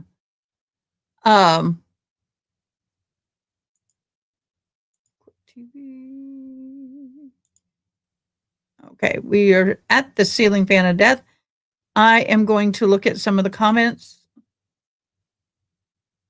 Lesser. We have 80% of the people voting on court TV not guilty, 9% guilty, hung jury 6%, 5% of a lesser.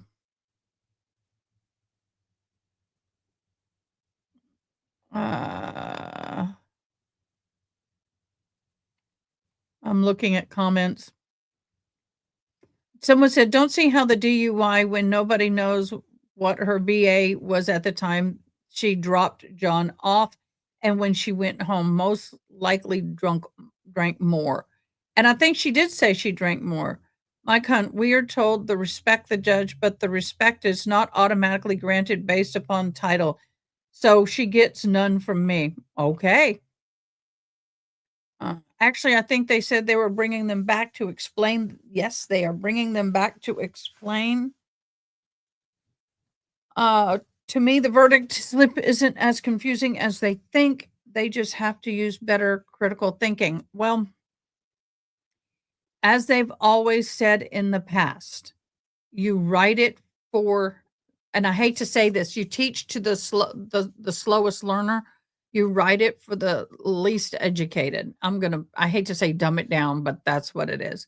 So this will be benefit forgers not understanding they did not have to find her guilty of any of the 5 major charges. They are allowed to weigh her words in with her. I have no idea what that is.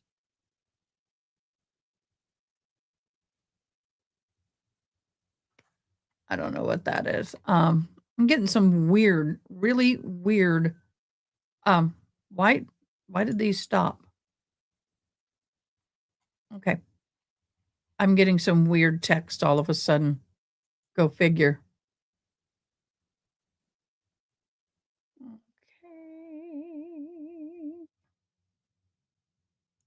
We're back over here. All right. So I'm not sure what I think about this. Let me get this over here and embiggen it. I'm trying to get all my stuff. You guys, while we're waiting for this, don't forget to comment, like, subscribe. We do have a drawing at the end of the month for a giveaway. That would be something that you would get a chance to get entered into. If they think she's not guilty, all they have to do is mark not guilty at the top of the verdict form. But they may be quarreling over the lesser. So if I understand it right, if they find her guilty of this main charge, they don't go to the lesser.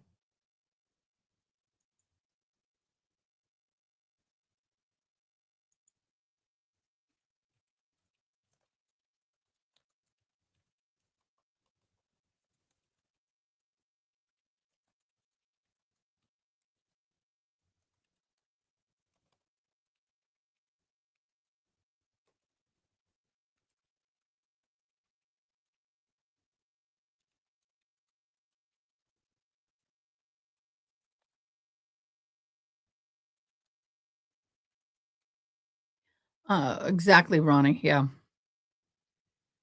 Okay, everybody, let's do a stretch break. Where everybody, we've been sitting here for a while. We will be going to the CT versus Connecticut. Uh-oh, where did I go with that? There we go. We are going to be going to this trial. Valley faces a red room. Why does this keep doing this when I turn you mute? Mute. I don't know why my ringer keeps coming on. Valley faces a red room charge of allegedly stabbing 17-year-old Jimmy McGrath on May of 2022.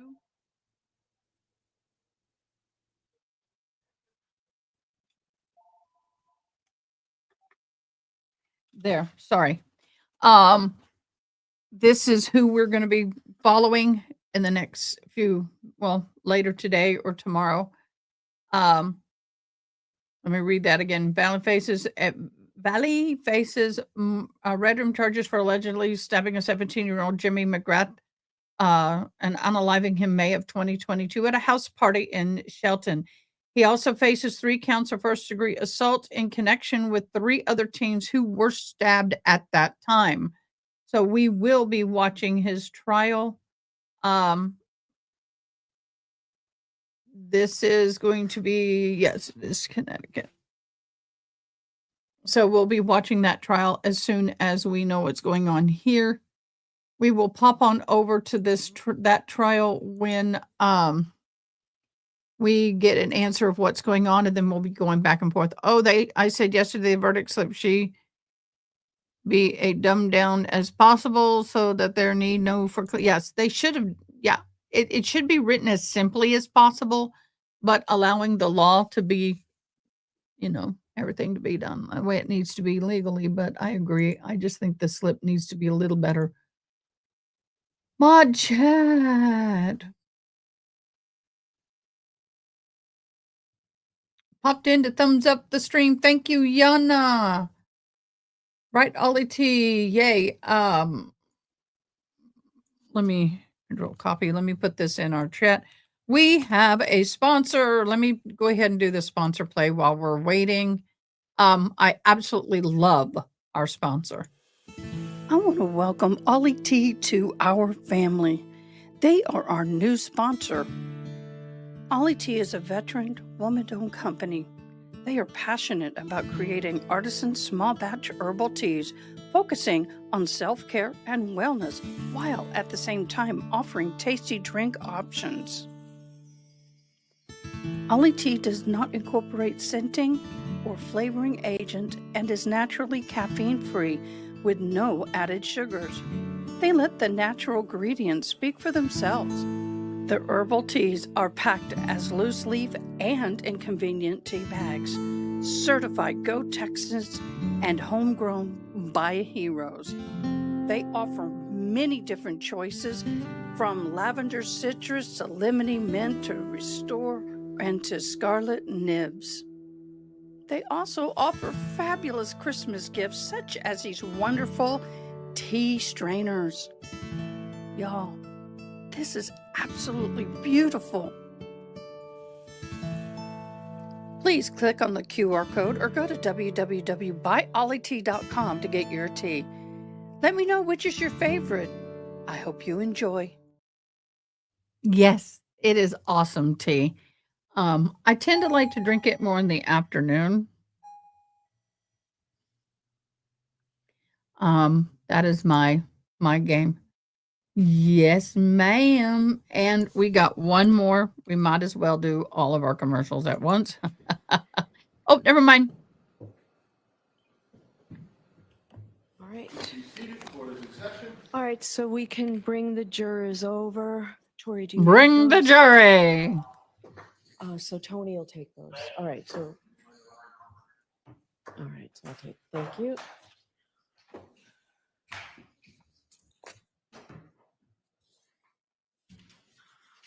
Tori, how many did you make?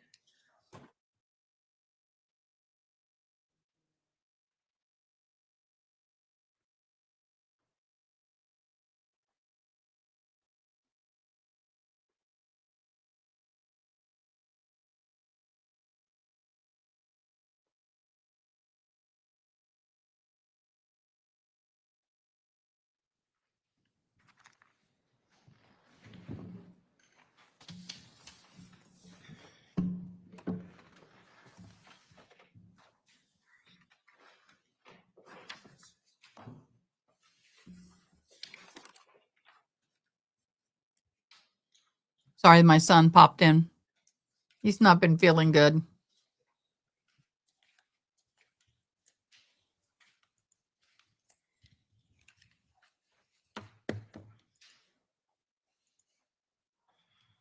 We do have a jury question. And they're reading over it. Look, they have nothing on their desk. Oh, he has his iPad, unless he has an iPad, but it's so weird to see all that cleaned off. They need to make sure that this mic is turned off because they were talking earlier and you could hear them. Just saying.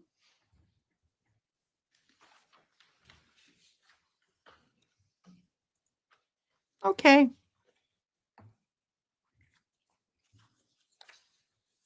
Real quick. Hey, y'all, please help me welcome the Hitchman Homestead Coffee. They are fabulous. They have many different blends of freshly roasted, freshly ground coffee. They have a monthly club where you get 4 bags for $40 or a Keurig option. Also, they just came out with a half and half. Oh my gosh, I absolutely love it. So do me a favor. Go down to the link below at hitchmanhomestead.com. Order you some coffee and show them some love. And we missed nothing. We're still sitting here staring. All right.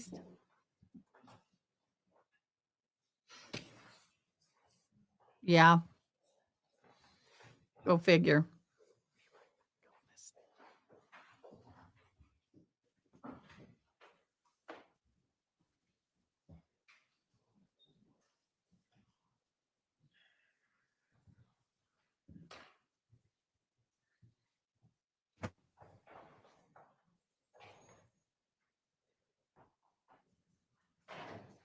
Back in session, you may be seated. All right, jurors, we're in receipt of your question. We've been working on making sure that the answers we give you are the right ones, so it's taken us a while. So the first question, what is the time frame for the OUI charge? Offense 002, Section 5, OUI at 12:45 or OUI at 5 a.m.?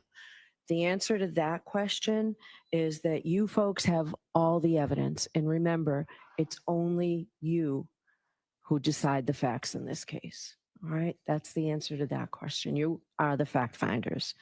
The second question, are video clips of Karen's interviews evidence? How can we consider them? Yes, the videos are evidence.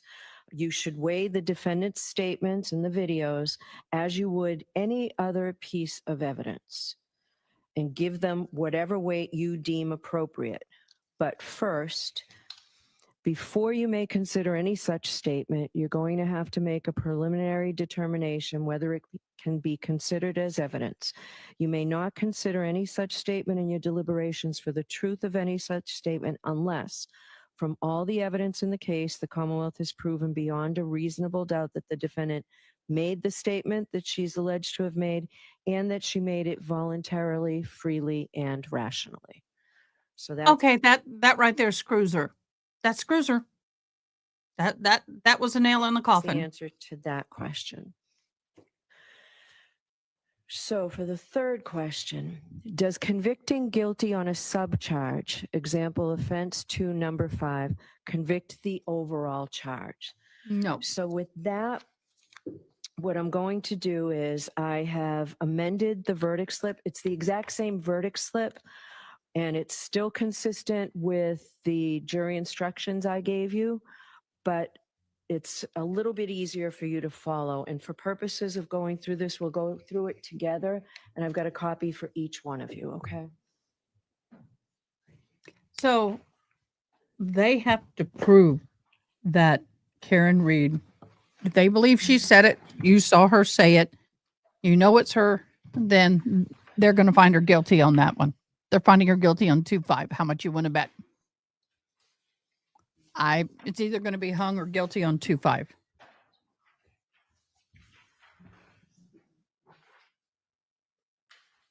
So, yep. She's going to get a lesser.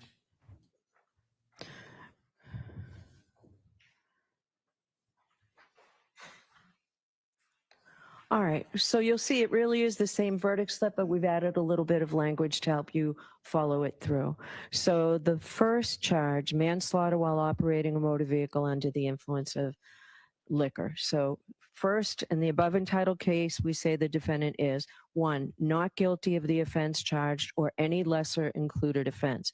If you find the defendant not guilty of the offense charged or any lesser included offense, stop and sign the verdict slip. Now, then you go on to guilty of the offense of as charged, manslaughter while operating a motor vehicle under the influence of liquor. Check one or both of the following: manslaughter while operating a motor vehicle under the influence of liquor, and or manslaughter while operating a motor vehicle with a blood alcohol level of 0.08 or greater. If you find the way she's reading it,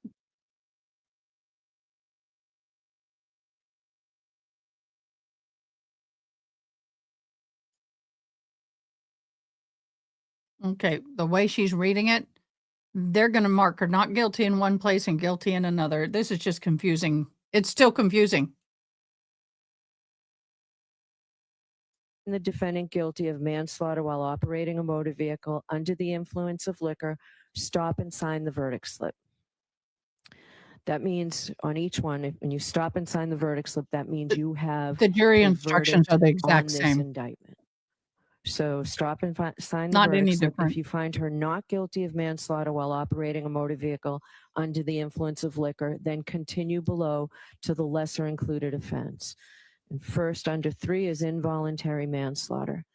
If you find the defendant guilty of the lesser included offense of involuntary manslaughter, stop and sign the verdict slip. If you find her not guilty of involuntary manslaughter, then continue to the next page. Guilty of the lesser included offense of motor vehicle homicide, felony OUI. Okay, this,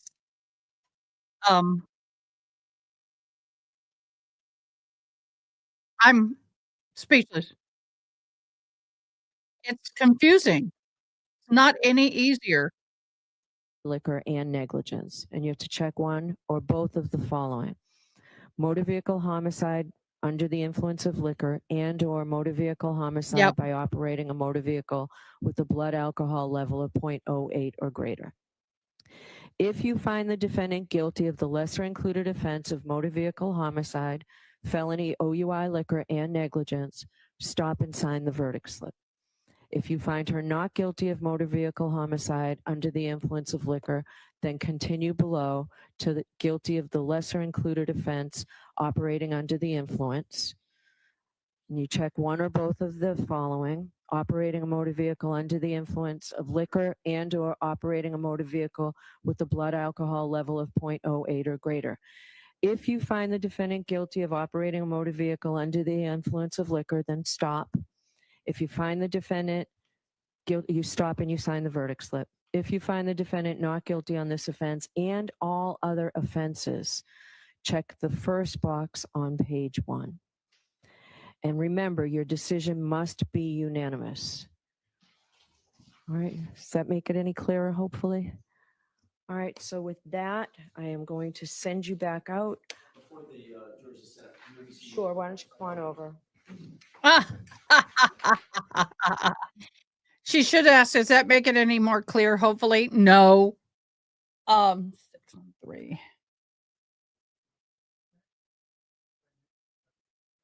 I'm getting my thing so I can figure out when they sit there and read the guilty or not guilty where we're at. I don't think this has helped in the least. If I would ask, does that specifically answer your question? Is it clear? If you do not fully understand the answer, please send a note.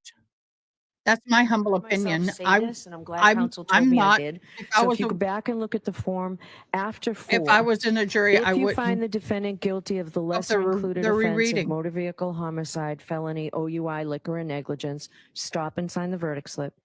If you find her not guilty of motor vehicle homicide under the influence of liquor, then continue below. I think I said then find, I don't know what I said. I heard myself read the guilty of the lesser included offense. So if you find her not guilty of motor vehicle homicide under the influence of liquor, then Right. you continue to decide whether the Commonwealth has proven to you beyond a reasonable doubt that she's guilty of operating under the influence of liquor. And if they have not, and if you find the defendant not guilty on this offense and all other offenses, then you go back and check the first box. So you follow it from the top to the bottom in this manner. Okay. Thank you very No, much. We're going to release you. not any more clear. Do you guys think that clarified? You read it wrong.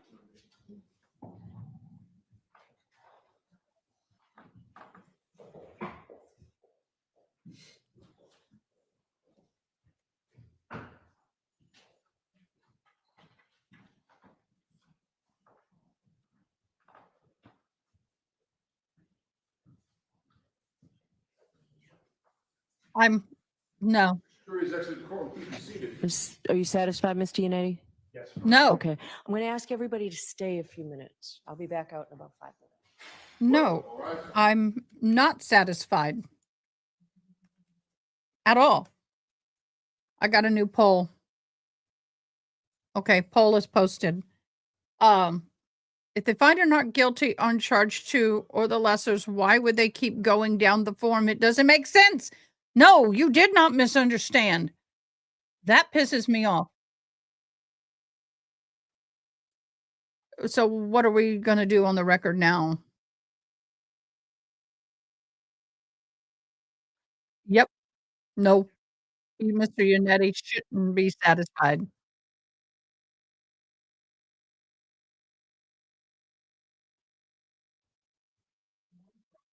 That I'm not going anywhere. I would wait to see a few minutes and see if they come back, because they may come back with a verdict pretty quickly. I'm no. No, we wait. Yeah, I wouldn't go to lunch.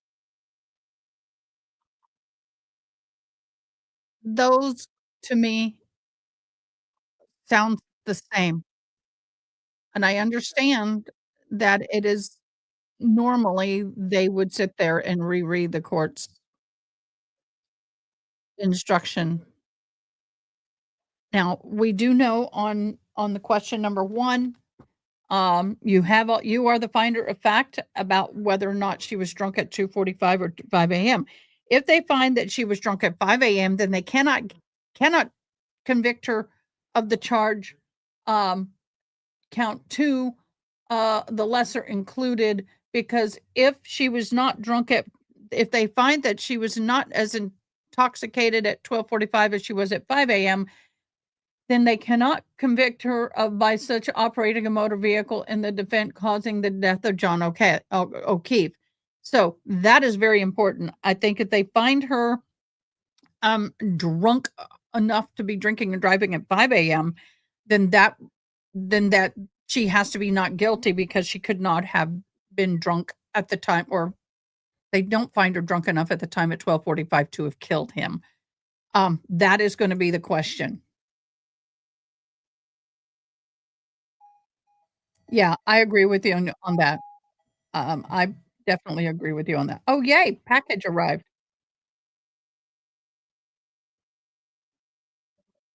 There are 3 different charges, correct.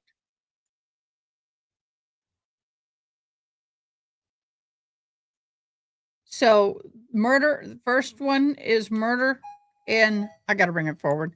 Murder in the 2nd degree. The second one is manslaughter. What the heck? Okay.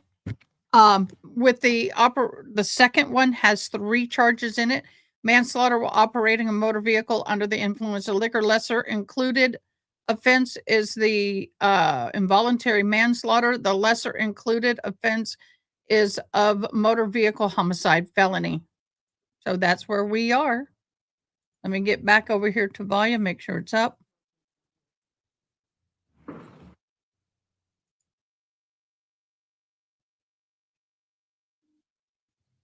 I'm not agreeing with the way the flow of your form.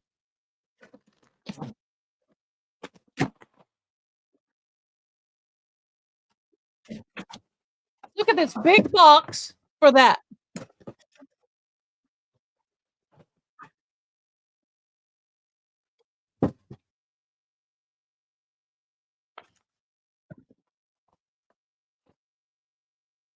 So it is now 12:25-ish local time. So the court is going to have them stick around to see if the jury returns in the next half hour or so. Don't forget, we do have a lunch at, they do have lunch at 1 o'clock their time.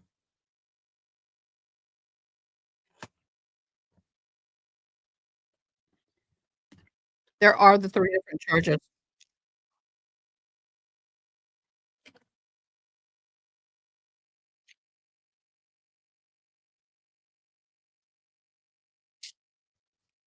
Whoa, I got some cool.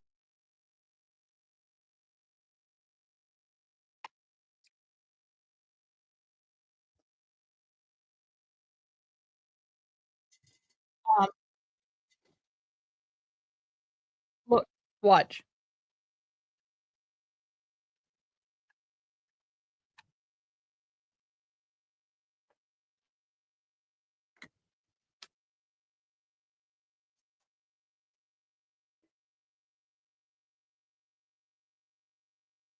I absolutely love my Stanley.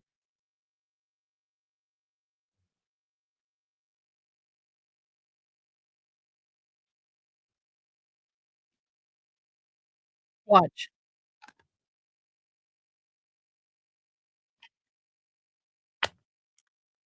I'm trying, hold on.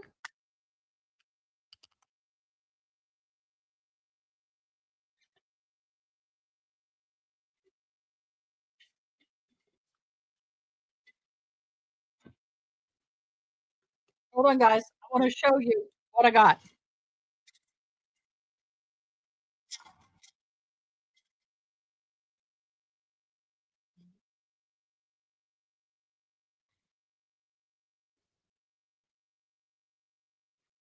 Okay, look at this, guys. This is for when I'm on the road podcasting and I'm sitting at a table. Looky, looky, it holds my phone. It holds my phone.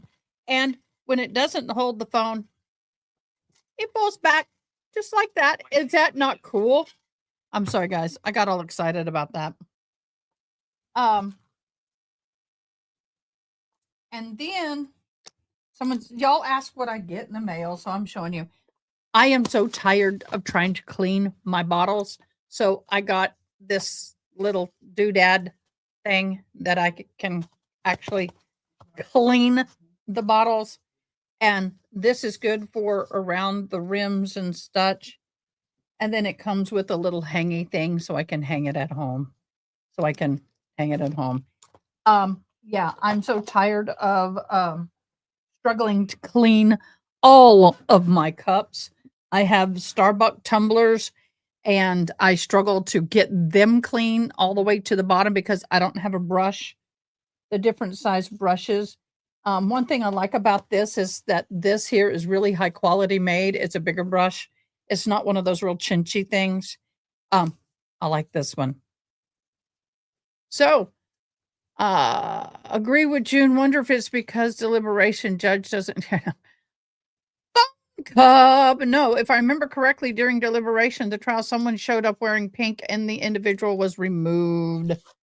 Yep. And so this is way cool.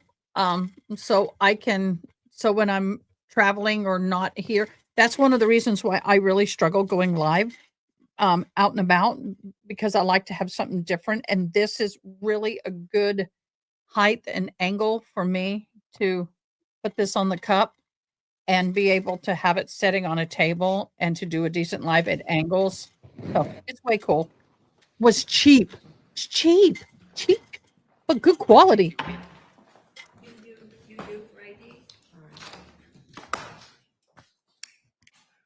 I will demo it one day when we're not live doing this. All right, so we'll I wanna see start moving everybody out more. at 1:30. 1:30. And, We'll see everybody at 1:30.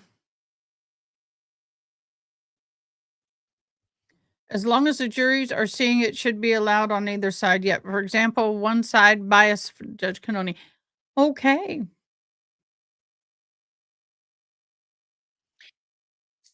So why have they been told to come back in court at 1:30? We'll be here.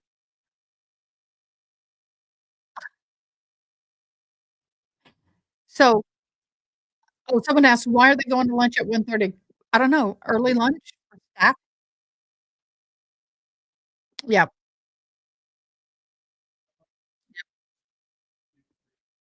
Excuse my neck. One of the thing I need to do is hold on.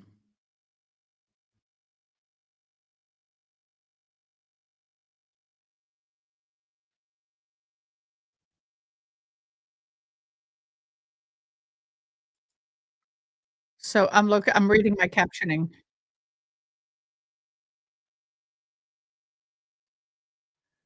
Okay, I believe it's lunchtime. It is. It's lunch break. It's, yesterday lunch was between 1:30 and 2:30. They're doing lunch from 12:30 to 1:30. No verdict will be well, they say that in June, but no verdict today will be between now and 1:30 because she moved the lunch up. Usually it's between 1 and 2, which is so. Y'all have any questions? Let's do a question and answer. Let me look at the 57% of you said no, it did not bring clarification, where 43% said it did. I'm gonna end poll. So lunch is right now. I wonder if I should braid my ponytail. It's kind of bothering me right now. Some counties someone asked if the court pays for lunches. Some counties do, some don't. I would think in this trial, if I was them, I would pay for their lunches because I would not want them leaving the courtroom. I would sequester the lunch, but I don't know if they can do that. Just curious. Just curious. I don't know if they can sequester the lunch. What do y'all think? Somebody asked me about braiding hair. Why natives or Indians or whatever you wanna call them, Native Americans, we have our own concept of that, but I'm trying to keep it up for YouTube. Why, do we not allow people to touch her hair or braid her hair? Hair is sacred.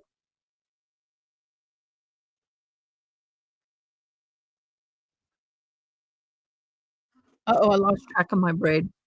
Oh, there we go. So, w natives, not necessarily just me, but natives in general, believe that the energy of the person, which means the intent of the person, transfers, so to speak, to you when you sit there and touch their braids. It's just a very personal, spiritual thing, and we don't like people touching our hair, but if we don't let anybody just braid our hair. Um, if you're a family member, like a parent or a spouse or a close sibling, you can braid our hair, but in general, we do not, we do not allow just anybody to braid our hair.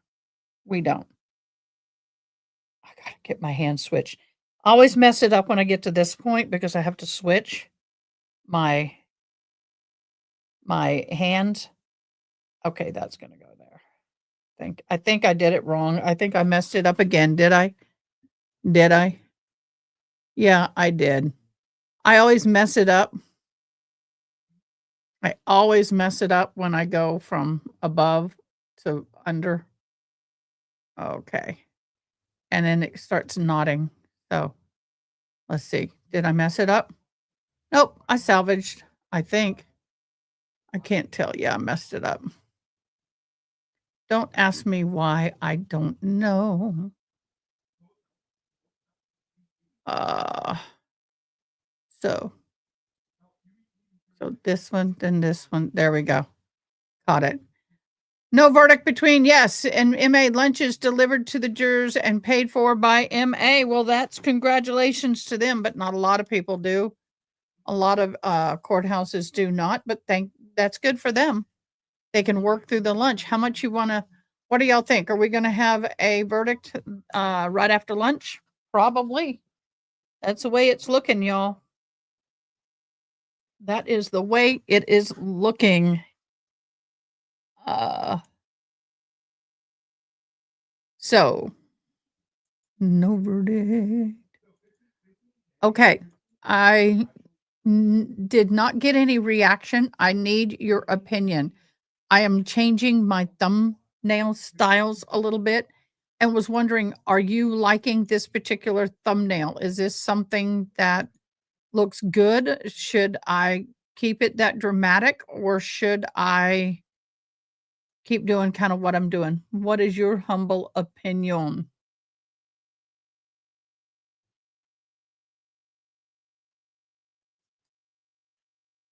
I'm looking for questions. Hold on. And someone says, waiting, the waiting and the anticipation is giving me an ulcer. Yeah, I can understand it. Someone said they're really confused right now. I'm looking at my other, formats.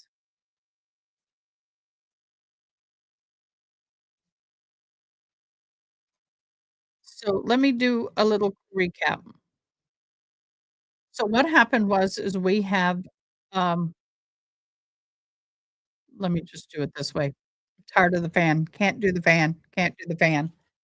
Just reverse the jersey. Oh, I can't. I tried. I tried. Let me see. Let me look at it again. Yeah. I I know it's the way it is, but when I had him turned the other way, it didn't fit, so it's the best I can do for that. Or maybe I can cut and paste later. I'll cut and paste it. I'll do that. So, for now, what's happening is it's just been super quiet, and then we had 3 questions come in concerning the jury. One of number 1 was about the timing of the, alcohol and the OUI. Was it 12:45 AM or 5 AM? So, that is a little bit, gonna be solely at their discretion at this point, and I'm having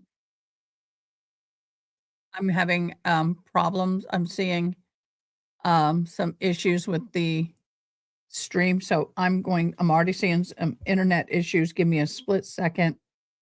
Breaking news.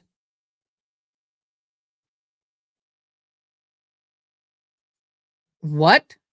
Twin City woman in Emmanuel County dies after Facebook Live dispute? What? Emmanuel County, the Georgia Bureau of Investigations, GBI, is conducting an investigation into the death of 27-year-old Zariah Carr of Twin Cities following a domestic disturbance call. I got to get this in front of me. According to the release of the evening on June 14th at 9 p.m., law enforcement responded to a 100 block of 5th Avenue in Twin Cities. Officer from the Twin City PD or TCPD, Emmanuel County Sheriff ECSO, and the ECFEMS find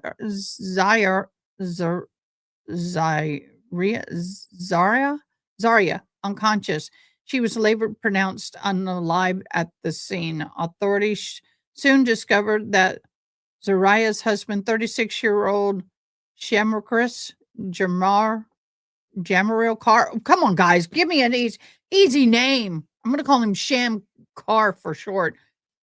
And her 21 Dodge Challenger were missing. An alert was issued for the vehicle, which later located in Wayne County just after 11 p.m. when deputies attempted to stop the car. Shamarcus was found inside and died from self-inflicted gunshot wounds after being transported to local hospital. Moments before the unaliving, they were reportedly on Facebook Live having a dispute. So you're fighting on Facebook Live. Oh, that's good. The Waynes County Sheriff is handling the investigations into the Shemarkers Carr death while the GBI continues to, there we go, investigate Zariah death. The autopsy will be conducted by GBI Medical Examiner's Office. What was the dispute about? Does anybody know? That's horrible, y'all. So they have a live dispute on their Facebook post, okay, and then he unalives her. How horrible. How horrible. That sucks. That royally sucks.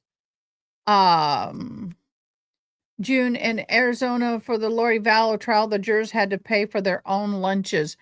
I believe if you're held there captive, you ought to pay for you ought not have to pay for your own lunch, in my humblest I see where my mistake. See, you look right there. Oh well, it is what it is. I'm not going to play with it anymore. Actually driving me a wee bit on the crazy side today. So back to the review. I've got the court feed up. So just we are now in verdict watch 11 hours 52 minutes. I'm counting. So back to the court stuff. Okay, so the judge basically told the jury that they are the finder of facts, so it is up to them to decide at what point was she considered intoxicated. And honestly, if I'm on a jury, I can't say either way because they did not test her at between 12:45 and 5 a.m. Therefore, in my humble opinion, I'm a hoe. You can't do that. I think he unalived her while on Facebook. Oh, I don't want to see that. Don't want to see that. Nope, don't want to see it. The second question were the videos. How to consider the videos. Basically, they're evidence and you give it as much weight as you feel needed that you need to. One thing that did bother me was Canoni said, well, if you saw her say it, if you believe she's saying it, then then you give it the weight. I did not like how she put that to me. That was a little leading, kind of like, well, you saw it, you heard it, it's guilty. That's kind of how I felt. I thought that she should have stopped. Let me see if I can reverse that. Let me reverse that.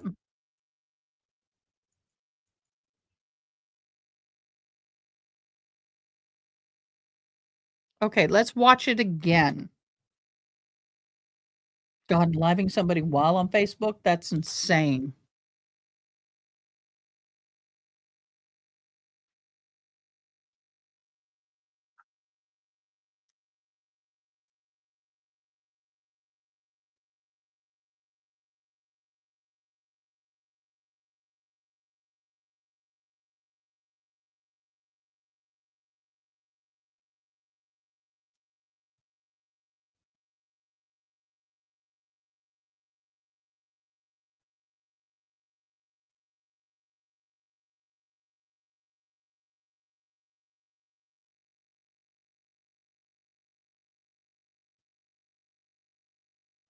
Which is not what they wanted.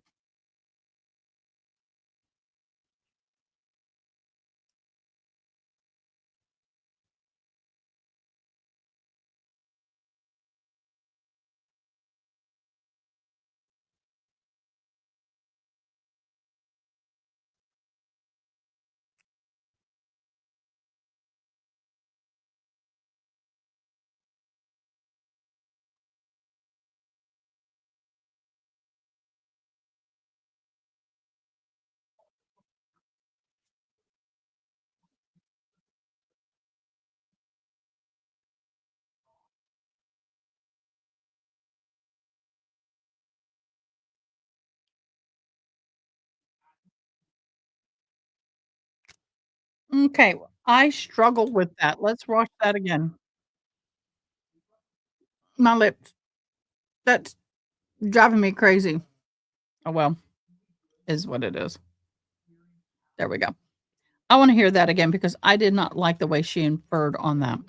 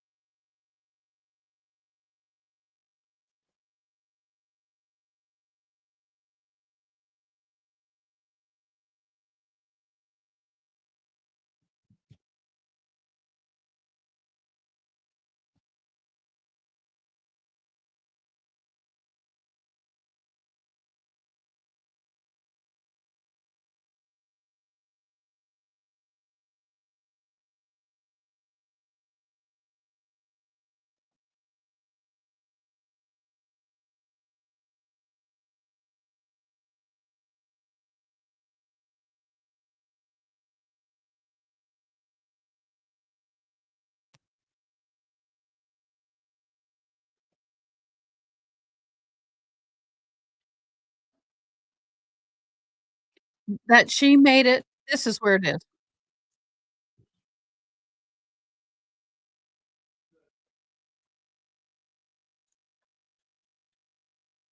Okay, right there, right there. It's where she should have stopped, in my humble opinion. That is where she should have stopped. Going any further, to me, was inappropriate.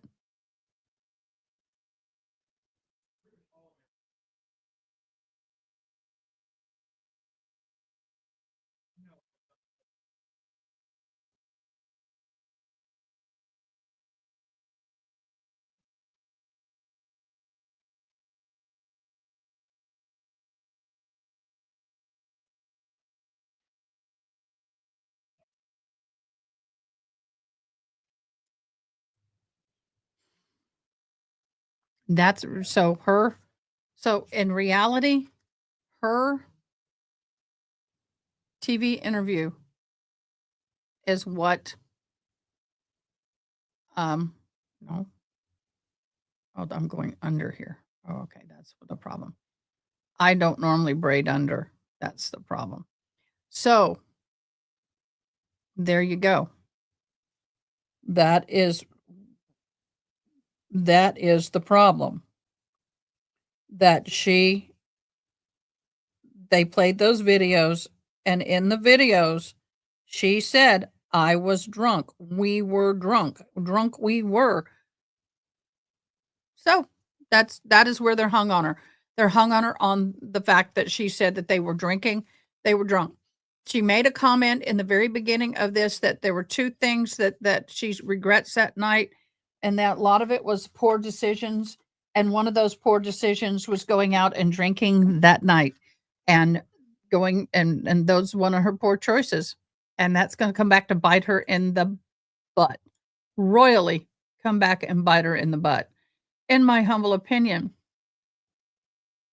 So, they can pick either time. They can pick the time 12:31 because she's not guilty. They cannot prove it because I do not have a blood alcohol, still not guilty times 3. The third one is the verdict slip, guilty to the subcharge, convicted, or okay. So they were asking if they were guilty on the subcharge, are they automatically guilty on all the charges above it? No. Um, if you find guilty, not guilty on the where is it? I'm trying to find my stuff. There we go. Let me get it up. If you do not find her guilty of manslaughter while operating a motor vehicle, but there are lessers, 2 lessers included: involuntary manslaughter and felony OUI, liquor and negligence. But what bothers me is on the count 2 lesser of the which is number 5, which is the one that they gave an example of, was by such operating a motor vehicle, the defendant caused the death of John O'Keefe. Well, you were gonna have to how can you find her guilty of 2-5, but not guilty of 2 as a whole? Or 1? I don't understand that. That is how I would be looking at it as a juror. Reasonably doubtful. Yay, wonderful. I wonder if the jury's considering how the videos are edited. See, that is why I could not consider this as evidence if I was in their shoes.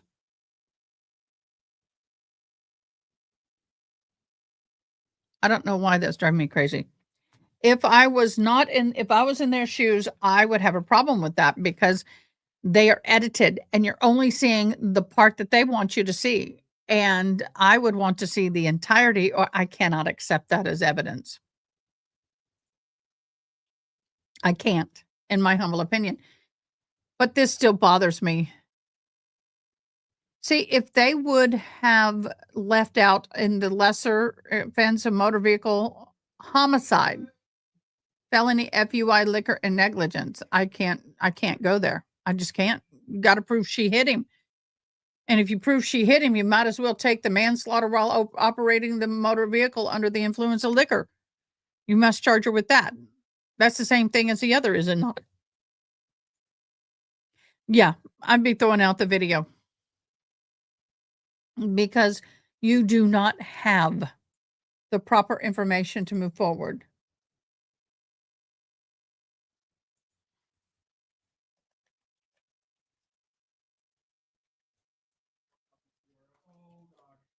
So that's the way it goes, y'all.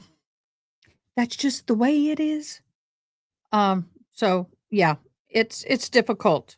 It's a hard position to be in. And there are some people who are probably wanting to hold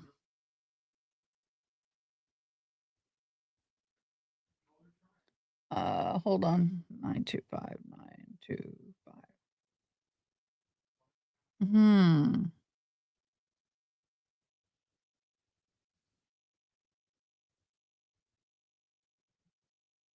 Oh, wait.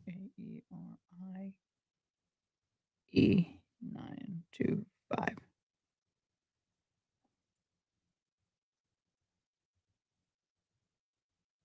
Oh, wait. Basically, you agree.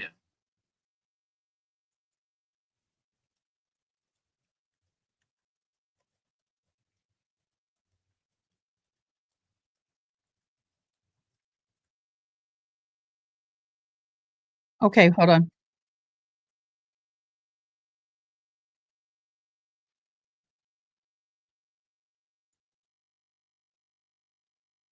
The parties are to be back in the courtroom. Why? We don't know, but it came after an extended sidebar, and Judge Cannone announced, oh, okay, I'll see you all at 1:30. Now, let's bring in our Matt Johnson. Matt, the lunch breaks for the jury have not been a formal let's all get together and talk to the jury about lunch. So this 1:30 callback, something different is happening today, whether it's how they're dealing with lunch, but this is different, is it not? It is very different, and we're reading the tea leaves here, but, we're trying to decipher whether or not this 1:30 is for the parties. Okay, I'm gonna go on that side of the coin. In my humble opinion, MIHO, you need humble. In my opinion, clips stay in there. Her own words. If they do not want this to happen again, they should not have allowed it. Even if you allowed her own words in and she says they were drunk, but you still got to be able to say that she hit and killed John O'Keefe while drinking.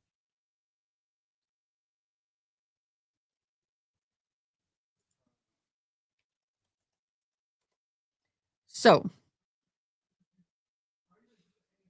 that's the way it is.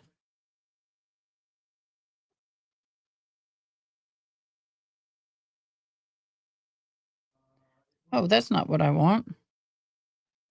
Just cancel it.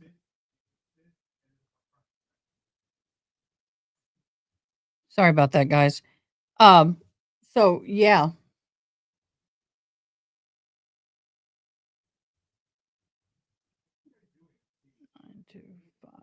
Erie. Okay, request. So one of the things I am was hoping is to get a little more there we go.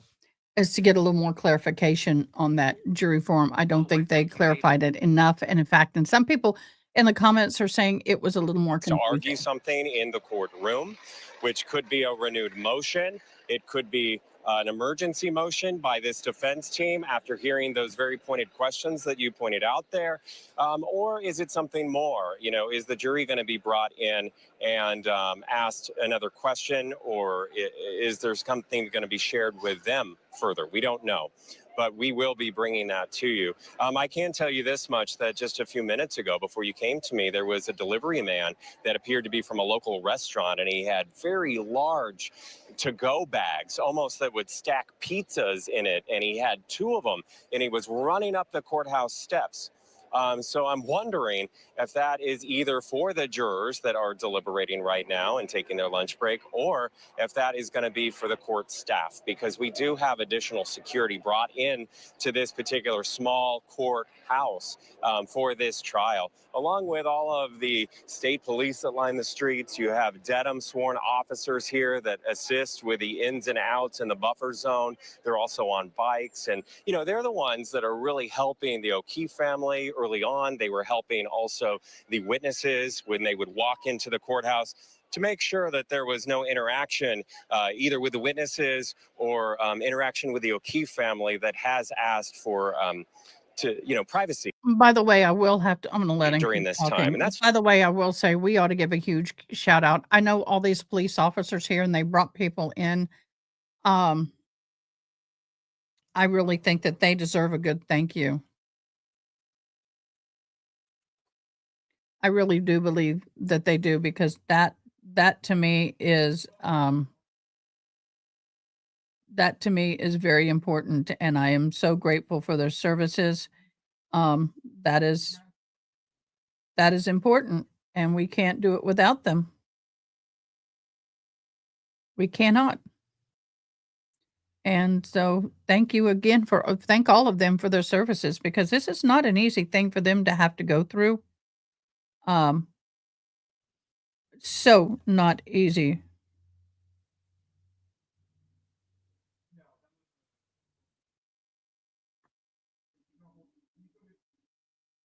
That is so not easy.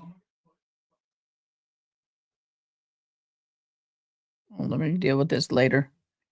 Okay, so if Karen Reed is found guilty of the alleged charge, she's going to have to do her time, right? Nothing else can be done. No, nothing else can be done unless they find a way to, unless they find some way to,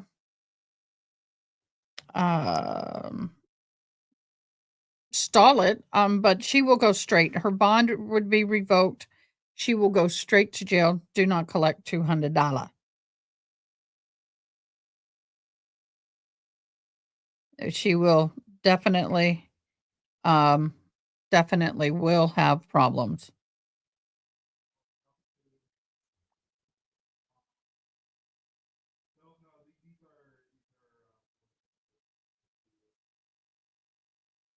So I feel bad. I really do.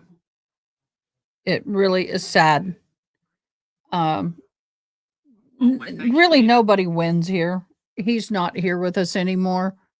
And the family, if the family's not going to be happy with the lesser, I guarantee that. And they're asking about the interviews, are they evidence?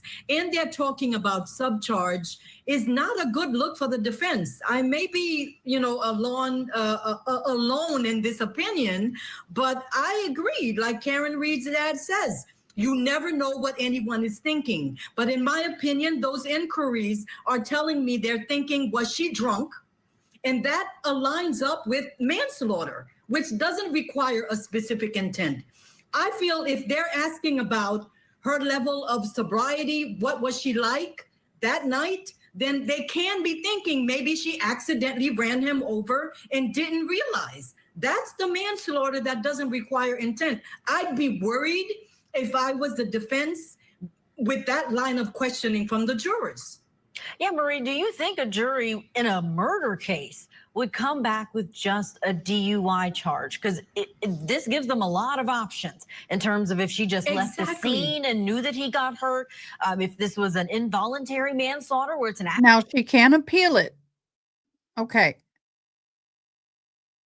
Well, if she has found guilty, we know most of her roommates in prison don't care, the law enforcement, and hopefully she'll have a lot of support there. She can appeal. Everyone automatically does, Ronnie. There's a valid appellate issues according to the lawyers. Well, yes, but the problem with that is she's still going to spend all that time in jail unless she can win an appellate issue. Unless she can win an appellate issue. Not appellate, unless she can win a motion to stay out on bond while you're in an appeal. Oh, Well, that's what bothers me is that Accident, but if they it's up just to come Auntie back with Bev. OUI. It's all up to Auntie Bev if she can stay out on appeal, and that's going to be a no bueno. Only, that means, especially if they think it was at 5 a.m. versus 12:45 a.m., that means they just think maybe she was driving drunk. That was 3 years ago. Do you think that's a possibility? I don't think it's a possibility. I think there's a nexus between the drinking and the manslaughter charge, what they're calling the subcharge. If they find that she was driving drunk, I think it's likely they're going to find that in her drunkenness, she accidentally ran him over. Okay, we don't know. Let's get a break. More coverage of the retrial of Karen Read right after this.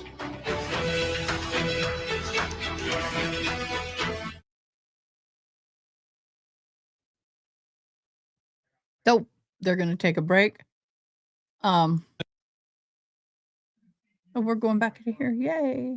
Of things here, people believe that there's been an injustice, and the American way is to have a trial, have a fair trial, and let the jury make the decision. So, but obviously the folks here believe that the jury is going to utter two words: not guilty.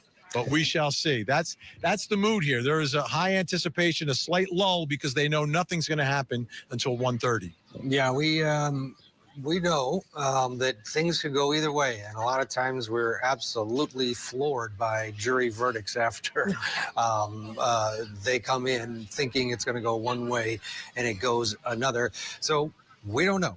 Vinny, what we want to do real quickly is a couple things. Talk to you about the interview that you did with the juror that came forward, Ronnie. And specifically, we're going to play a clip of your interview with him. You bring up the confusing jury verdict form in Karen Read 1. And let's listen to that, and then we'll get your take on that first jury and the confusion and difficulty they had. Did all 12 of you inside that jury room agree that Karen Read was not guilty of murder? Count 1 in that indictment. Correct. Okay, now let's roll up our sleeves a little bit. How did you vote? Was there a raising of the hands? Was there someone writing down what your vote was? Was it a secret ballot? How do you know, and how was the process that all 12 agreed that she was not guilty of murder? Count 1. So we all raised our hands in terms of a vote, and we voted on that first count that we all agreed not guilty. Unfortunately, at that time, we did not fill out any of the paperwork there, nor sign it. So we were under the understanding that each charge could not be treated separately. And so we continued to deliberate, despite the fact that we had agreed on 2 of the counts as not guilty. And the second count was count 3, and the same process where I guess the foreperson is asking for a vote and everyone raised their hands? And everybody agreed not guilty for those 2 charges. That's correct. Was there, now you mentioned that you didn't fill out paperwork. Was there any discussion about should we check the box on the verdict slip? So we didn't check the box on the verdict slip because we were still deliberating on the second charge of involuntary manslaughter, and that continued with deliberation. We did send out notes asking for clarification, but unfortunately we did not ask the question at the time, should we treat each charge individually and separately? So, all right, that was a little bit of your interview with that sitting juror in Karen Read 1, Vinny. Did we get a version of that here now again? I think we did. Question? Third question? I think we did. I think we did. Yeah. I think something that our system does, whether it's the lawyers in the system, the judges in the system, even the justices in our system, they don't appreciate the awesome responsibility we give to ordinary citizens to decide these cases. And we presume too much because we do this day in and day out. We cover trials, Ted. Judges preside over trials. Prosecutors prosecute cases. Defense attorneys defend cases. And we don't understand that people coming into the system for the first time don't know the rules. It's incumbent upon us, those who are running the system of justice, to make it as easy and as clear as possible to the members of the public who are given this awesome responsibility. And when we don't do that, the failure is not on the jury for not understanding. The failure falls in only one place, on the system of justice for not explaining it clearly. Wow. And it can be explained. Okay, I do agree with Vinny a lot. I mean, in this comment, I don't always agree with Vinny, but I am so on board with him right now with what he's saying. It's the responsibility of the system to ensure that those jurors understand what is being asked of them and that they understand what they're supposed to be filling out, because lives matter. Whether you think she's innocent or guilty, it's either her life and John O'Keefe's that matter. And if the decision is wrong, it hurts them both, not just one, both sides of this fence. Clearly, but you have to understand, you have to put yourself in the shoes of a jury coming in, never having watched a trial ever. Yeah. That's the presumption you need to have, that the jury knows absolutely nothing. And I think if we do that collectively as a system of justice, maybe the instructions will be clearer. Maybe the verdict forms will be clearer. But here we've had the mistake repeated with this jury. Hopefully, the last instruction remedied that. I don't think we can just hope that it does, because you don't want confusion leading to an unjust verdict or to yet another hung jury. Clarity is incumbent upon those who are calling ordinary citizens in to decide the case. It's on them and only them. So true. Clarity. You could have said it even more perfect, Vinny. And you might not can see it, but behind you, there's a cluster of Star-Spangled Banners that keep popping up that everyone is holding behind you. And I'm wondering if you're seeing more of those today. Is it because they can't carry posters? I know there's a lot of rules on the buffer zone now. Right. No one's going to outlaw waving an American flag. You can't do that. Not in this country. And not in the buffer zone. So yeah, there's a lot of that, red, white, and blue happy. I'll take a look at what's happening behind me since you referenced it. There we go. Yeah, it's about the country. And we can't forget that our system of justice is a big part of what the founding fathers created for us. Right. The jury system, right? Presumption of innocence. The burden is on the government. If the government wants to take away your liberty, they've got to prove every element of the crime beyond any and all reasonable doubt. That's true. But beyond that, what we owe every defendant and what we owe every jury is that everybody understands the rules. And I think that's where we ran into some bumps here in this case. First time around, and unfortunately second time around. But I'm extremely confident by what we're hearing, Julia, from this jury, that they are extremely close. The type of questions that we got are, we're just trying to clear things up here at the end. And I think that's where we are. I think we are seeing the light at the end of the tunnel. I think there will be a decision. What that decision is, right? The 12 will tell us. If I'm paying, you're But coming. again, these folks are anticipating not guilty. And I can tell by the mood. The mood is definitely upbeat, much more so than at the end of the day yesterday. At the end of the day yesterday, there was disappointment. I think you saw it on the defense team. I thought you even saw it on Karen Reed exiting the courthouse yesterday. Much different when they were leaving for lunch today. I thought they had a little jump in their step. It's Karen Reed, when she turned to the crowd, which I was standing in front of, I could see her give the sign language, the love sign language, but I also saw a smile. Think about it.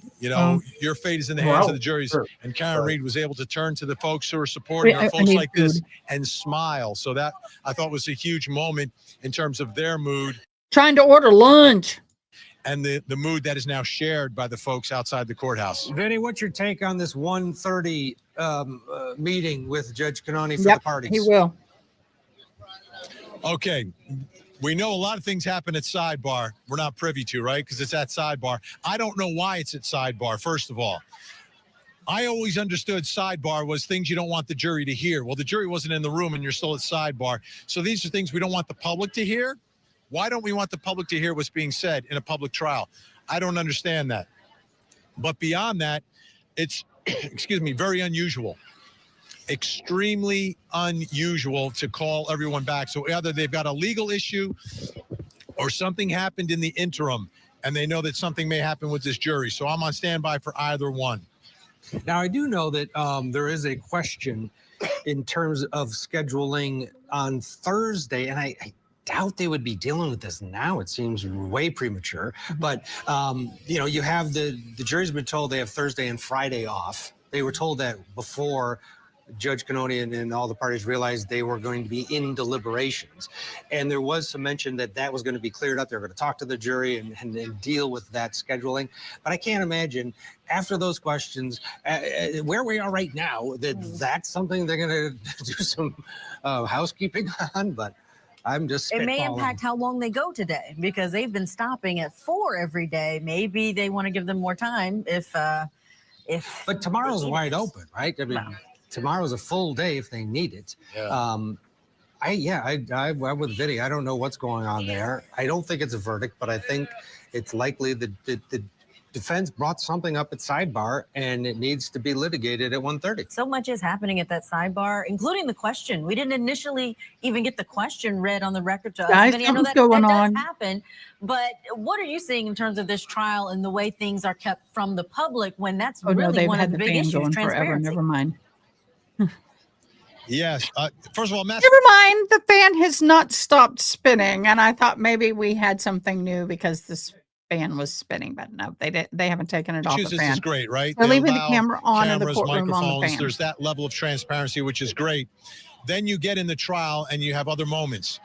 There are times I understand when the jury is in the courtroom. They'll come back. And there's a They'll come back another day. I don't think it's an automatic sentence, but I'm not sure. Not sure. legal issue. And they could be talking about something that's admissible or inadmissible, legal argument.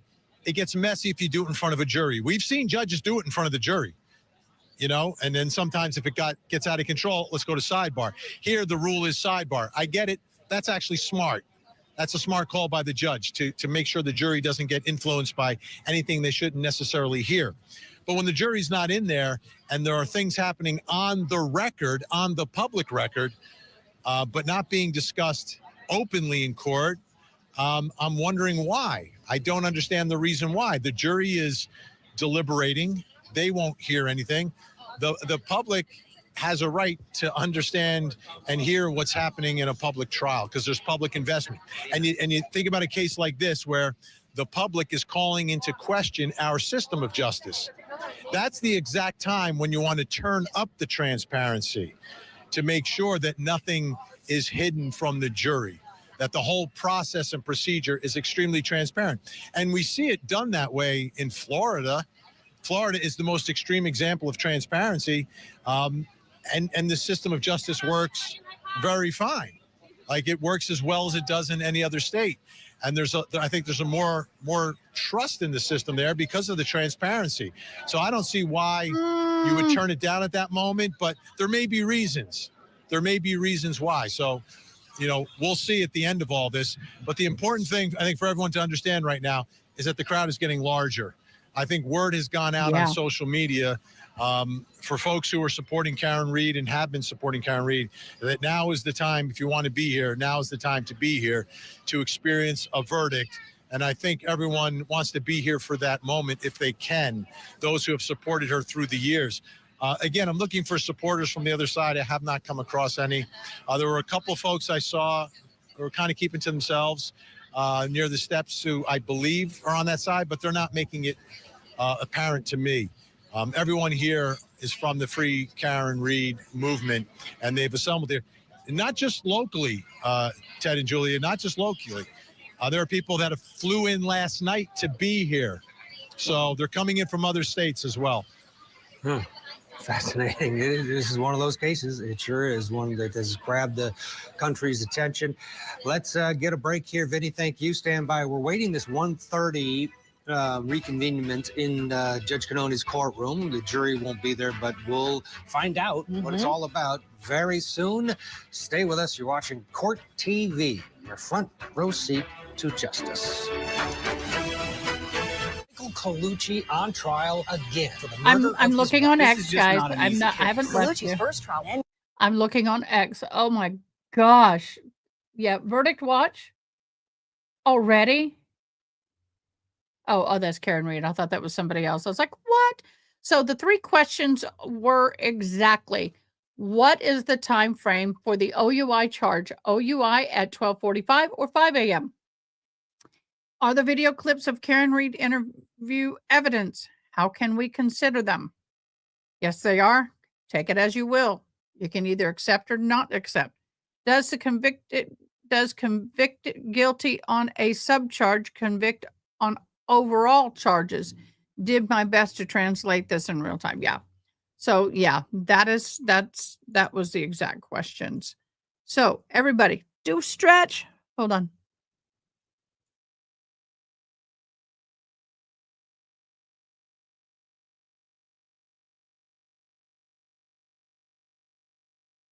It's pizza for lunch. But at least there's pineapple on it.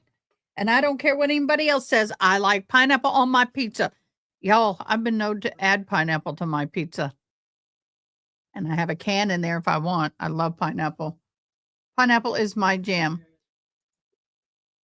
I believe he is in favor of her innocence. I think he has gotten to the point. I think somewhere he said he was real recently, once we went to deliberation, that he was on the side of innocence. So we have Celine Dion. Celine Dion is at Mac. Oh, the lights went out. The fan turned off. So they have closed down the courtroom. How interesting is that? The Celine Dion performance is coming to an end for this particular concert. There will be, are we in intermission? Is that what it is? Yeah. Celine Dion is in intermission. She is taking a break from her performance, going to get some rest and be back in a little bit to entertain us some more. The question about if they convict on a lesser, does that make her guilty on the higher charge? I think that lesser OUI charge is mentioned, killing JOK is what's confusing them. I agree 100%. That is what I've been saying all along, that it is the unaliving of JOK. I almost said JOK. Oh, now it's back on. The unaliving of JOK, John O'Keefe, is where they're confused. And I'm with them. How can I convict her of a OUI causing harm or death to John O'Keefe if I'm not convicting her of involuntary manslaughter while driving while they under, what is it?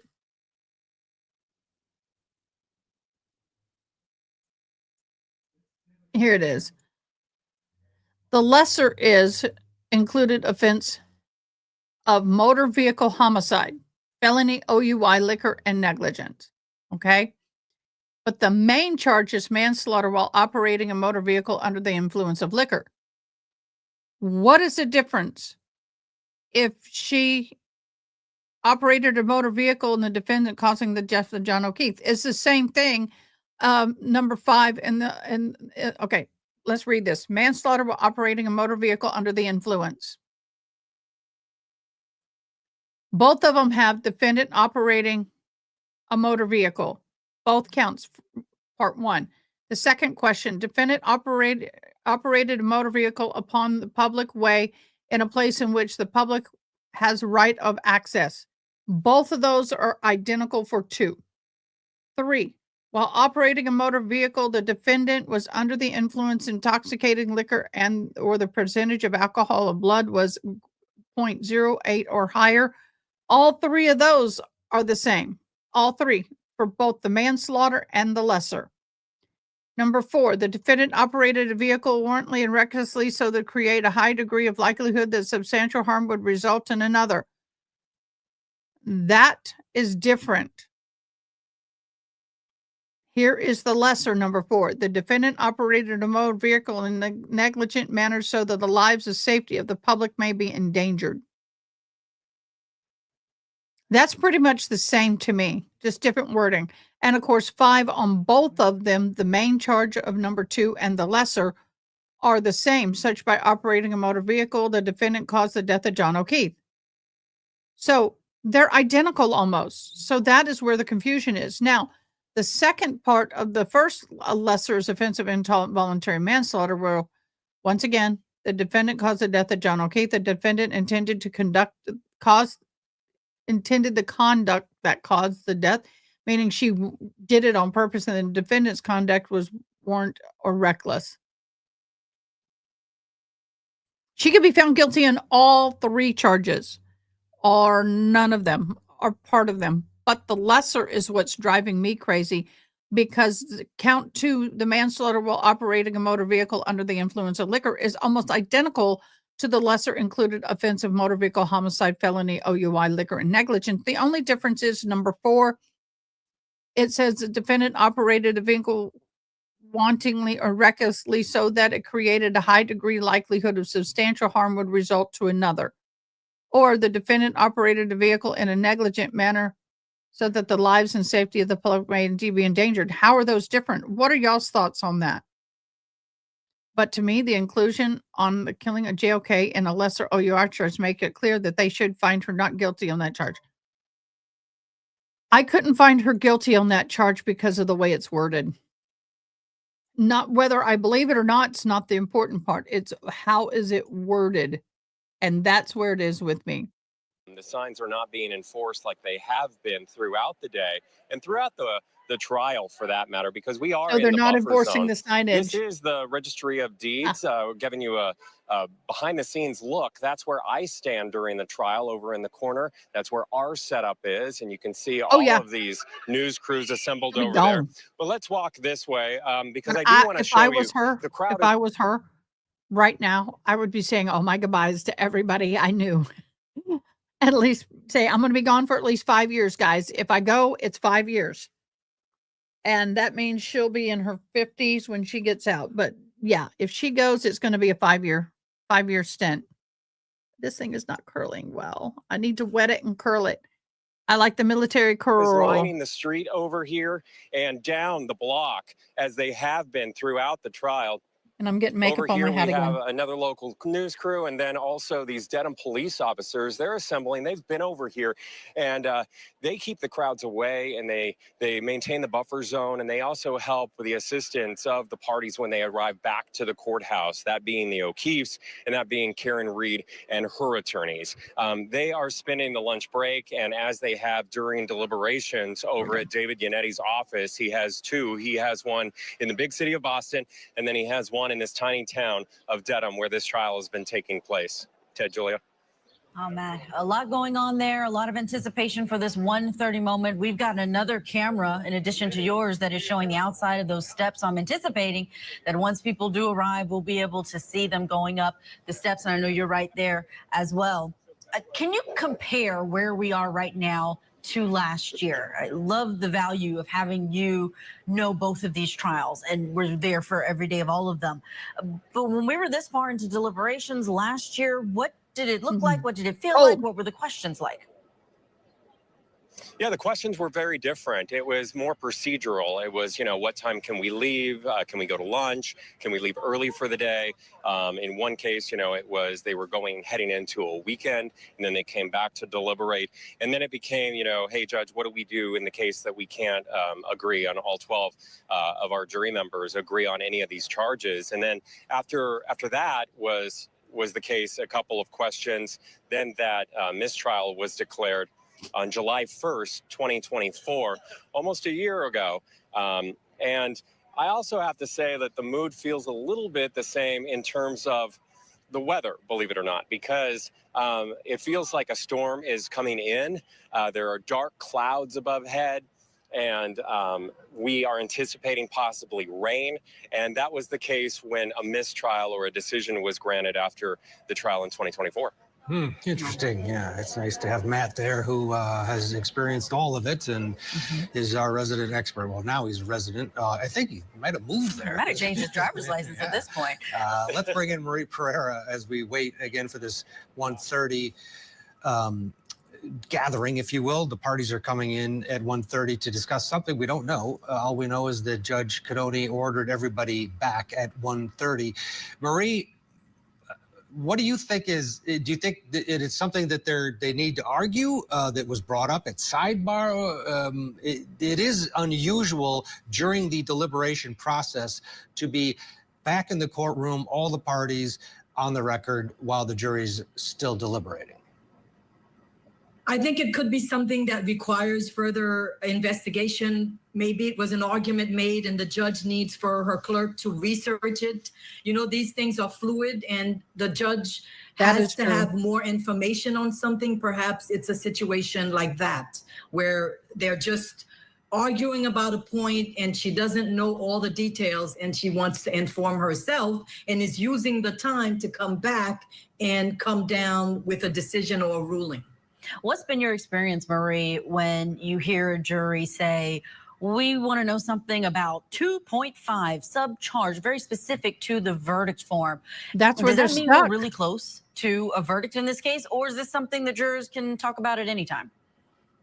I think it means we're really close. And I think if they're asking again about the fact that, you know, she was driving under the influence, what time? They want to know, can we consider the interviews as evidence? Nothing on those interviews she said was good on her part. So if they're asking about it, I think Karen Reed needs to worry because it just shows you what it is they're taking into consideration. Exactly. I would be worried. Right now. Karen, how are you feeling? No comments right now, guys. Yeah, just give us a little bit of space. Let's get into court. Any explanation about the 1:30? Is it arguments? You know I can't talk, Matt. That's right. Gag order. This is very difficult. I wouldn't want to be in her shoes right now. That is definitely the look of, oh, yet. I mean, she's trying to stay positive. Now, I personally have not been the person on trial, but I've been a wife of somebody on trial. And let me tell you, the walk or run, which I had to do was run because I didn't get the call until everybody was sitting in the courtroom that the verdict was in, which pissed me off. I had to run back in. I was coming back from lunch. Luckily, I was only a block away or 2 blocks, real close. But going back into a courtroom at any time on verdict day is the most horrible feeling. You have hope, but you have that bottom of your stomach is ripped out and you're nauseated and you just know this can go really good or really bad. And for her, it can go really good, sort of bad, and really bad. Sort of bad would be the lesser. But she will serve jail time no matter what if she's convicted of anything. And that, No to me, comment is there, except Alan Jackson saying, you know, I can't say anything, Matt, because of the gag order on the attorneys. You know, the police are ready for sheer pandemonium or possible rioting. Hasn't been the case for Karen Reed. She has been very vocal there outside of the courthouse and in documentaries and in interviews. And that's one of the things that the jurors had a question about. Marie Pereira, I know we cut you off. Did you want to finish up talking about that? And also the video clips of Karen Reed. That was question number 2. They wanted to know, how can we consider them? What does that language say to you? It tells me they're considering the statements she made. Did I hit him? Could I have hit him? They're considering how nonchalant she was about the entire thing. And it doesn't look good for her on any of those video clips. So the mere fact that they're asking to look at them and they're tying it up with what time did they draw the blood and how much alcohol did she have in her system tells me they're looking at manslaughter. I'm sticking to that. I don't think that those questions mean, oh, they're thinking about just doing driving under the influence. You can't find her guilty of driving under the influence and not tying together the other charges. And manslaughter takes care of that. No intent is needed there. Mods, please go to Well, Mod. you know, to be fair, charge number 2, subsection 5, is just that, guilty of a lesser included operating under the influence. They gave it as an example, though. They didn't Yeah, say but it is we are possible. thinking I about mean, this it one. is absolutely possible for this jury at the end of the day saying, well, we've decided that she's guilty of driving under the influence. 3 years later, and driving under the influence and not hurting anyone.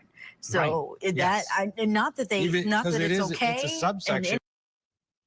Well, I have to say this. I want to talk about this first. I think she's wrong. I think they want to know if they can take her word about how she's drunk from the videos. Well, let's think about that. In the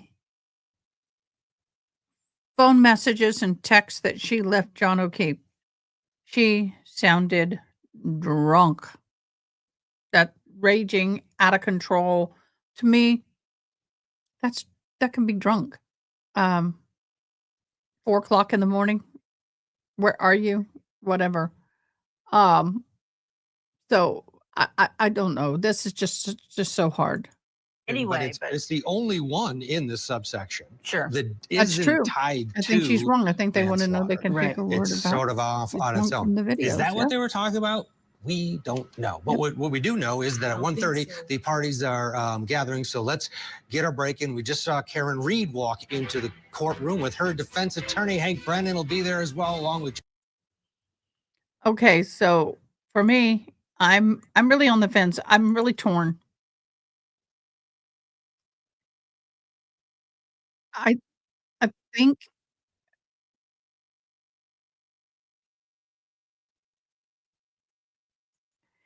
so here's where I'm looking at the time 12:45. Number 1, there's no witness that says she was driving drunk.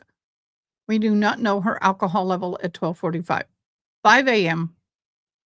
If they believe she was drunk at 5 a.m. because truthfully, if you take the alcohol, the blood alcohol levels and you look on how they decide how many hours past you, how much alcohol was in your system, the mathematical equation, it's more believable to me that she was drunk at 5 a.m.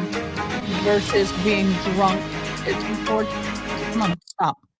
To me, she's more likely to have been drunk more and driving at 5 a.m. when she got behind the wheel to go to, was it Jennifer's house? One of their houses. And that to me would be drinking and driving.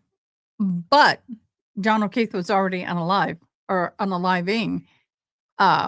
So she couldn't have done anything then. So if they just had a lesser of drinking and driving with no John O'Keefe, they could get her at 5:00.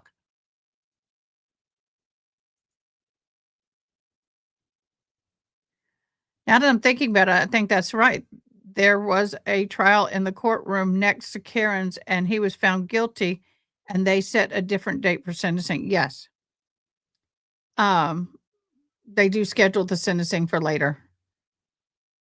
I think if they try to nail her down at 12:45 being drunk, there's no evidence of what her alcohol level was. I don't believe they proved it in court with the, evidence of the expert about how much alcohol was in her system at 12:45 versus 5:00. I think it's too much room for error, in my humble opinion. I really struggle with this. If they can prove her drunk at 12:45, then I think that they can find her guilty of the John O'Keefe unaliving. If they wanna find her drunk at 5 in the morning, but no can't prove the 12:45, then I think that bodes in her favor because John O'Keefe had already been, uh, unconscious in the snow.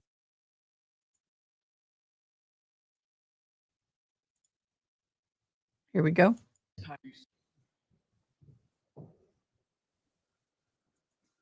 In my humble opinion. Court is in session.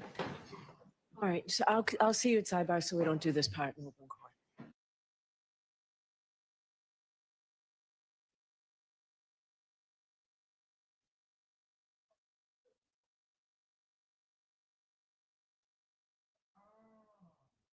So now we have sidebar.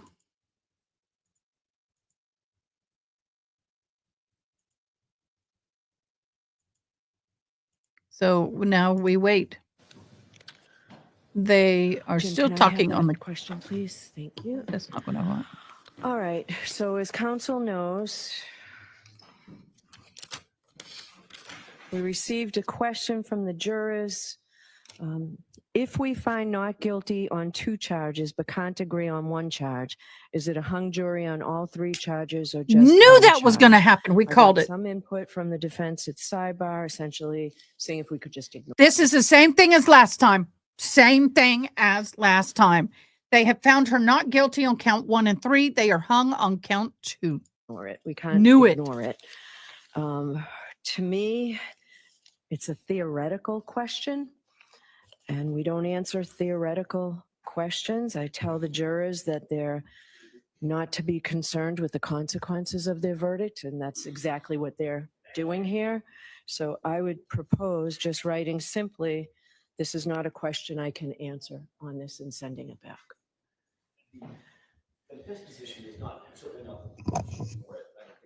Get on a mic. However, I think that it is apropos, given the timing of when that question came in, literally before the court had answered the other 3 note card questions. I think that it would be appropriate to send a quick note just asking them, given the fact that there's some clarity in your other questions. So this was sent prior to the other questions. Does this answer your question? So they may not be hung now. Input by the court, regarding that second question. So that made sense initially, but why ask them, do I really need to answer it, to then tell them I'm not answering it? Because I think at some point, they need to know what the law is. It's a reporting question. In other words, I don't see it as theoretical, as the court indicated.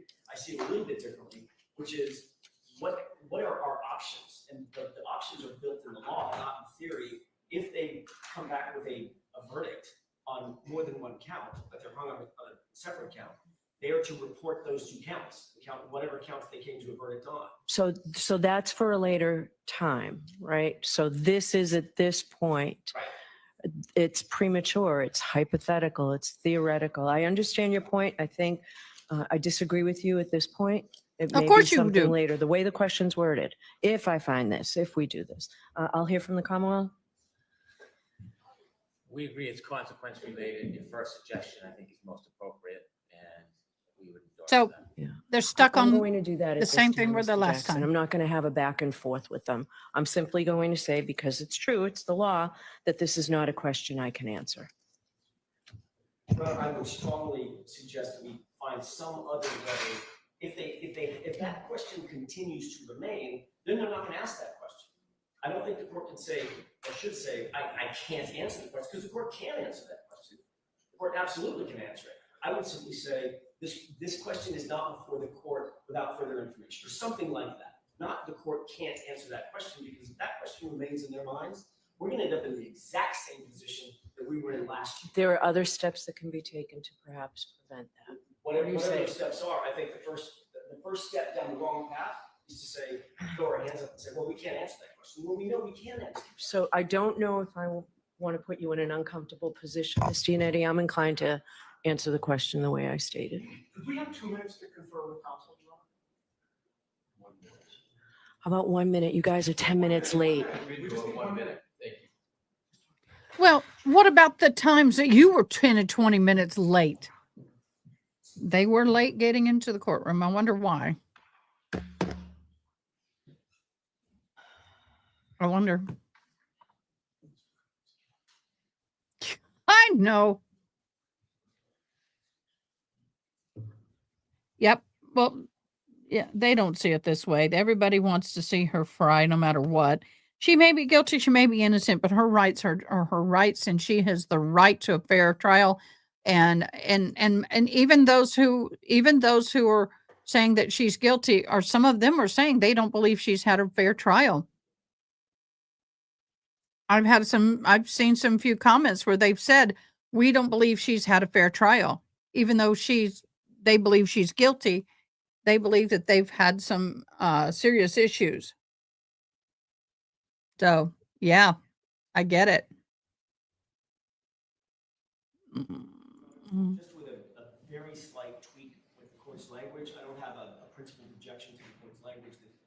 not answer the question at this time. I would simply ask that the court answer the question as you suggested just now in open court. It's premature to address this question at this time. No. What do you say, Mr. Brennan? My response was, this is not a question I can answer for the reasons I stated. It's theoretical, and we tell jurors that they cannot be concerned with the consequences of their verdict. And that's exactly what you would be asking me to endorse. What's the Commonwealth's position on the proposed? I agree with your first suggestion. Yeah. I'm going to send it in like this. Your objection's noted. Your Honor, if I could make my record a little bit clearer, the court's indicating that it doesn't. If I were juror, I'd write on the jury form what I want to answer. That would be punishment. Of course, you can't answer a question like that.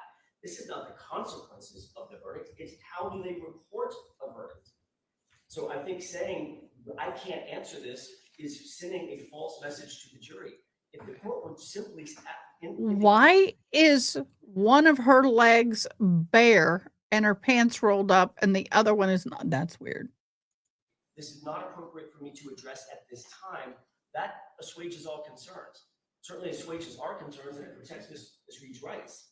I think that. Well, I think what I could add is this is a theoretical question, not a question I can answer. That does the same thing. Is there an objection? I understand, Mr. Jackson. Add the clause at this time. Is there an Mr. Jackson, you're objection to pissing her putting, off. This is a theoretical question, not a question I can answer. No objection. No, of course you're not going to object. It helps you. If I would say, we're hung on count 2, Your Honor. We're hung, but you haven't deliberated long enough. She's going to make them, and unfortunately, I think we're going to be into next week. That is over our objection. Because Auntie Bev is going to make them deliberate, especially after the conniption and the crap that happened last time. I think she's going to be a little bit more enforcement before she gives the Allen charge, if she does. Make sure the record is absolutely clear. That's over our objection. I don't think that's an appropriate answer to a very, very clear question. And I got. It could be answered in an innocuous way that does not affect Ms. Reed's rights. Okay. This way it does. Okay, it was a clear question that the defense first told me to ignore. So I didn't it's tell that. you to ignore anything, Your Honor. All right, we are all set. So let's send. We're all set. I'm shutting your ass down. So get the hell out while I do what I want to do. I don't give a hell what you're thinking or talking about. I just don't care. In other words, I don't care. My court. I'll answer it the way I want. You preserved it for your appeal. I don't give a shit. I don't care about her rights. This is what I want to do. This is what I'm going to do. So now get the hell out. Bye. Bye. We're all set. yeah, that's how I see her.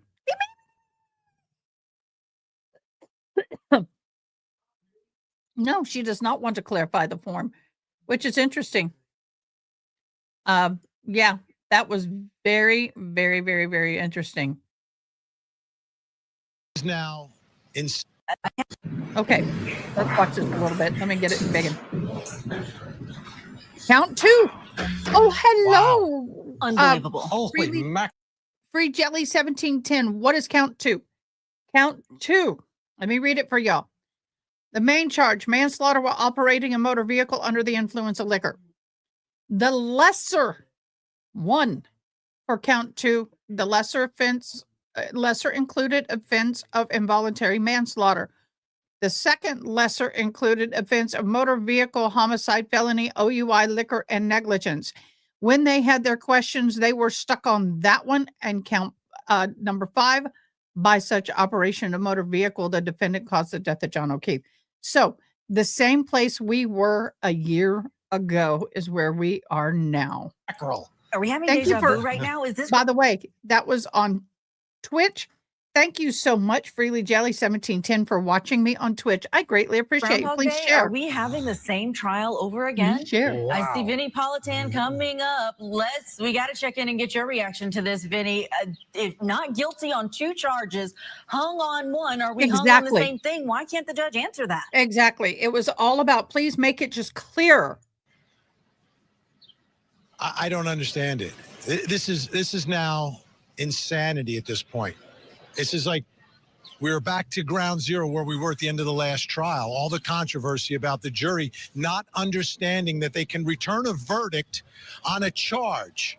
They don't have to return a verdict on all three. If they're hung on one and they've reached a verdict on two, that is a verdict. To not answer the question, why don't you want the jury to know? It's hypothetical. Well, hypothetically, they don't know what they're doing. They don't understand because the instructions are not clear. Going Alan back to Jackson court. talking again. Going back to court. Objection to the court's language that we not answer the question at this time. I would simply ask that the court answer the question as you suggested just now in open court. It's premature to address this question at this time. No. What do you say, Mr. Brennan? My response was this is not a question I can answer for the reasons I stated. It's theoretical, and we tell jurors that they cannot be concerned with the consequences of their verdict, and that's exactly what you would be asking me to endorse. What's the Commonwealth's position on the proposed? I agree with your first suggestion. Yeah, I'm going to send it in like this. Your objection's noted. Your Honor, if I could make my record a little bit clearer, the court's indicating that it doesn't answer questions about the Okay. That was the old, that was old. We are back to the, unfortunately, ceiling. Dion is back on stage. So we're just going to keep it here for the moment, but we're back at ground zero. Same as last time. Same as last time. And since my son mentioned pepperoni pineapple pizza, now I didn't want it, but now I'm craving it and I'm ravishingly hungry. Ravishingly hungry. I'm going to eat too much and it's going to hurt my weight loss, but oh well. It's Karen retrial, verdict watch. I'm sitting here all day. Let's go. Pizza. For those of you who are just hopping on, thank you so much. I'm AdaKay. Thank you for joining me. Thank you for all the newbies out there. I'm excited. Look what I got. Oh, for my Stanley. Look at that. Is that not cool? So when I'm out and about and I'm sitting down, I don't have to hold my phone. I can put it on my cup, and you can even do it this way and still be able to drink. Yep. Mm-hmm. Isn't that cool? I love it. I'm a gadget gal. I'm sorry. I am a gadget gal.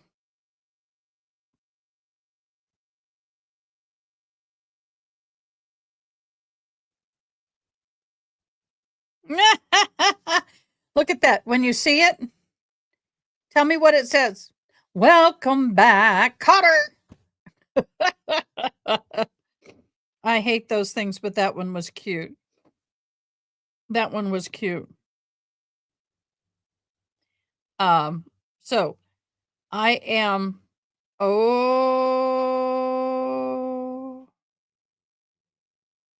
y'all, look at this. 2 people were hurt when the plane landed on a hangar. Boy, that's interesting.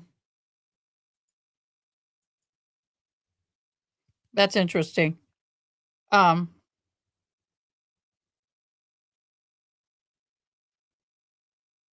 No! Home Goods, no. My favorite place. Home Goods retailer files bankruptcy, announces store closure. No! Home Goods was Tracy and my favorite hang. I love that place. Please. No. I'm going to miss Home Goods, y'all. You can find anything and everything at Home Goods. It is freaking amazing. If you've never been to a Home Goods, go support them. Mary Karen Reed, my family is 100,000% with you, hoping you become free of all this. Yes. I'm sorry. Do you know what? It is frustrating me. They made some changes on Facebook. I'm trying to figure out how to circumvent them and get around them, or whatever you want to call it, because while I'm live, I cannot make my live that we're on right now. Let me see. Yep. I can't make it open to all viewers until after the live. Oh, I might as well share this page. Here's my Facebook. This is my baby girl. I had a tank thing on. She's laying over it. You can't see it. I miss Sensei so much. I miss my baby. She's with me in spirit. I miss my baby. I miss her so much. I can't tell you how much I miss her. She was my ride or die. I love her so much. So we'll see what happens. Oh, by the way, I do have on the 21st, I have an event for the Service Dogs Inc. And then on the 27th, I go to my orientation. I've done it once. I have to do it again. Oh, yeah, she does. By the way, for those of you who did not see this post, look at this is Target. Can you see that? Oh my gosh, look at that. The entire store was covered, clothes on the floor, hangers everywhere. It is horrible. And people were literally kicking clothes to the side because people, I don't understand how that was. I don't understand why that was that bad. When asked the manager,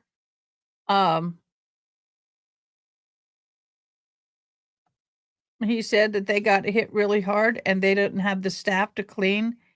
And I politely made the comment to him that all you need is one staff to pick up all the clothes, put them in baskets. You have a ton of baskets. Put them in baskets. Get them up off the floor. Put them in the back, and then recover the store as you can. Bad enough. This is how it looks, and it is horrible. Just horrible. It was a very unpleasant shopping experience. Sorry about that, True Crime Hockey Mom. I know. I am so sorry, babe. I'm so sorry, babe. My heart goes out to you. My sympathies go out to you. Um, they are our family. They're not a part of family. They are family. And I'm still grieving Sensei. But she's with me. She's with me. And when I do get another dog, she'll be with us. Because I'm gonna have a little charm that I'll put on her. And she'll spiritly guide her or him. I prefer females, but we'll see. Oh, I have a 15-year-old cat. She's a rag doll, and that cat is not slowing down yet. Becoming more and more clingy, that's for sure. She's coming super clingy. Man, she sleeps like right here. And I know I fuss about it, but one day I'll miss it. I know. Oh, someone asked what I was drinking the other day. This is not a sponsor, although they could sponsor me because I'm drinking enough of it. This was liquid IV. They come in different flavors. I really like the tropical punch. My second favorite is the watermelon, but whoo, it puckery. It's flavored. It is basically a liquid IV. It has electrolytes and everything, drink mix. I don't like things with substitute sugars because they give me migraines. This only has 11 grams of sugar for an entire thing. And what I do is one stick will fill this twice. So I drink it down and then I just keep refilling it until the flavor's out of the water. Usually I get I do one pouch for 2 of my Stanley. So it's basically half a pouch per Stanley. It's not as much as they want you to do, but I just find it's just too strong in flavor for me otherwise. So that's what I've been drinking. I will tell you, I have felt better. Berry and strawberry ones, he drinks them a lot when playing hockey. Yeah, my problem is I drink water, but I just get to the point where I don't want any more. And this is actually, it is kind of refreshing. I don't know how to say it. But where it is right now is where I love the flavor. So they are not cheap. They're about $1.10, 20 something a piece. So I break it in half, so it makes it about 70 cents a piece. Now you can order them directly from the company, and they break down to about 70 cents a drink. Now, I am doing this instead of Dr. Pepper's, and I used to spend $1.50 for a 44-ounce Dr. Pepper, and there's like 180 grams of sugar in that Dr. Pepper versus 11 in this. And I can't do substitutes. They do trigger migraines for me. So, I'd rather have the 11 grams of sugar and drink this throughout the day than to be drinking 44 ounces of Dr. Pepper.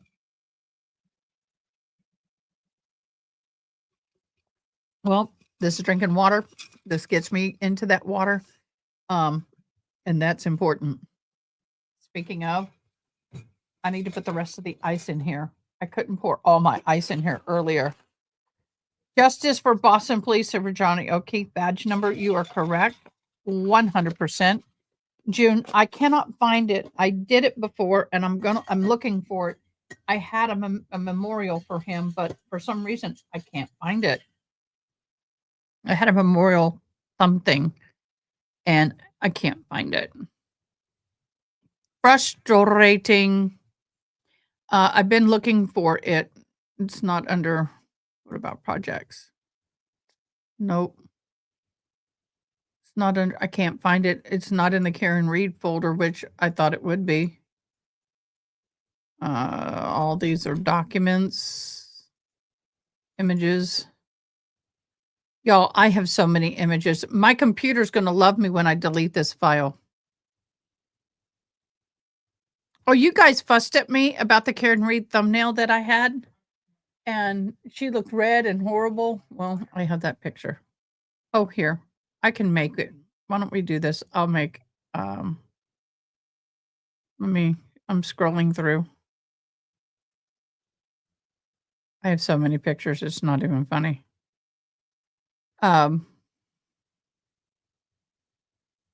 Images, lives. Oh, here it is. Okay, so I need to download that. That's what I was looking for. Video, add file. Karen Reed. Lives. Oh. Back up.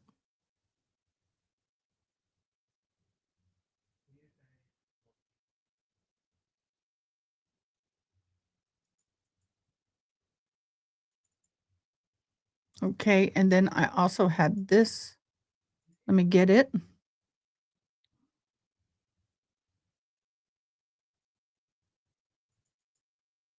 Okay.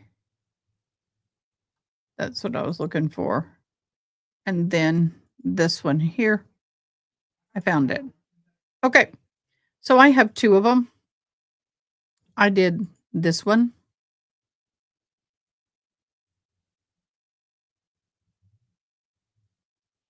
That was one that I did. And then I have this. Oh, can't be in two places. So there's the John O'Keefe. And then I have this one. This one I used a lot in the last trial. And here we go. We're going to have a moment of silence for Mr. John O'Keefe.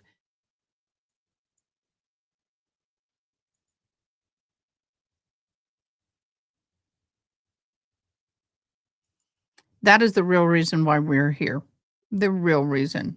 And we can get caught up in the trial and all that it involves, but in the end, justice for John O'Keefe is why we're here.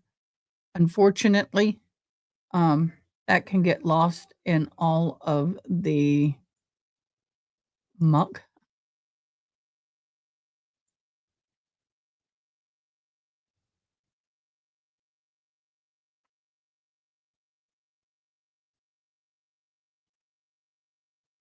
So do you think it's a... Yes, June, let me get it up there. You're right. Let me get comments. There we go. Amen. I'm going to take a quick break. I'm going to put some music on. Everybody get up and stretch. Come on, y'all. While we're doing that, we'll have that video of John O'Keefe while we are in that break. It's stretch break, everybody.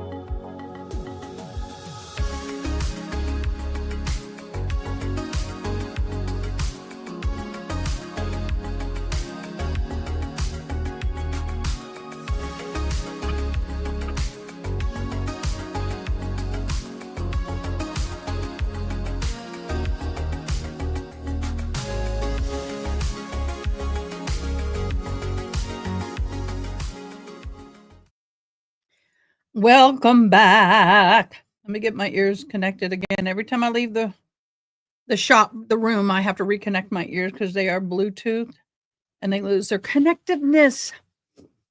Oh, let me go here.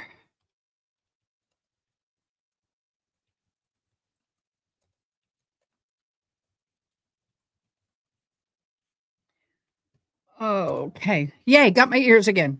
Woohoo!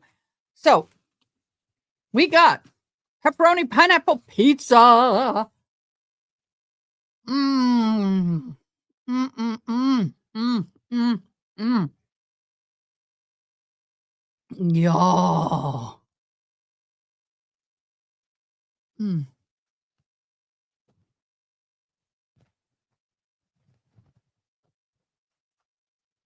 Oh, that's good. I know, I don't wanna hear it. It's bad for me. It is good. Nice and hot, very hot. Luckily, they are right down the street, so we never get a cold pizza. Mm. And just a little tad bit of information. All those, a lot of the people who support John O'Keefe and his family got necklaces that have the badge number, either silver or gold, just $24.90. Mm. Yeah. I have to be in the mood for pizza, and I was. And my son got the stuffed crust. I just got a text from somebody. They're broken down in part down.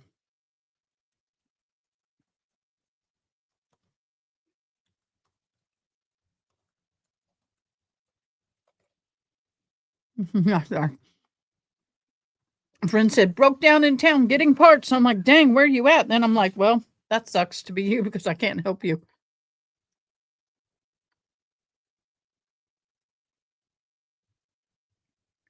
If I don't do only pineapple, I like to add sausage and jalapeno. Sausage, okay, jalapeno. I can't do peppers. I mean, sometimes just plain old black pepper hurts my stomach. I cannot do peppers for the life of me. Aaron, you want to hop on live with me? You can.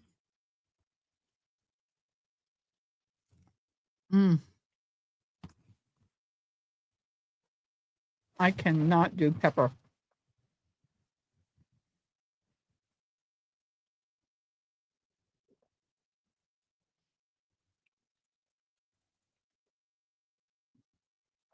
And I ate too fast and it's going to hurt.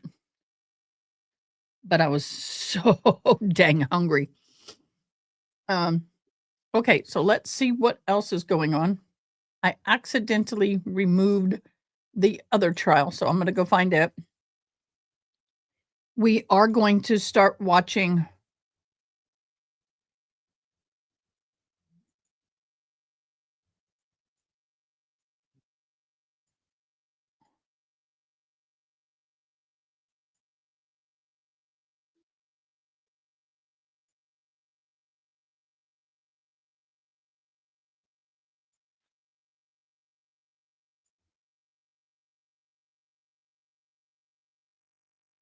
Okay, here's the verdict. Oh, opening statements. Opening statements, but that doesn't make sense. I'm going to listen to this for a second because this is the South Carolina Michael Colucci.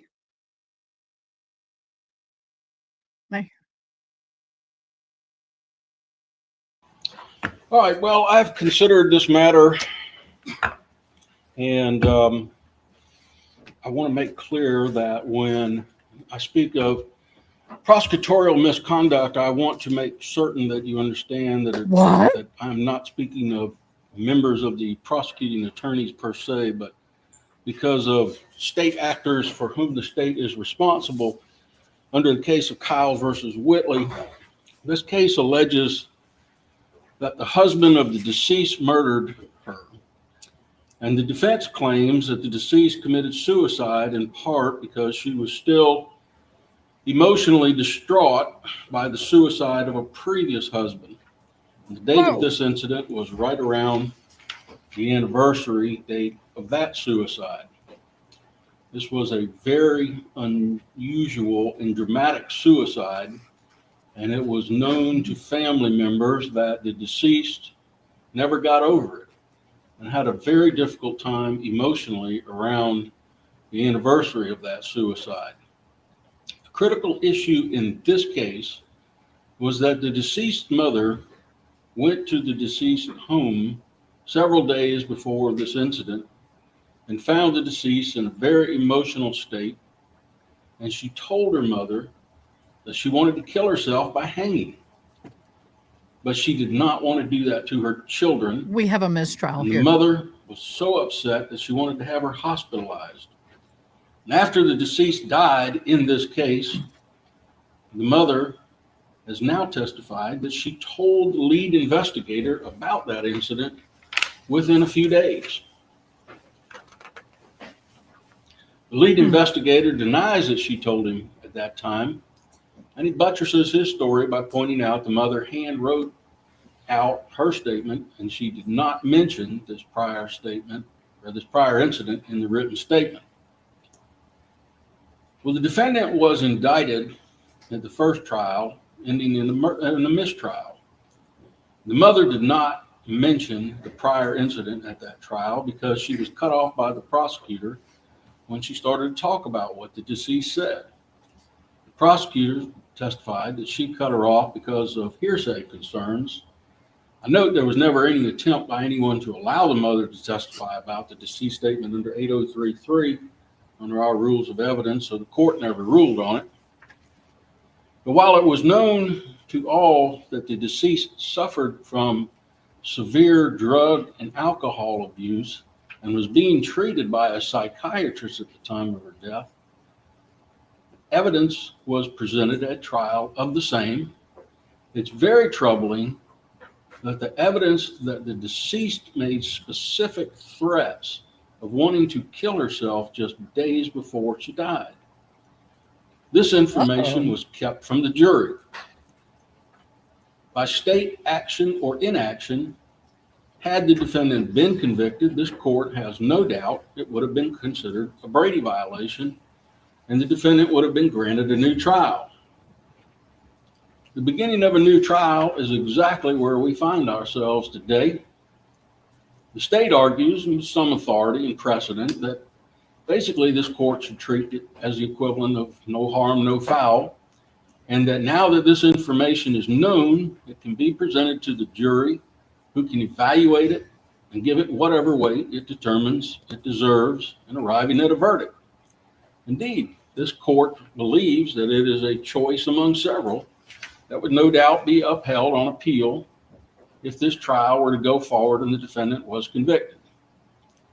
However, this court believes that our courts should demand better from the state, and to simply allow this trial to go forward with so many witnesses, such as He's cutting the trial.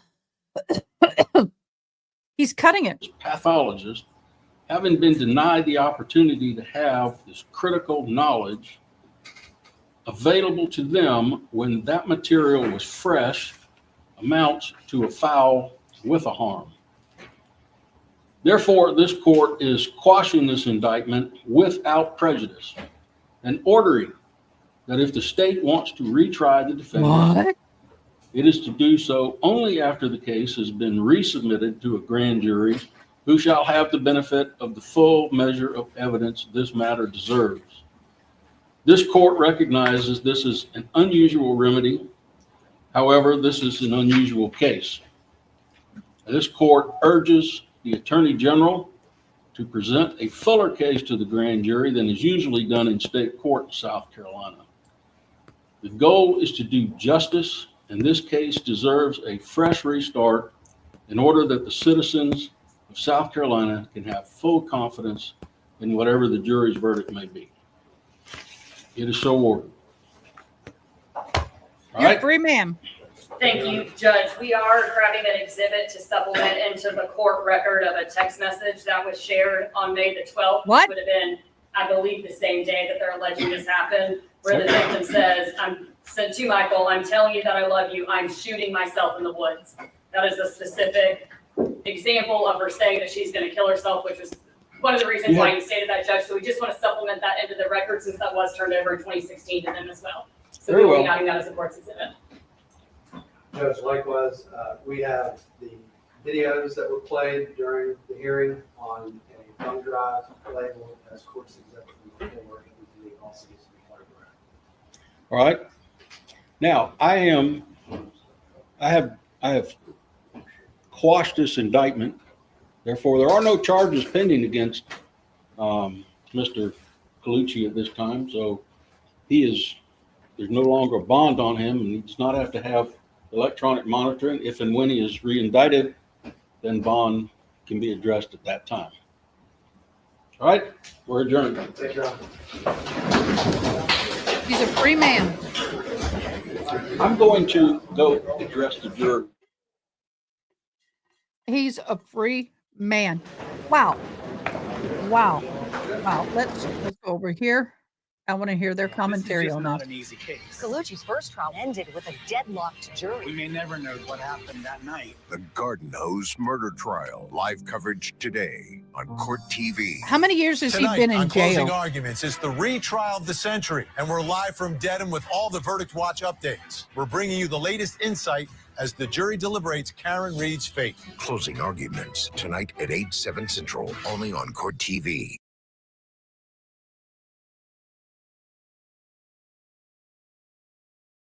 Y'all, that's huge. I need to get more ice. But we don't have any ice. And I just really dirtied up my thing with my lipstick. My brand new one. Covered in lipstick. Lipstick is the vein to my existence when it comes to cleaning these things. It just is. That's why I got a thing to clean them. So, what are y'all's thoughts on that one? That's interesting and new. I would not have expected that. But thank God somebody did the right thing. And that is awesome. You know, sometimes it's hard being a judge and doing the right thing at the risk of pissing off everybody that you work with, the DA or whatever. But they didn't do what was right. Y'all, I'm still finding Sensei's hair around my studio. It is like, see? I don't know if you can see her hair.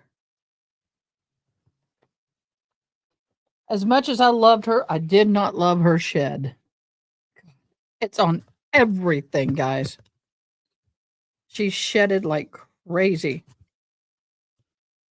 But I got those big foot-long lint rollers from my bed. I lint roll my bed every night and every morning. The judge dismissed the case because the grand jury wasn't given the info, but Bev hears that both Carrie Roberts and Jim McCabe essentially lied on the grand jury, and it does not get dismissed. Yep. Yep. And yep. You got that right. That is, I'm going to back this up a little bit. I want you to watch. I do feel bad for some of the family members, but let's go ahead and watch this. There we go. The relief that that man has to have. Now, he will have to go back to the jail and get his possessions and be processed out, but he will not be put in cuffs, and he can go in the vehicle of family or law enforcement.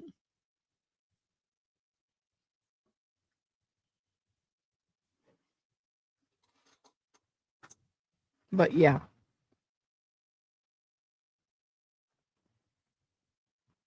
I don't know why I have, it's like, I don't even know why that's red right there. It's been like that for a few days and it's driving me back crazy. So it looks like that's family. I don't know who all that is. Yes, I do have the Emily D. Baker lip gloss with the mirror. Here, we'll do it that way. It says Law Nerds. And on this side, Emily D. Baker. I do like it. I've got it to support her. Like I said, I do support other content creators.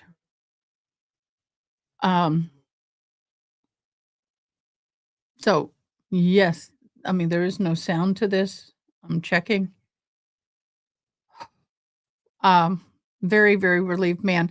So basically what's happened is that his wife was found unalived with a hose around her neck, somewhat precariously hanging, I think, from the fence, and they charged him.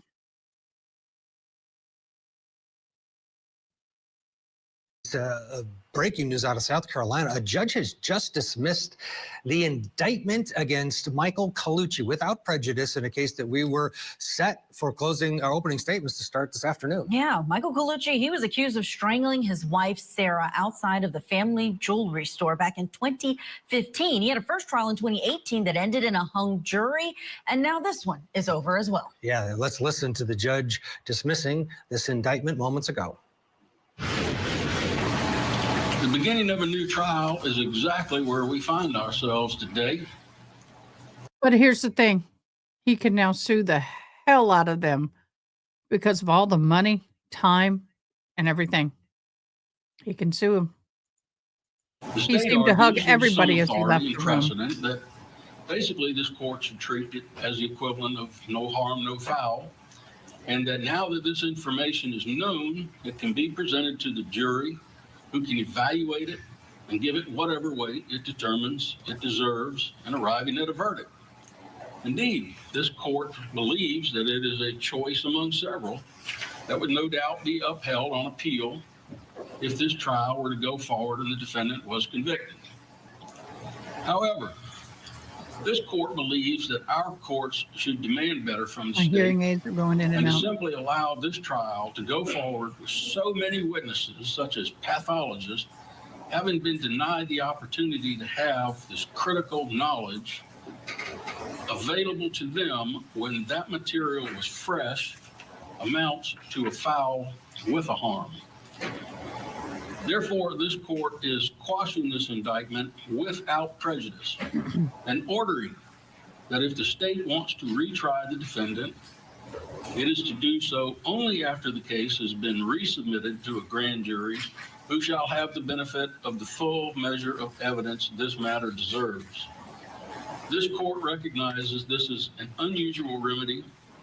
However, this is an unusual case.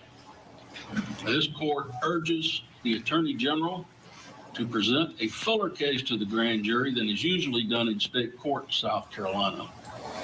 The goal is to do justice, and this case deserves a fresh restart in order that the citizens of South Carolina can have full confidence in whatever the jury's verdict may be.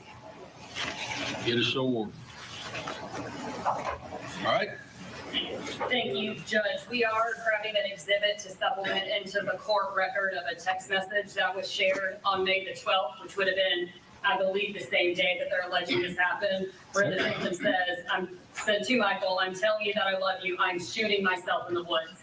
That is a specific example of her saying that she's going to kill herself, which is one of the reasons why you stated that, Judge. So we just want to supplement that into the record since that was turned over in 2016 to them as well. So we will be having that as a court's exhibit. All right, there you have it. The Garden Hose murder retrial is no more. The judge dismissing it without prejudice. So that means that there is the opportunity for these prosecutors to try another retrial. Yeah, that's probably not going to happen given it's been 6 years to get to this point. It's another case. Let's go back to Karen Reed. We are waiting anything. We're waiting for any word from that jury in the Karen Reed case. It's 13 hours, 54 minutes, almost 14 hours of deliberation, and it's been quite a day. If you're just joining us, there have been several questions from this jury, and the last question of 4, at least the last one we have heard about, was basically, hey, Judge, if we find her not guilty on the top 2 charges and can't figure out the third, is this a complete hung jury? What should we do? The response, sorry, can't answer. That's a theoretical question. Our lead anchor, Vinny Politan, among the folks outside the courthouse. And Vinny, as every second ticks away, the anticipation grows. And that is true. It absolutely does. And I want to give you, Ted and Julia, an idea here of what's happening at the courthouse. So we started here at the top of the street, which I call the gauntlet. We're going to walk through it so you can see the number of people and how far it stretches. You've been getting sort of a snapshot. I want to give you the full picture as we walk and talk here. As we make our way down the street, you can see folks lined up on the left. These are folks who get the shade of the tree, and in case it rains, they're protected. These folks, VIP in the benches that they have. You'll notice the similar colors. Almost everyone is wearing some shade of pink. And now we get to the part you start to see more and more American flags that were being handed out. This is sort of the epicenter across the street from the courthouse steps. Folks have been gathering here. Law enforcement's done an amazing job in communicating with everyone what expectations are if and when a verdict comes down. But you can see I'm moving a little more slowly now because there's many more people gathered here. This is an area, again, you can't chant, you can't show your signs, but you can see the density of the crowd in this area, which is just across the street. These are the steps that we've been broadcasting from. My show, Matt Johnson. We come down here. This is the grassy knoll that I've been talking about, the area under the tree. It goes back 3. You got to be here early to get these seats, but folks have gotten them. There we go. You've got more folks up here going 1, 2, 3, 4, 5 deep in this area. Best dressed always. Good, good. And we move down the street. We're still in the buffer zone. So we're still inside the buffer zone. We've just cleared, if you look, we just cleared the courthouse, right? So now we're getting to the area close to where you can see Matt Johnson is over there. If you look in the distance, you can see Matt. Matt's getting ready. He's across from the folks who get the closest to Karen Reed and her team. We've got more folks here. Again, still buffer zone, Great area over here, lots of lawn chairs. People have a seat. People getting to know each other. A lot of them know each other already through this and other reasons. Now, as we cross the street, it starts to thin out a little bit, but it's not quite over because I'm going to show you the end of the buffer zone as we keep walking down. Now, during the trial, there were many more people down in this area because this is where you could wear your shirts and people were watching live streams of the trial. But you have people lined up down here as well. And the further we go, the closer we get to really what was the epicenter of the supporters during the trial. As we move down here, it's a little more comfortable, less crowded, but you're still not far from the courthouse. If you turn around from here, you can see where we are in reference to the courthouse. It's still not far, and you cross the street right here if you want to get into the part that greets the defense team and Karen Reed when they show up in the SUVs. And obviously, folks who are sitting here will be able to see those SUVs arrive. And when there's a verdict, that's going to be one of the indications when the defense team or John O'Keefe's family enters the courtroom once again. Down here, folks got some coolers. Looks like you might have a rubber duck or a chickie or something going on over here. Not quite sure what that turtle or frog means. Turtle, there you go. And then down here, this is really the heart of, during the trial, day in and day out, the folks in this area who are allowed. Because right here, this is the sign. We are now exiting the buffer zone. Okay, so this is the non-buffer zone or the buffer-free zone. And here folks can do whatever they want to express themselves with their shirts and signs and making noise. So that's the entire gauntlet. Back to you guys. Wow. Thank you, Vinny. Wow. That does There are a lot of supporters. Just how big it is. Yeah. And guys, there's a whole lot more that aren't there right now. I saw other video and it was that whole thing was shoulder to shoulder. The area to the buffer zone. We'll be checking in with you. I feel like a verdict is coming right around the corner. Let's bring in another Court TV anchor we have in studio with us. Judge Ashley Wilcott is with us. Judge Ashley, what does this mean about the prosecution's case? This is the second time around that they have attempted the same charges. They didn't change things up, even though they knew that many of these jurors from the first trial reported we are not guilty or we were not guilty on second degree and leaving the scene real quick. So some people think that the murder in the second degree is too big of a charge, too much of a charge, the intent piece. The Commonwealth may start to feel that way soon. We'll see. Let's get a break. More of our Karen Reed rolling coverage from Dedham, Massachusetts, and across the country. People are watching. Look at the clock. Fort 14 hours now. The jury has been working to determine the fate of Karen Read. Have they come to a not guilty verdict on 2 of the charges? Sure seems like that. Back with this, more after this.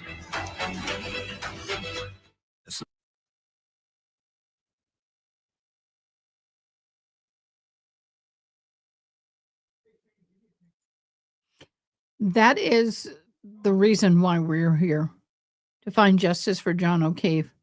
But a lot of us do not feel that the justice that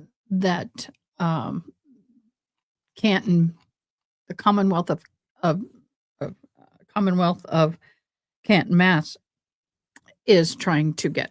They believe a lot of people believe that they have the wrong person, and that very well may be. We are waiting for the jury watch.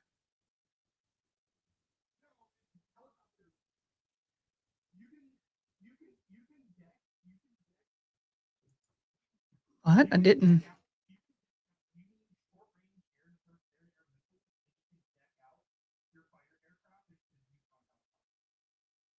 Oh, okay.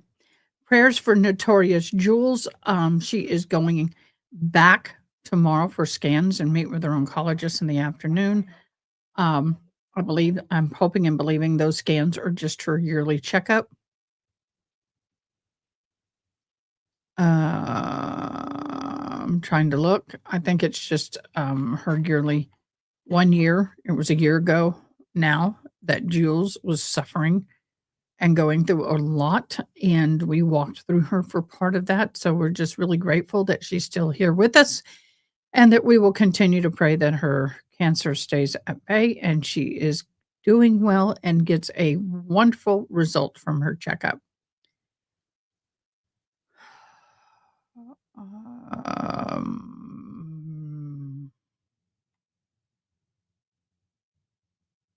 What? Look at this. I don't understand this. Watch this. Watch this. You're in the bag? Go, I'm in the bag. Okay, I'll see you in a second. Thank you, babe. What? You can't hurt? Thank you. You're in the bag? Go, I'm in the bag. Okay, I'll see you in a second. Thank you, babe. I don't understand how women can walk around like that in public. I'm appalled. I am appalled. How can you walk around in public like that? Really? Y'all. When I was in my 20s, we walked around like that in public, we'd be arrested for indecent exposure. Indecent exposure.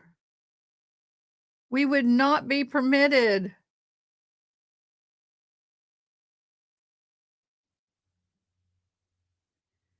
What? Breaking in the new examining ring footage from 34 very depicting science described as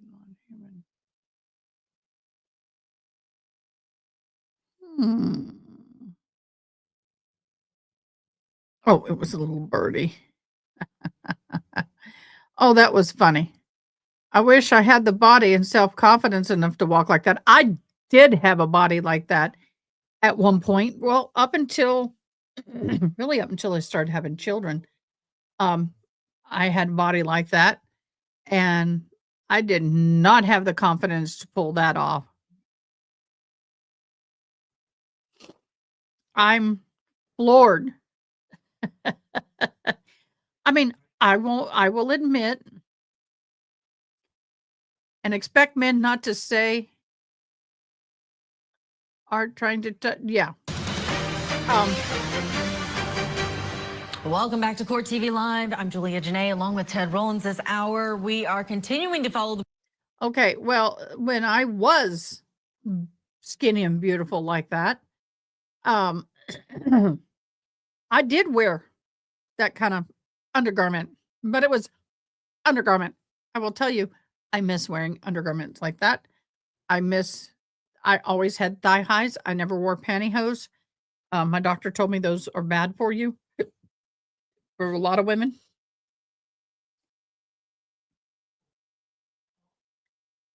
Oh. So anyway, sorry, I ate too much and it's hard to breathe. Defendant guilty. Signed by foreperson Carrie Roberts, dated June 17, 2025. Ladies and gentlemen of the jury, if this is your verdict, please so signify by raising your right hand. Thank you. I let the record reflect that all jurors raised their right hand. Any opposed to the jury by the defense? No, sir. All right. Ladies and gentlemen, I want to thank you for your service. That will conclude your duties as jurors in this case and after this term of court. I want to thank you for your service. I know jury duty is not a fun thing to do, but it is an important thing to do and a vital thing to do. You have a 1-year disqualification from serving as jurors in state circuit court. You have a 3-year exemption. I hope you don't exercise your exemption because we do need good jurors. And I want to thank you for your service. You're free to go at this. All right, Megan Jackson found guilty in South Carolina. If you're interested in more of the coverage, we're continuing to cover it on CourtTV.com. But guilty, she decided not to take the stand in her own defense. Right. Justice for Gregory Rice, the father of her children, one of those daughters taking the stand very emotionally, talking about how her mother acted after this. Again, CourtTV.com. You can watch that trial. We haven't been able to play it as much on air because we have been fully in the Karen Reed murder retrial, where we are still in a verdict watch.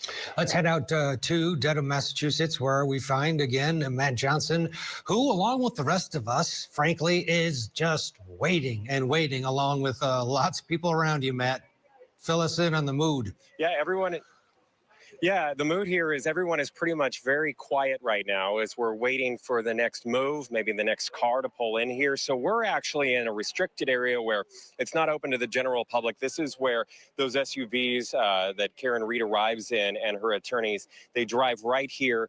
And this is across from the main buffer zone area, or where all of these supporters have assembled across the street. So I want to give you that other perspective from across the street. You saw Vinnie Politan walking through the crowd over here. So this is directly across from the courthouse. This is the Registry of Deeds. You see the majority of supporters are over there. Well, across the street and over this way, you have District Court. They're also over there. That's where that buffer zone originally had come to an end. There were signs in place. It has since been relaxed in a sense, as long as supporters are quiet and not holding signs or T-shirts that directly affect or are part of this trial. You have these supporters that are described as the ones that are closest to Karen Reed when she gets out of her vehicle, and also the O'Keefe family as they make their way to court. But what I also want to show you is, aside from all of the police presence over here, just how close these supporters are and these supporters are to the courthouse in relation to the courtroom. So this is the courtroom where the trial took place. And this is why it's so important to why everyone is quiet out here and they maintain decorum, as these 12 individuals that are deciding the fate after this 8-week trial can do so in silence without influence. I'll send it back to you guys. Matt, have you noticed everyone keeping it with those rules? It does seem like it sounds a lot quieter than we used to hear outside. It is completely quiet out here, and we noticed that change, especially as jury was seated, the deliberating jury, and then also those deliberations began. These individuals want to be here to not only witness history, but see a resolution. And of course, they're out here supporting this defendant, Karen Reed, but they don't want to be pushed back or removed from this lifted area that is still under court order and under restriction, but they can assemble here as long as they're quiet and don't have that signage. Otherwise, they can be pushed back to where Vinny had shown you, where the original buffer zone for trial number 2, the retrial, began. Okay. Thank you, Matt. I love seeing where the actual courtroom is. Hey, Matt, is that a black SUV in front of the courthouse? Yes, it is. Let me see. Let's walk over this way. Let's take a look. Let me see. Usually these officers would be getting on their bicycles. We would be seeing the media over there. They would be grabbing their cameras. I'm not seeing anything come down, but this is the direction of traffic where these SUVs would be coming in, and then they would make their way past where my cameraman's standing. So no, but good looking. We'll keep an eye out for you, and we'll break in. It might be just someone on their way to the Logan Airport there in a limo. Right. So let's bring in Judge Ashley Wilcott. And Judge, the importance that, Matt showing us the proximity from the courtroom to those protesters. We've covered cases. Harvey Weinstein, you could hear the thumping of the drum outside of the courthouse in Manhattan. Michael Jackson, same thing. It does make a difference, does it not? Because this jury, if they know that they are being pressured to go one way or another by public opinion, it can change their thought processes. And say what you will about Judge Cannoni and her handling of some things in this case. How did she do on managing? Free Jelly 1710, thank you for your comment. I guess it's safe enough for me to give my humble opinion. My actual feelings on this case, although I know I'm going to have people disagreeing with me. Dog bite. I have been a dog groomer for years. I have been bit more times than I can count. Hold on. I have been bit more times than I can count. I have seen dog bite injuries. I've also seen a lot of fight injuries as a first responder. Not a doctor. I am not a scientist, but sometimes you don't have to be. You don't have to be. And if I'm on the jury, in my humble opinion, those are animal dog bites. And I just find some of the behavior after minutes, hours, and days after this event interesting, because you sit there and you have a dog that disappears, a beloved animal that has been a part of the family for years, all of a sudden no longer there. Nobody knows when, where, how, why. The other thing that bothers me, and I keep going back on, is they showed some evidence that actually had nothing to do with her tail light. They showed a clear round piece of plastic. Let's see if I can find the image. And then they had clear light bulb type glass. And neither one of those should have been anywhere near her vehicle, because they did not have a light bulb in her tail light. They did not have a light bulb in her tail light. Her tail light had plastic that curved in like a backwards L that had a bunch of dots on it that clipped in to the source at the top. There was not a screw-in bulb like we find. I may not have a picture of that. Like we find in, I may have a screenshot in my type of vehicle. Oh yeah, it is here. Let me pop it up. Let me bring it to you. I got to move some things around. I got too much up. It's a lot. I have a lot up. Stop. Invite. Share. Window. Here. And there we go. This here is what I am referring to. I'm trying to get it embiggened for you guys. This here is, to me, yeah, it's not going to get any bigger. Well, maybe I can do this and get it bigger. Maybe I can get a little bigger. That right there is a plastic container.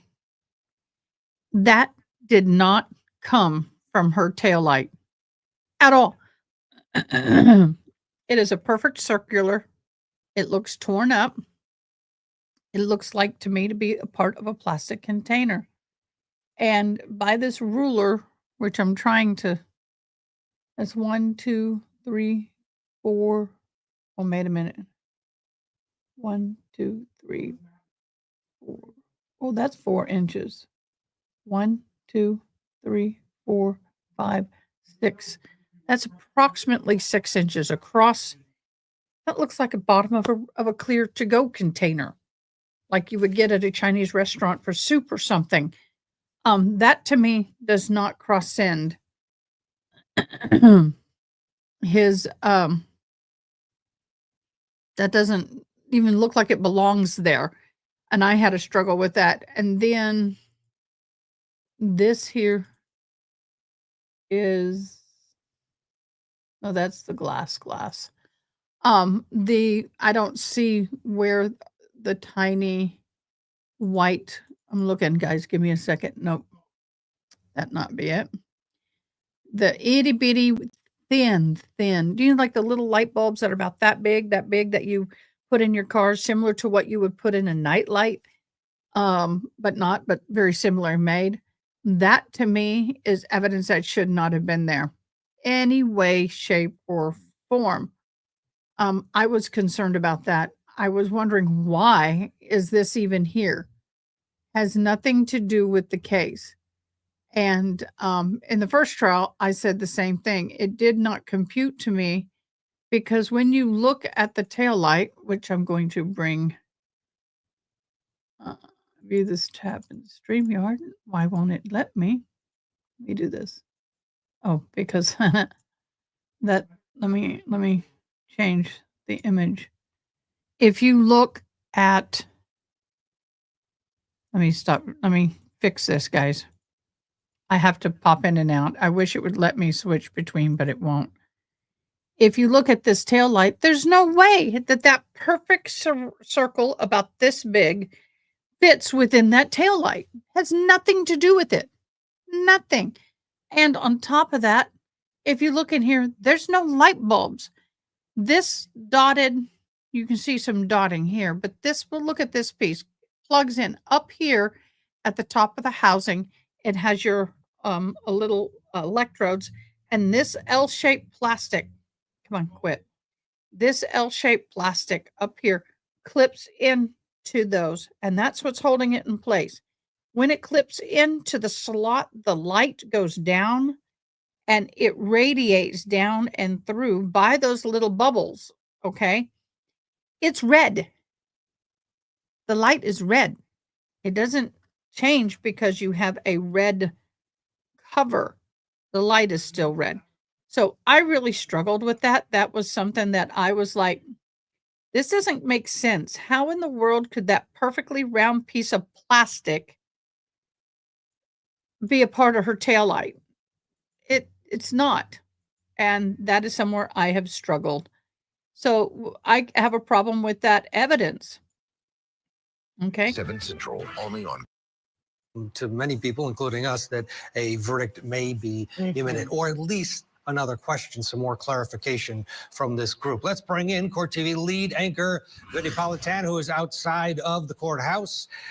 Vinny, I understand you have found a couple John O'Keefe supporters who there is outnumbered maybe. I'm going to mute this. Haley Mouse, there is a plastic taillight housing, but it would be in the shape of that taillight, not a perfect circle. And mind you guys, I have years of experience. I used my first ex-significant other in my younger years had a used car lot, auto body and repair shop, and I did a lot of body repair. I was the Bondo girl. I also did oil filter change, tune-ups. I changed tires. I did the belts, the fans. I did all of that. I worked on cars for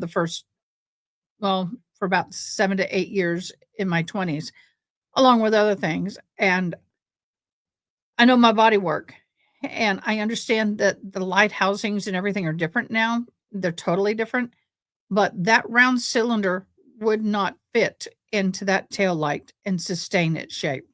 Can't. In my humble opinion. Outside of the courthouse, but there are plenty of them across this country. Yeah, absolutely. And obviously at Court TV, we cover every side of every story that we can. And outside the courthouse, since I've been here, the story's been the sea of pink. We've seen that. We've seen it grow. We've seen it emerge. But I was able to find two folks who are showing their support for the victim in the case, Officer John O'Keefe. I want to speak with one of them right now. How's it going? Good. How are you? All right. So first, explain your thoughts at this moment. You know, being here, wearing Justice for John O'Keefe badge outside of a sea of pink. Certainly outnumbered. That's a fact. I think it's about 200 to 1. I think we're looking for closure. I think everybody's looking for closure at this point in time. I certainly feel strongly about the Commonwealth's case. I feel like they did a phenomenal job. I feel like the data is the data. I feel like this is a very simple DUI homicide case. Whether or not she intended to do it or not, I believe that's up for debate. But I think the prosecution certainly presented a very, very strong case. And I quite honestly think the rest of it on the defense side is just a smokescreen. That's my opinion. And your thoughts about walking with this sweatshirt on that you're wearing? Yeah. Has it been a problem at all being here at the courthouse? I've had a couple jeers, a couple cat calls, nothing violent, nothing harassing. Everyone's been fairly kind, but yeah, I've had a couple of people say some things, and I just ignore it. I knew that was going to happen, though, and it's a volatile, emotional situation. I get it. I understand it. They're supporting Karen, and they feel that she was, unjustly accused of this crime. So I understood that coming here and, kind of being an outsider and a one-off, that I was going to subject myself to some of that. But for the most part, Vinny, it's been fine. People have been great. And are you surprised that more people haven't shown up like you? Because you're not alone. I mean, we've seen and heard from plenty of others. Obviously, the public numbers here at the courthouse, predominantly, almost exclusively pink. But are you surprised more folks like you haven't shown up? I don't. I think, obviously, a lot of these people are out here for a reason. I think a lot of the supporters for John O'Keefe and their family, they're at home, they've got jobs. I'm not trying to belittle anybody here and say they don't have a job, but I think that I'm from the West Coast. The people that I talk to in my home state and the surrounding states, and I've got a daughter that practices law in the Midwest, they all think this is a very simple case and a very simple outcome that should be, and don't believe in the conspiracy theorists and the conspiracy theories. But I think because people don't want to get involved in this sea of pink, they stay away. And that's my opinion. That doesn't mean I believe that when I see these polls that are skewed in crazy numbers, that I believe those numbers are accurate. I just think that people, choose to support him from afar. I appreciate it. Thanks so much. Thank you. All right. So I think it's a real. Thank you, Insta Classic 87. If she did it or not, it's up for debate. That's reasonable doubt by definition. Accurate reflection of what's happening. The level of passion that you have for it. What are you willing to sacrifice to bring it? Right? There's folks that have to work. Folks have to do things. A lot of folks here are using vacation time. Some have traveled from out of state. Like the young man I spoke with, it's a case where everyone has an opinion, and fortunately, I think part of the lesson of this is that everyone should be able to express that opinion. You should be able to. Every trial we cover has at least two sides, right? Every trial has at least two sides to it, and there should be a vigorous debate. People don't have to agree, but there's not really a reason to be disagreeable about it. There's a reason why we have trials. The reason we have trials is people don't agree as to what happened and what should be done as a result of what happened. And we bring in a jury to decide it. And hopefully that's one of the lessons that gets taken away from all of this. And hopefully there aren't any brush-ups between the two sides. I know last year we had one flare-up of some shouting back and forth late in the case. But we haven't seen that here. But primarily, we haven't seen it because the other side hasn't really been here. But there are plenty of people who believe in the prosecution. Talking about two different sides here, and I'm curious as to how you think this compares to other cases in terms of how split people are.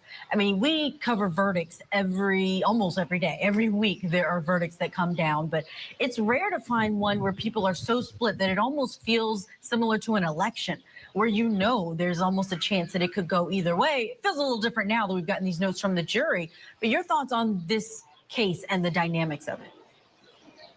Yeah, I think, and to be honest, looking back at all the years at Court TV and all the big trials, the trials that touch the public, a lot of them swing one way. Usually it's to the prosecution. It absolutely is. There have been some that were very split. Kyle Rittenhouse, very split. The Menendez brothers, originally going way back, was split. That was split down gender lines. Kyle Rittenhouse was political lines. So we do see some cases like that are split. This one, it's tilting one way. It's tilting not guilty. It just absolutely is, from the people who are voicing their opinions, right? That's the only way you can gauge is from people who are expressing their opinions. There may be other people believe in the prosecution, but just don't express it. And that would be sad if they wanted to express it and they couldn't, afraid of what the response would be. That's the system not working, right? But if we go by just what people are expressing and have expressed in other cases, this is one that's swinging all the way in one direction, which brings me to a question that I have. In the day that we live of social media, where people are very outward about what they think about a case, is public opinion in sync with what the jury is seeing inside the courtroom? And we only know after the verdict. Johnny Depp, they're going into Johnny Depp. I had no idea where the public was going to land on that. I should have known, because Johnny Depp is a world famous celebrity, but it was overwhelmingly on Johnny Depp's side, and it grew during the course of the trial. And in the end, the jury agreed with what the public was seeing and hearing. We'll see in this one if that's true as well. That's to a me, great that's point. the Yeah. variable that we have now. Let's talk logistics here. This jury has till 4:30 today. As much as we thought, oh, we're heading to a verdict, it is coming up to 3 o'clock Eastern time. We're talking about another hour and a half. Do you think they are now back there trying to decipher whether they can come to an agreement on that third charge, if indeed their hypothetical letter to Judge Cannone it was accurate? And if they don't, is it possible we're back here tomorrow? Yes. Okay. Yes and yes. Yes, I believe they're debating that one count. The hypothetical, I'm not buying the hypothetical. I think it was semantics. It can be interpreted either way, if da-da-da-da-da. I think it's just the way you speak, and you might write out a question the way you speak. But why would you send out a hypothetical about reaching and saying the words not guilty? Because the judge and the lawyers are all going to read that. Why would you hypothetically send that out unless you're really, really cruel to a certain extent, right? Right. No, I agree. I Words, agree totally whatever with the you. verdict is, when it's completely hypothetical, that would be cruel to do. But and would be they can't extremely finish misleading. this today, Vinny. They won't be able to finish. They're not going to have enough time because there hasn't even been an Allen charge or anything to push them back on that third charge. We're still a ways away. Right. Except if they are on the operating under the influence. If it's just the least of the lesser includeds, if it's just OUI that they're debating, you can fold a lot quicker on that.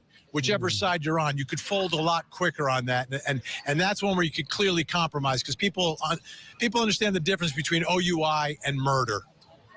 This Absolutely. jury, so close. We can feel it. We're all watching together. Vinny is there on the ground. We aren't going to go away from this trial today. So you are with the best network to cover the Karen Reed murder retrial verdict watch. Don't go anywhere. We're slipping in a break. We'll be back.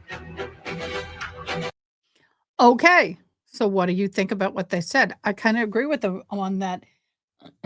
I do believe that there's going to be any bending anywhere in this verdict form where someone would hop on to the other side. That would be the one charge. It would be easily done. I do not disagree with that. There's a lot more evidence in the Kohlberger case than people first thought. The stuff coming out, the release should shut the conspiracy theories up, Ronnie. Wow. Snap. I got to be honest. I did not think I was going to cover the Kohlberger case at first. I was kind of like, ew, icky. I don't know. I had a daughter in college, a son they're all the same age. Some of those kids that passed away, and it was just hitting home for me. I didn't want to think about it. But now that my daughter's much older and graduating, I'm in a little better place to handle it. This is my own bias, but sometimes I feel like they want people on juries are easily influenced and don't know how to think critically. I honestly think the only one thing they could only find her guilty is drinking under the influence, but drinking under the influence is not the only part to that. And that's where I struggle. Again, let me pull it up and I'll read it to you. It's not only just drinking while under the influence. It's under the influence by such operation of motor vehicle while under the influence of greater than 0.08 alcohol blood level, the defendant caused the death of John O'Keefe. That is where I'm struggling. And if you believe that, then you believe that she hit him. then you need to go to murder in the second degree, or at least manslaughter while operating a motor vehicle under the influence of liquor, because they're the same exact charge. Their only difference is the fourth section, the defendant operated the vehicle wantonly and recklessly, or to create a higher degree of likelihood that the same harm would result to another. But in the lesser included, the OUI with causing the death of John O'Keefe, the number 4 reads, defendant operated the vehicle in negligent manner so that the lives and safety of the public were endangered. That's the only difference between the definitions of those two charges.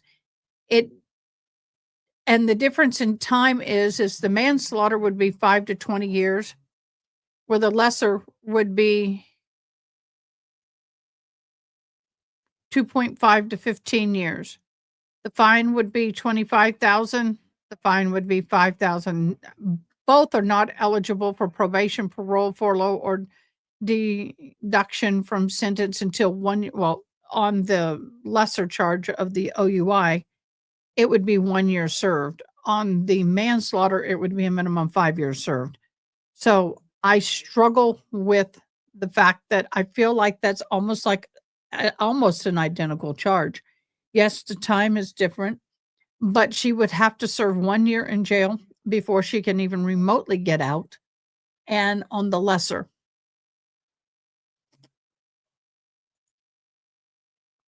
right, there aren't any charges that aren't tied to killing JOK. Unless you think she hit him, she can't be guilty of any of those charges. And that's where I'm at. If they had just driving while intoxicated, causing bodily harm, not death, I still couldn't hit that boat because she would have to hit him to cause a bodily harm.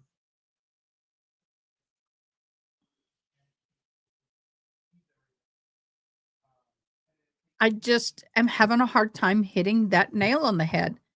Hi, Miss Diane. I'm popping you in. Oh, hello. Sorry, I didn't see you. You need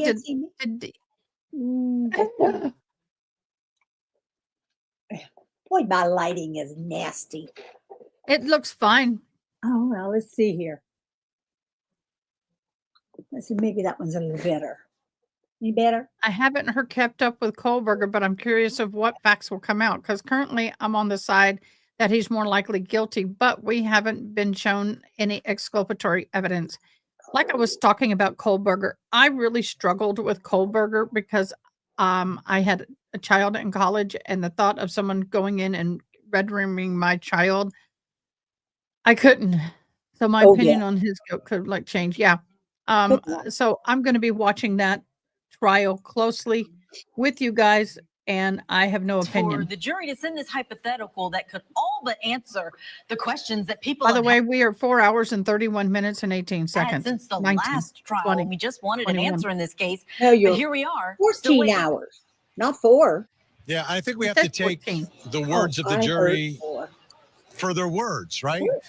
I am under the presumption that they've reached not guilty verdicts in 2 of the 3 charges. I did see a video where he talked about going out in the middle of nowhere to watch stars at a state park. Yeah, that's a no bueno, because the state park closes and kicks everybody out at 10 o'clock. So I don't believe that one, because that's been debunked. That has been debunked. A news investigator drove to where he said he was at the time he said he was. He said it was very eerie. There's no lights. It is very dark. And when he finally arrived at the entrance to the park, it was closed. And they do kick you out. You can't camp out.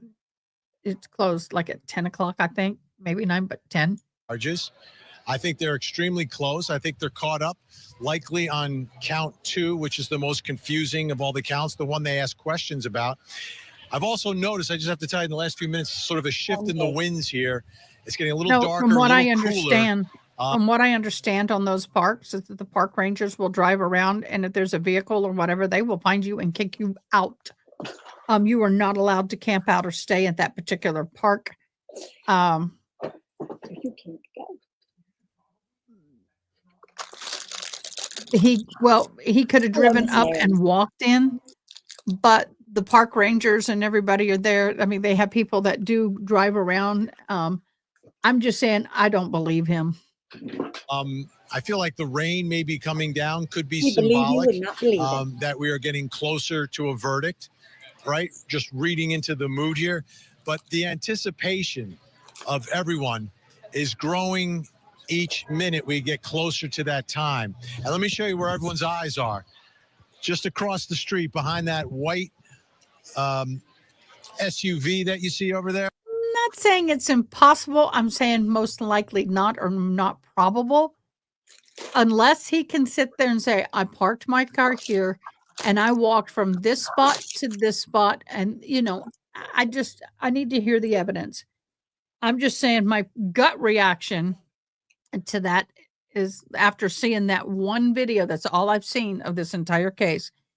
I saw that one video. I'm not believing the story, but I'm going to be like I was on the first Karen Reed trial. I'm going to not look at anything. I'm not going to do a whole lot of research unless y'all want me to, and then I will. But I don't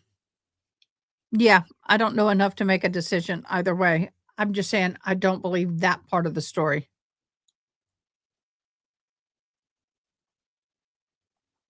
No, it's not impossible to evade the security on foot, but the vehicle, they got cameras on those entrances.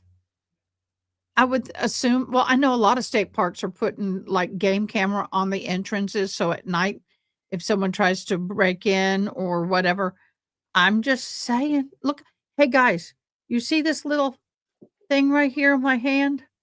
That's what happens when you lose weight and you had fat fingers. Instead of having the flyaway under here. Oh, I got that. I got it here too. We can get matching See it wiggle, see it jiggle. Did you know that? What?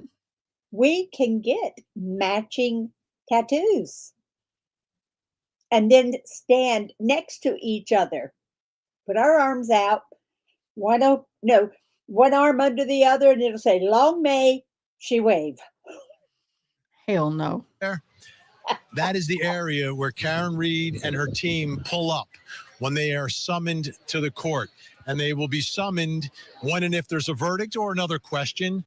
All of that's possible, Aaron. I'm not saying that's possible. I'm just saying the exact story that he gave the investigators or whomever, that does not make sense to me. Now, if he said I parked and I walked and I did this and I did that, possible. But as I heard, I didn't believe. That's all I can say. But it doesn't mean he did it. Or to come because it's the end of the day. I would expect them to be here around 4 Brian o'clock or so, Kohlberger. because they'll probably check in with the jury at that time to see how long they're going to go. But if they are hung on one of the counts and they haven't sent a note yet saying they are hopelessly divided on that Hopelessly issue, on that charge, divided then things just move along. And I really think, based upon the response to those questions that they I had, just had a piece of pizza. they may That be was trying my to breakfast, figure lunch, and things dinner. out for themselves. Like, what do you do when you send out a question asking, can we reach a verdict on 2 of the counts and be hung on the 3rd? Is that still a verdict? Is that a hung, or is that a hung jury? What is that? And Same you get no scenario response. as first time, What Diane. do you do? Let me I catch think you what up, you babe. do is you The jury came back with a question and basically said, what if we found him not guilty? What if we've reached a verdict on count 1 and 2, but count 1 and 3, but we can't on count 4?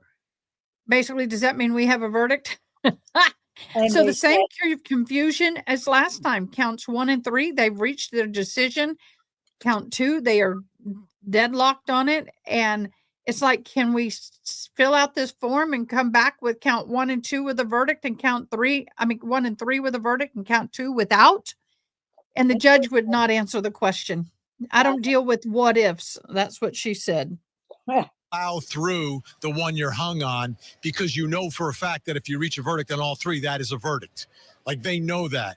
So I think that may actually in an indirect way make them work a little bit harder at this point. But I think that's the hope of everyone here. And I think everyone here is believing that if they reach a verdict on that third count, it will also. Well, but my point is, my thought on that is if they reach a verdict on counts 1 and 2, counts 1 and 3, but count 2 they're hung on. So now they believe that they cannot reach a full verdict. So they have to keep deliberating. Somebody's going to have to sacrifice, and is it going to go into the favor or against a Karen Reed? Is someone going to go guilty on count 2 who does not believe it just so they can get a conviction on the other 2, whether it's guilty or not? That's why I don't like this. You need to have a separate piece of paper per count. Guilty, not guilty, count 1. Second page, guilty, not guilty, count 2. Count 3, guilty or not guilty, and have the lessers on those page. Having it all on one piece of paper to me is confusing, especially when you're not in this world. Be not guilty, but we shall see. This is an unusual circumstance, right? Where you kind of get an inkling that may. And y'all, I'm going to take another comfort break. I'm sorry, I'm drinking so much water. I can't help it, Diane. I'll be right back. The jury has found someone guilty before, not guilty, before it's actually announced inside the courtroom. Let's say this, Vinny. I think that if it's not guilty on all of the charges, except for the lesser included offense of operating under the influence of liquor, that would be a big win for Karen Reed. Of course, she wants an acquittal across the board. But I must ask you this, because I don't know that I necessarily understand. Judge Cannoni said it was a hypothetical question. I cannot answer a hypothetical question. Do you think, though, that possibly an answer could have been provided to simply say, yes, jury, you may have independent verdicts for each count so that there's clarity? Wow, that sounds like a judge wrote that, Judge. Listen, yes, that's the obvious answer. It's not really it's a question of law. They don't understand the law on what is a verdict. They don't know what a partial verdict is. No one told them what a partial verdict is. Here's an opportunity to instruct them. Would it be improper in Massachusetts to let the jury know what the law is? If that's the state of the law in Massachusetts, they need to change it. Like, if 12 people who know nothing about the law can't ask a question about what is a verdict, then we've got a problem. We really have a problem. So we'll see how it all resolves itself. I think the easiest resolution, the cleanest resolution, is for the jury to work it out. But I'm with you, Judge. A clear legal instruction about, yes, you can reach a verdict on each individual charge. And you don't have to say an if, you say you can on each individual charge. So a verdict on count 1 is a verdict on count 1. A verdict on count 2 is a verdict on count 2. A verdict on count 3 is a verdict on count 3. If you're hung on one of them, then you have 2 verdicts and 1 non-verdict. Like, I have 1,000 of these. What is it? Actually, I have 500. It's I have 500 of these in a box. Big box. 500. Well, Had 1,000. I gave half of them away. Just think how long they'll last. just explain it. Make it easier, not more difficult. Yeah, Why do yes. we do that to The citizens? fun thing is you can freeze them. By the way, if you were going to snack, this is one of the healthier choices you can make, I'm told by my doctor. Summoned down here, they didn't sign up to be jurors in a murder trial. Nope. Make it easy for them. Yep. I think our system is getting it wrong right now.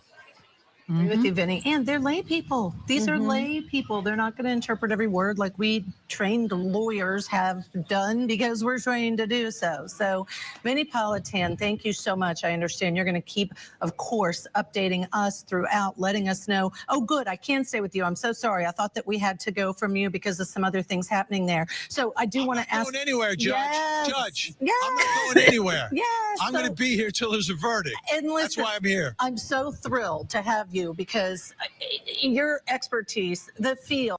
And by the way, if they cut to Vinny Politan and he's got a red tie, there's a verdict. Right now he's wearing purple. It's not blue. It's not pink. Who's Vinny Politan? A lawyer? What? He used to be a prosecutor. Oh. He is now the head anchor for Court TV. I don't know. I've never seen court TV. Never have. What? What? Where's my mug that says, what? Are you kidding me? No, I've never seen court TV. Hey, mods, I left a message for y'all in mod chat, and I got no response, and that was at 12:30. Can someone go look at it, please? I need your ideas. Your ideas? Boy, And if you think it's offensive for me to ask that question, tell me. You would be that you've pointed out of these individuals trouble with are Margie with so ideas. I can't quiet, hear you when supportive this of is Karen on. Reed. And in fact, we know What? I said you would be in so much trouble with Margie saying ideas. Well, She she always can get does. over it because in my neck of the woods is idea or ideas, depending on if you're in Texas or Tennessee. It's ideas. It's idea. That and jury, but I keep all my sparklies in my That in jury box. school or school? You going to school? Well, do you sit on the step or the stoop? Do you help Right? somebody or do you Or help somebody? do you take a picture or picture? Do you drink? Are you pouring the water from a picture or picture? Karen Reed did Pea in a can? Pecan or pecan? It's pecan. It's not pecan. I thought you said Peacher. Peacher. no. I said I thought you said Well, everyone calls it pecan. There's some people call it pecan. here in And we the tell people in the South, honey, darling, you don't pee in a can. You eat a pecan. It's pecan. well, my grandmother used to live at the pecan orchard, and they must have had 100 trees there. Pecan. Well, that's why I said pecan orchard. No, you said pecan. You can pee in a can, but you eat a pecan. send a message that said, please stay silent. Don't cheer when there's a verdict. Please respect that. Do you think they're going to be able to do that, Vinny? I think so. It's interesting because there's a natural ambient noise when nothing is happening, right? There's a rumbling of just hundreds of people gathered in a public place having their own private conversations back and forth, but it raises the volume a little bit. It's not chanting, it's not screaming, it's just natural conversation. But then when the attorneys walk in or the O'Keefes walk into the courtroom, there is no sound. There is zero sound in those moments. So I think this crowd is understanding the power of silence, and I think they will abide. I don't know. There's hundreds of them, so there could be a few that say something, but I think the overwhelming majority of them will remain silent in the moment when they all go to their cell phones and listen and watch the stream of what's happening inside the courtroom. And they're all going to experience it separately, but almost at the same time. Because it's funny, when you watch a stream, some are a little more delayed than others. So people watching, some will find out a little bit more before others, whether it's guilty, not guilty. But if everyone remains silent, then everyone will be able to hear. It's amazing that there's that kind of cohesion, because sometimes with a group that large, I mean, I've been hearing a number that's close to 1,000. I don't know if that's the same today, Vinny, but to have everyone on one accord, someone to be able to come out and deliver this message for Karen Reed to them, and for everyone to abide by it, for not just one group to be quiet, but everyone to be quiet. I do want to talk about this note and what happens now, what's happening now, because I've gotten this question from some of our viewers. If the judge it made some kind of error, or this is a hypothetical, in not explaining to them what a partial verdict is, and they come back with guilty on that charge that they at first were saying they might have been hung on, do you think that that's an appealable issue? Let's say they come back with something even higher than the DUI, something that really could carry some prison time. Yeah, I think it would be an issue. I think it would be raised. I don't know if it would win, though. I don't think it's necessarily a legal error to not answer jurors' questions, right? I think there's a level of discretion in there, so it's not a legal error, but I think it's an error in our system. And I think it's an error in trying to help 12 people understand what they're doing. So the verdict reflects what they're actually deliberating about and what their agreement is for them to understand. I think it would be on top of the list of their issues, but I don't know if it would necessarily be a winnable issue because the judge's instruction was a non-instruction, so she didn't do anything to err in the way she instructed them. You know, what she said is probably legally sound. But does it help the jury? No. Does the jury need help? Yes. And that's the problem. And I think that's where things are not in sync right now in this courthouse. But like I said, the remedy to all of it is to reach a verdict on it. And you know, we're all looking at it and thinking it's perhaps the OUI because they mentioned that in their series of notes, you know, trying to get more understanding about it.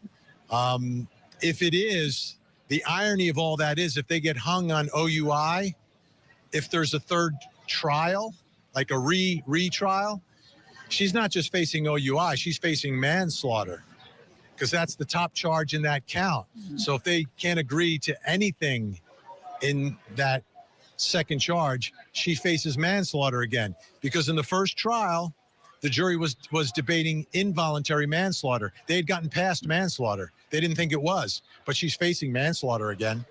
So you're saying Judge Beverly Cannoni's decision there actually benefits the defense in the long run, because if they come back and push for that OUI, then that's it. They can't come back with that manslaughter.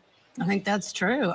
But Vinny, let me push it backwards a little bit, because to me, the potential legal issue is the jury instructions and or, again, the form, which is called a verdict slip in the state of Massachusetts. We have a copy of that. So I think that arguably, maybe there should have been more. It should have been made clear there. Is that a potential legal argument? Because I am astounded and would love for you to weigh in on the fact that we're back here again this trial, because this is not, I think, where anyone thought this would end up. Yeah. Quickly. I think all of us have looked at this. And Diane, 4 o'clock, I'm going to meet up with my teacher. My time, 5 o'clock, your time-ish, depending when we end here. Because I'm going to look at the tests and see why I missed what I missed. Yeah. And I've got mine here. Obviously, it's been amended since today, but it's a little confusing. It's a little messy. It's not 100% clear. But if you read the actual words of it, as a lawyer, it makes sense, right? But you really got to read it again. But we're in such a different place than 12 citizens. The problem is, who will be interpreting that verdict slip? It'll be judges and justices. It's not you're going to grab a person off the street, take a look at that and say, does that make any sense? It's going to be a justice or a judge who's going to read it, and they're going to say it's, my personal opinion, they're going to say it's fine. Like, it might not be the best, but it's not wrong. If you read the words right off the top, not guilty of the offense charged or any of the underlying charges as well. So the words are there. The way it reads to someone who hasn't covered trials for more than 2 decades or hasn't been practicing law for 30 years or who doesn't wear a robe, it might not make sense. And that's the problem. That's the problem. And it's really showing its face because 2 years in a row, we're in the same place. 2 years in a row. How does that happen? Something's wrong. It's not the jurors. These are 12 different people who are just as confused as the first 12. Yeah, I like that you pointed out it's justices who make that decision looking at that form. And you're right. That's a different perspective than a layperson. That's absolutely. So that is where I'm at. We are in the same place we were a year ago. Mm-hmm. And the same exact places where they're stuck. That should tell them there's something wrong with what they're doing. No, Auntie Bev don't believe so. Oh, well. Ooh. Absolutely true. It's unbelievable that we are here. I remember when we were hearing this question that, for good reason, but Judge Beverly Cannoni didn't let it come out initially when we heard that smattering of 3 questions. She waited until 1:30 is what we believe. We do have to slip on a break, but we are going to keep you posted on everything that happens in this Karen Read trial. We have you covered inside, outside, on air, online, all Karen Read until we get this verdict from the jury, who has indicated they may be hung on one of the charges. Stay with us. You're watching Court TV. Tonight on Closing Arguments, it's the retrial of the century, and we're live from Dedham with all the Verdict Watch updates. We're bringing you the latest insight. You've got to know that Vinny is exhausted when he gets home. And by the way, he's what I would call a brittle diabetic. He's a diabetic, and he'll sit there and he'll be live and goes, guys, I'm crashing. If I go out, I'm okay. And he gets his little, whatever he uses to get his sugar back where it needs to be. And so, yeah. I had a friend. As the jury deliberates Karen Read's fate. Closing argument. I hated how they put his clothes in that plexiglass sandwich. I didn't like that. The way they did the jacket, the way it was scrunched up and everything. I just that didn't feel right. But that was my own humble opinion. Tonight, Benny, I'm in pins and needles. I think they shut down by 5. They try to clear everyone out before then. So that's the way it's been going. So it's 3:25 their time. Before right? that moment, right? I don't have a clock in front of me. You do. 3:22 p.m. So we're at least 3:22. 40 minutes. Yeah, this is like an hour before that time. Yeah, this is way before that. I think if we're going to have a verdict this week, it'll definitely be tomorrow. And if we don't have it tomorrow, then we're in for a long weekend. And right, so maybe her last, but a long weekend. My gut tells me if people have gotten word that something is happening, and it's come from a source within the defense team or elsewhere, it has spread very quickly. And everyone is here. Everyone is anticipating a verdict at this moment. I'm being honest with you. That's what everyone right here. You look at all these folks, that's what they believe is about to happen. All right, Vinny, I want to see you put the red tie on. We have gotten no official word, and we have not seen the O'Keefe family or the defense team and Karen Read arrive. But if they're en route, maybe there's someone who saw them get into their SUVs. Look at how many people, Vinny, you've described it, but when you see these pictures, it's crazy how many people are there. All right, that And verdict. they're all standing. Yes. They were sitting earlier, but they believe something is happening. As we see these cars go by, I know they're all just waiting which one is going to be the one that may have the defense team inside, or even the O'Keefe family. Let's do this. We have to get to a break, but now is a good time. We know that we're on this verdict watch. And All right, see the lady in blue? She is the ringleader, one of the ringleaders for the Free Karen Read come movement. down at any moment, and certainly the people outside believe it's coming soon. That's right. We'll be right back after this very short break. She's lost weight. She's lost quite a bit of weight. Good for you, babe. Good for you, babe. And we got the proverbial Celine Dion is still performing. Absolutely. Intermission was taken for 30 seconds. Now we've nicknamed her Celine Dion. Which one of you fabulous people named her Celine Dion? I don't remember. Was that you, Aaron?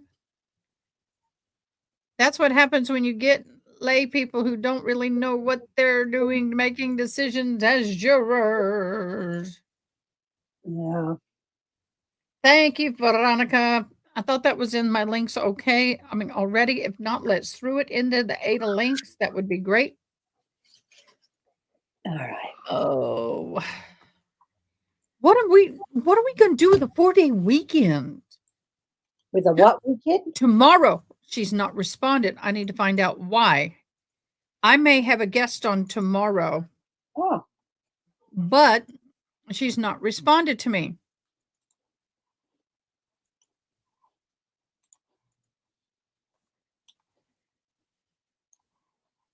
Well, that is not fair. She should. Yeah, I don't like it when people don't respond. And I understand she's busy. I'm busy.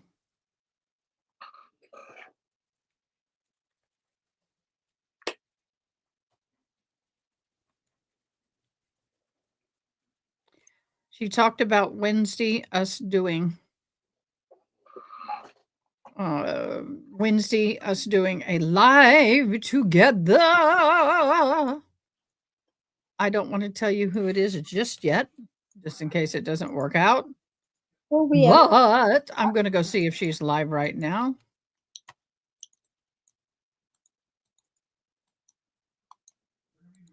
I don't think she's live.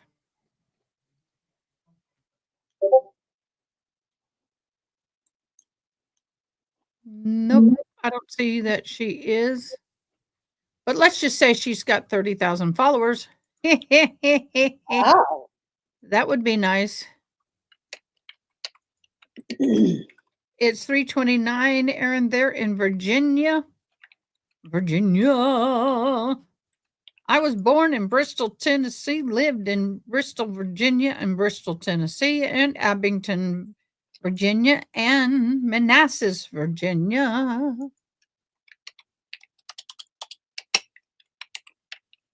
So, yep. Mods, thank you so much for being here today. It's been a weird day today. It's been a long day, slow day, not a whole lot of drama. Well, we did have some drama. We had a court case that ended up being dismissed without prejudice. It was dismissed without prejudice.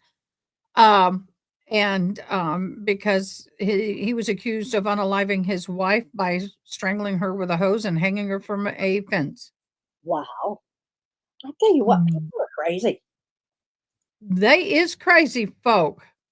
Well, that's why whenever I'm out and whomever has serviced me, whether it's in a food store or restaurant or whatever, I always tell people I leave them with, I just want to tell you, may you and all those that you love, whenever you leave your home, get home safe, because there's crazy people out there.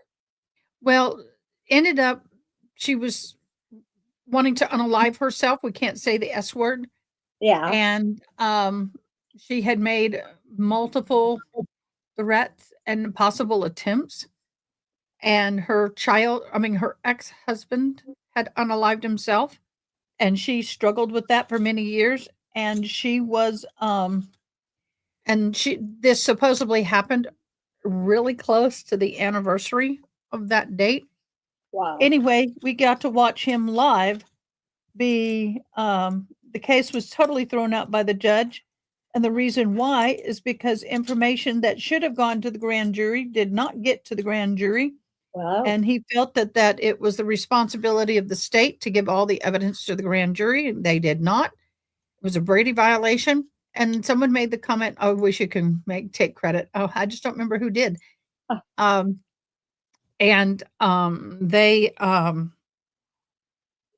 made the comment about, like lying under oath at a grand jury should have given Karen Reed the same results. But Auntie Bev was like, nope.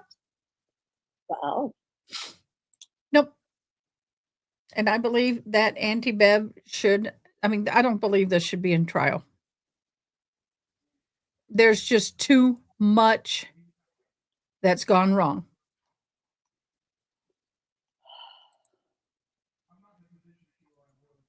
Too much has gone wrong. And I am looking for X right now. If anybody else hears or sees anything, let me put this over here. I'll get this into window size.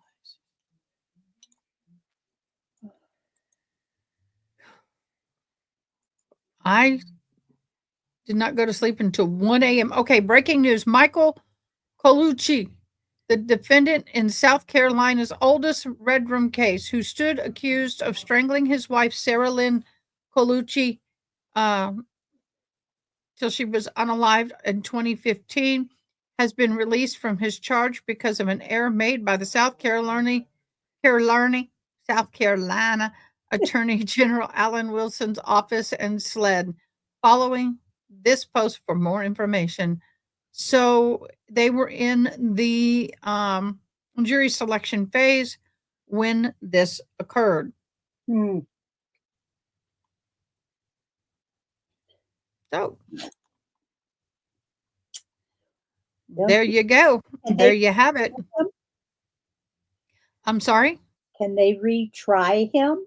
They can recharge him. Charge him. However, they can definitely recharge him. However, it would have to be with, yeah, they can definitely, but they're going to have to go through the grand jury and everything Wow. all over again. All over again. That's something. So that's where we is.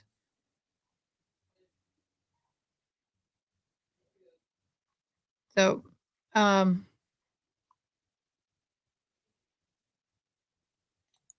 so the jury asked earlier if finding the defendant not guilty on main charges but hung on a lesser, like OUI, required a retrial for all charges. Judge Canoni said she could not answer hypothetical questions, and that was the end of that. Well. And I'm so upset. Why? So upset that my home store is, my favorite store is filing Chapter 11. Coles? No. What's the name of the store? Home store. The home Home. store. HOME store? Mm-hmm. I didn't know that. I've never been in one. Oh, it's like Michael's to crafting. I mean, anything and everything you want for your home. Furniture, they have great decorations, good prices, good sales. Their holiday selection is amazing, especially over the Christmas. They don't have the same cookie cutter stuff that you find that was Tracy and mine's hangout. Go-to place, huh? We had to go to one every time. Every time I went to San Antonio with her, we had to go to the home store and the Texas Roadhouse for steak, potatoes. But everything you see behind me decorating, except for my hat and crowns, all the little decorations and everything came from the home store. Everything. Oh, well, it's a good thing I've not been in one. I lose self-control. I do. Oh, you think it was Kay Swan or Dawn that came up with that? Well, that was 5 minutes ago. Now it's 14:50. 4 minutes ago. What are you counting, Aaron? I just hope that if we're hung up, it's on the OUI. It is clear to the courts, to the other two are not guilty, if that is what the jury voted on. So once again, they're not finding her guilty of hitting him. So if you didn't hit him, how can you be guilty of OUI and causing his death? That's my question. If you don't believe she hit him, how can you be finding her guilty of OUI? And the statement, the last statement in that charge, the description of what it is, the fifth part of that description, by such operating a motor vehicle, the defendant caused the death of John O'Keefe while under the influence of alcohol. How can you find her guilty of OUI, motor vehicle homicide, felony OUI, liquor and negligence, if you can't find her guilty for hitting him? You do. I don't understand. And a lawyer can probably explain that. I can't. I guess that she did a Samantha thing and just wiggled her nose. You know? Yeah, that. I don't know. And y'all, I keep fondling my hair. It feels so silky and smooth. Remember I told you it was real dried and frizzy looking? What did you do? I found something at Walmart.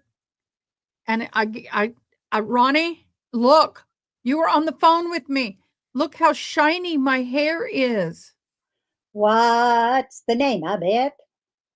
I will have to send it to you.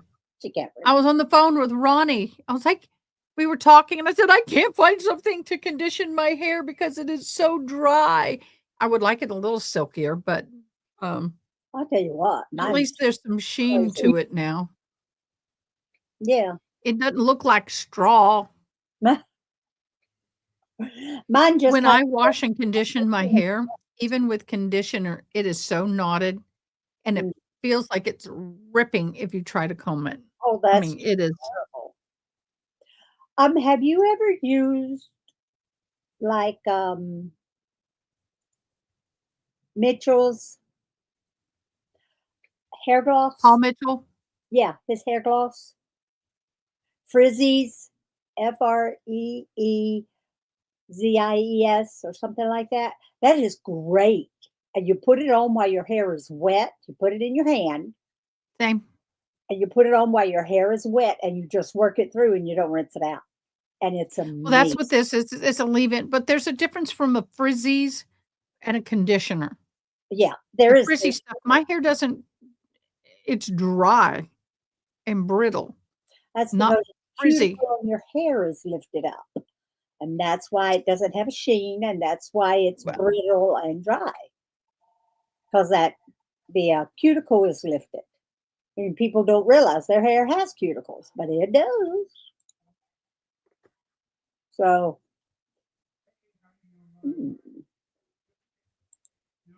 I can't get this thing to quit ringing.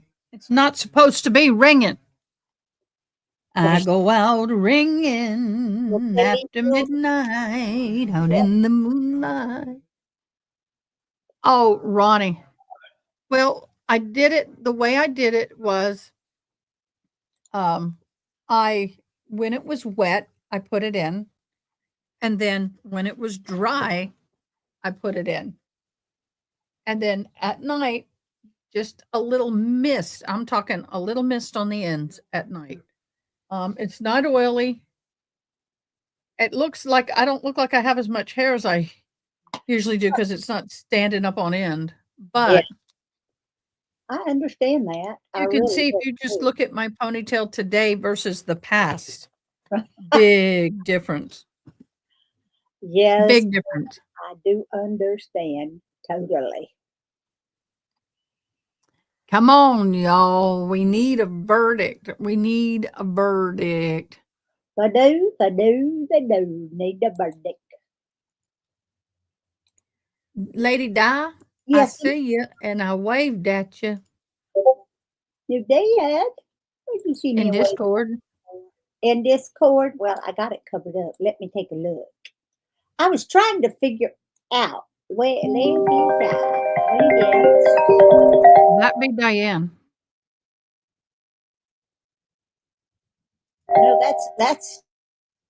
Who's ringing you? I'm muting you. I mudded her, y'all. I mudded Miss Diane.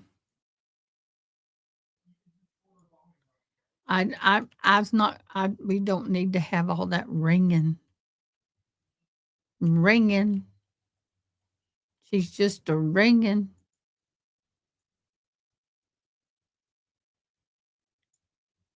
Okay, save. Ooh, okay. Miss Diane, I gotta make her just bigger. Save. There we go.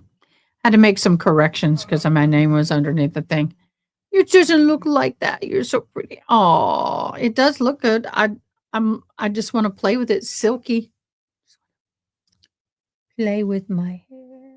I wash that man right out of my hair. I'm gonna wash that man right out of my hair. He's bye-bye.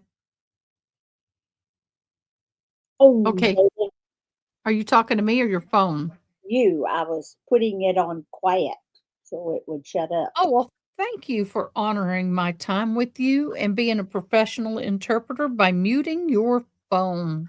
I just stuck it in. I muted it and put it in a drawer. Yeah, well, it's interesting because I've been interpreting and our phones will be put away because it's one of the rudest things you can do is be on your phone. Now, sometimes you do need to use your phone. But when I started interpreting, I got my first Apple Watch 2 series ago. This is not 2 series ago, but my first one was. And I will tell you, I use glass cleaner to clean it. Mm-hmm. I will tell you that it was so much easier on interpreters to just glance and look. You know, you're interpreting and something happening. Oh, I can ignore that. Or, oh, this is an emergency. I got to look at that. So it is nice. You don't have an Apple Watch, do you, Boo? Me, I do have one, but it is very old. I need a new one. But I'm going to Well, have to wait. I have this one that is one generation. I think this is like, well, I'll take it back. This was 4 or 5 years old. And I love it when I spray it because all the makeup comes off. It's 4 or 5 years old, but it's got a little crack in the screen. However, it still works great, but the screen is cracked. I told you can get them replaced fairly cheaply. And if you can, I like this one. It's stainless steel, which is something that I prefer. Now, this is not. This is the rose gold. Well, it was still the high end. But I get way back when I got the stainless steel because I was working in a hospital environment at the state hospital. And stainless steel is easy to sanitize, especially when you work in and doing pericare. If you know what pericare is, you would more than understand why I'd want to sanitize it. Oh, wait a minute, you're muted. Go ahead. I said, no doubt at all on that. Yes, I totally And understand. is this no, this is this silver or gold? I can't remember. I don't Anyway, know. I don't I think it's gold. But I want to get a really nice band. I love these. They're comfort fit. They're great. You can get them wet and they dry quickly.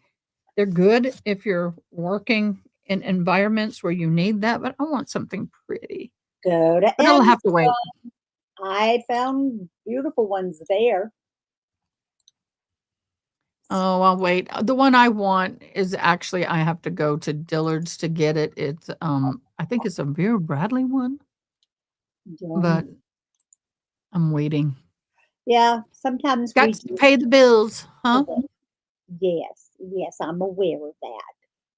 I did not know, and it was interesting. I didn't know that I had credit sitting in my Amazon account. How much? Oh, it wasn't much. So Well, I look have it been up. needing to get I've been wanting to get this cleaning kit thing. That What is credit it? had been there for about a year. Um, it comes highly recommended because I have a lot of bottles and I can't get my hand down in them. But that was only a couple bucks, and then this here was only a few dollars. Wasn't much. So you were just able to use those things. Isn't that just cute? Oh, that is cute. That's really cute. Because there are times I'm in my wheelchair and I can put this bottle in my wheelchair, but I have nowhere to put my phone. So now it can stick here. It's really on there. And I can have my phone in the wheelchair and look down at it and have hands free. People don't realize sometimes I'm in a wheelchair. I know. Because of arthritis, but also I can sit at a table and have it up like that. So when I'm sitting in church at the table for Bible study, I can have it sitting up vertical like this and have the live captioning. So I'm looking, so I'll put it like this. It'll be more like this. So you're able And to I see can have the live captioning and see her or him, whoever's talking, and have the live captioning. Uh-oh. She done turned me out. She done turned herself off. AdaKay, you just turned yourself off.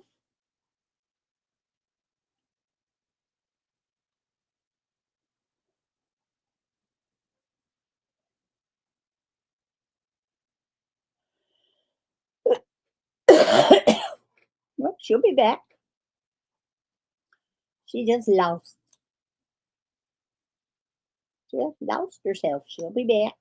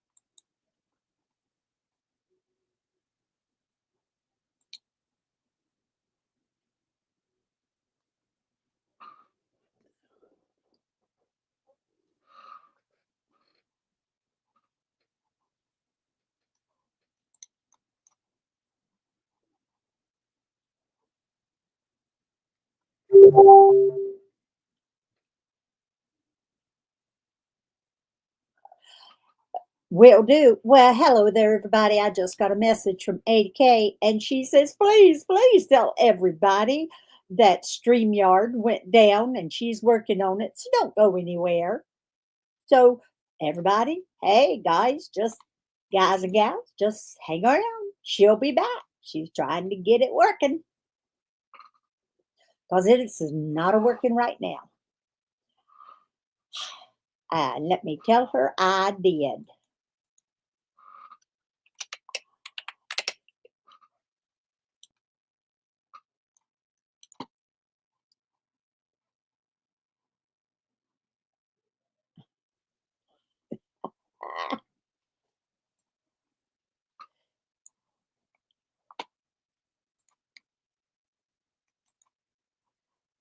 Did y'all see the little dancing kitty that I sent AdaKay? Hey, it's really, really cute. It's in Discord. I think it's in Discord. I'm still trying to figure out everything with Discord.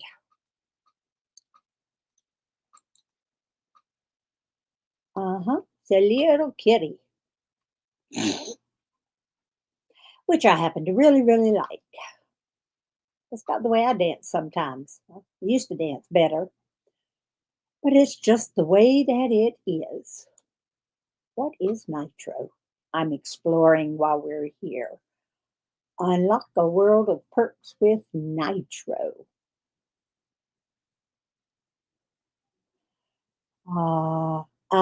Haley Mouse, I see you. I see you. You're there, but you're not there. It's just a little person icon.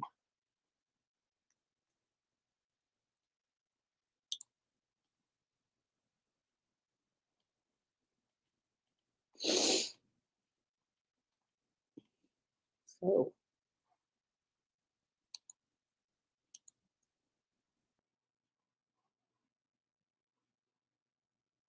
oh, I guess that Discord is down too. They're both down. Well, AdaKay's telling us that court is done for today and that the jury was sent home. So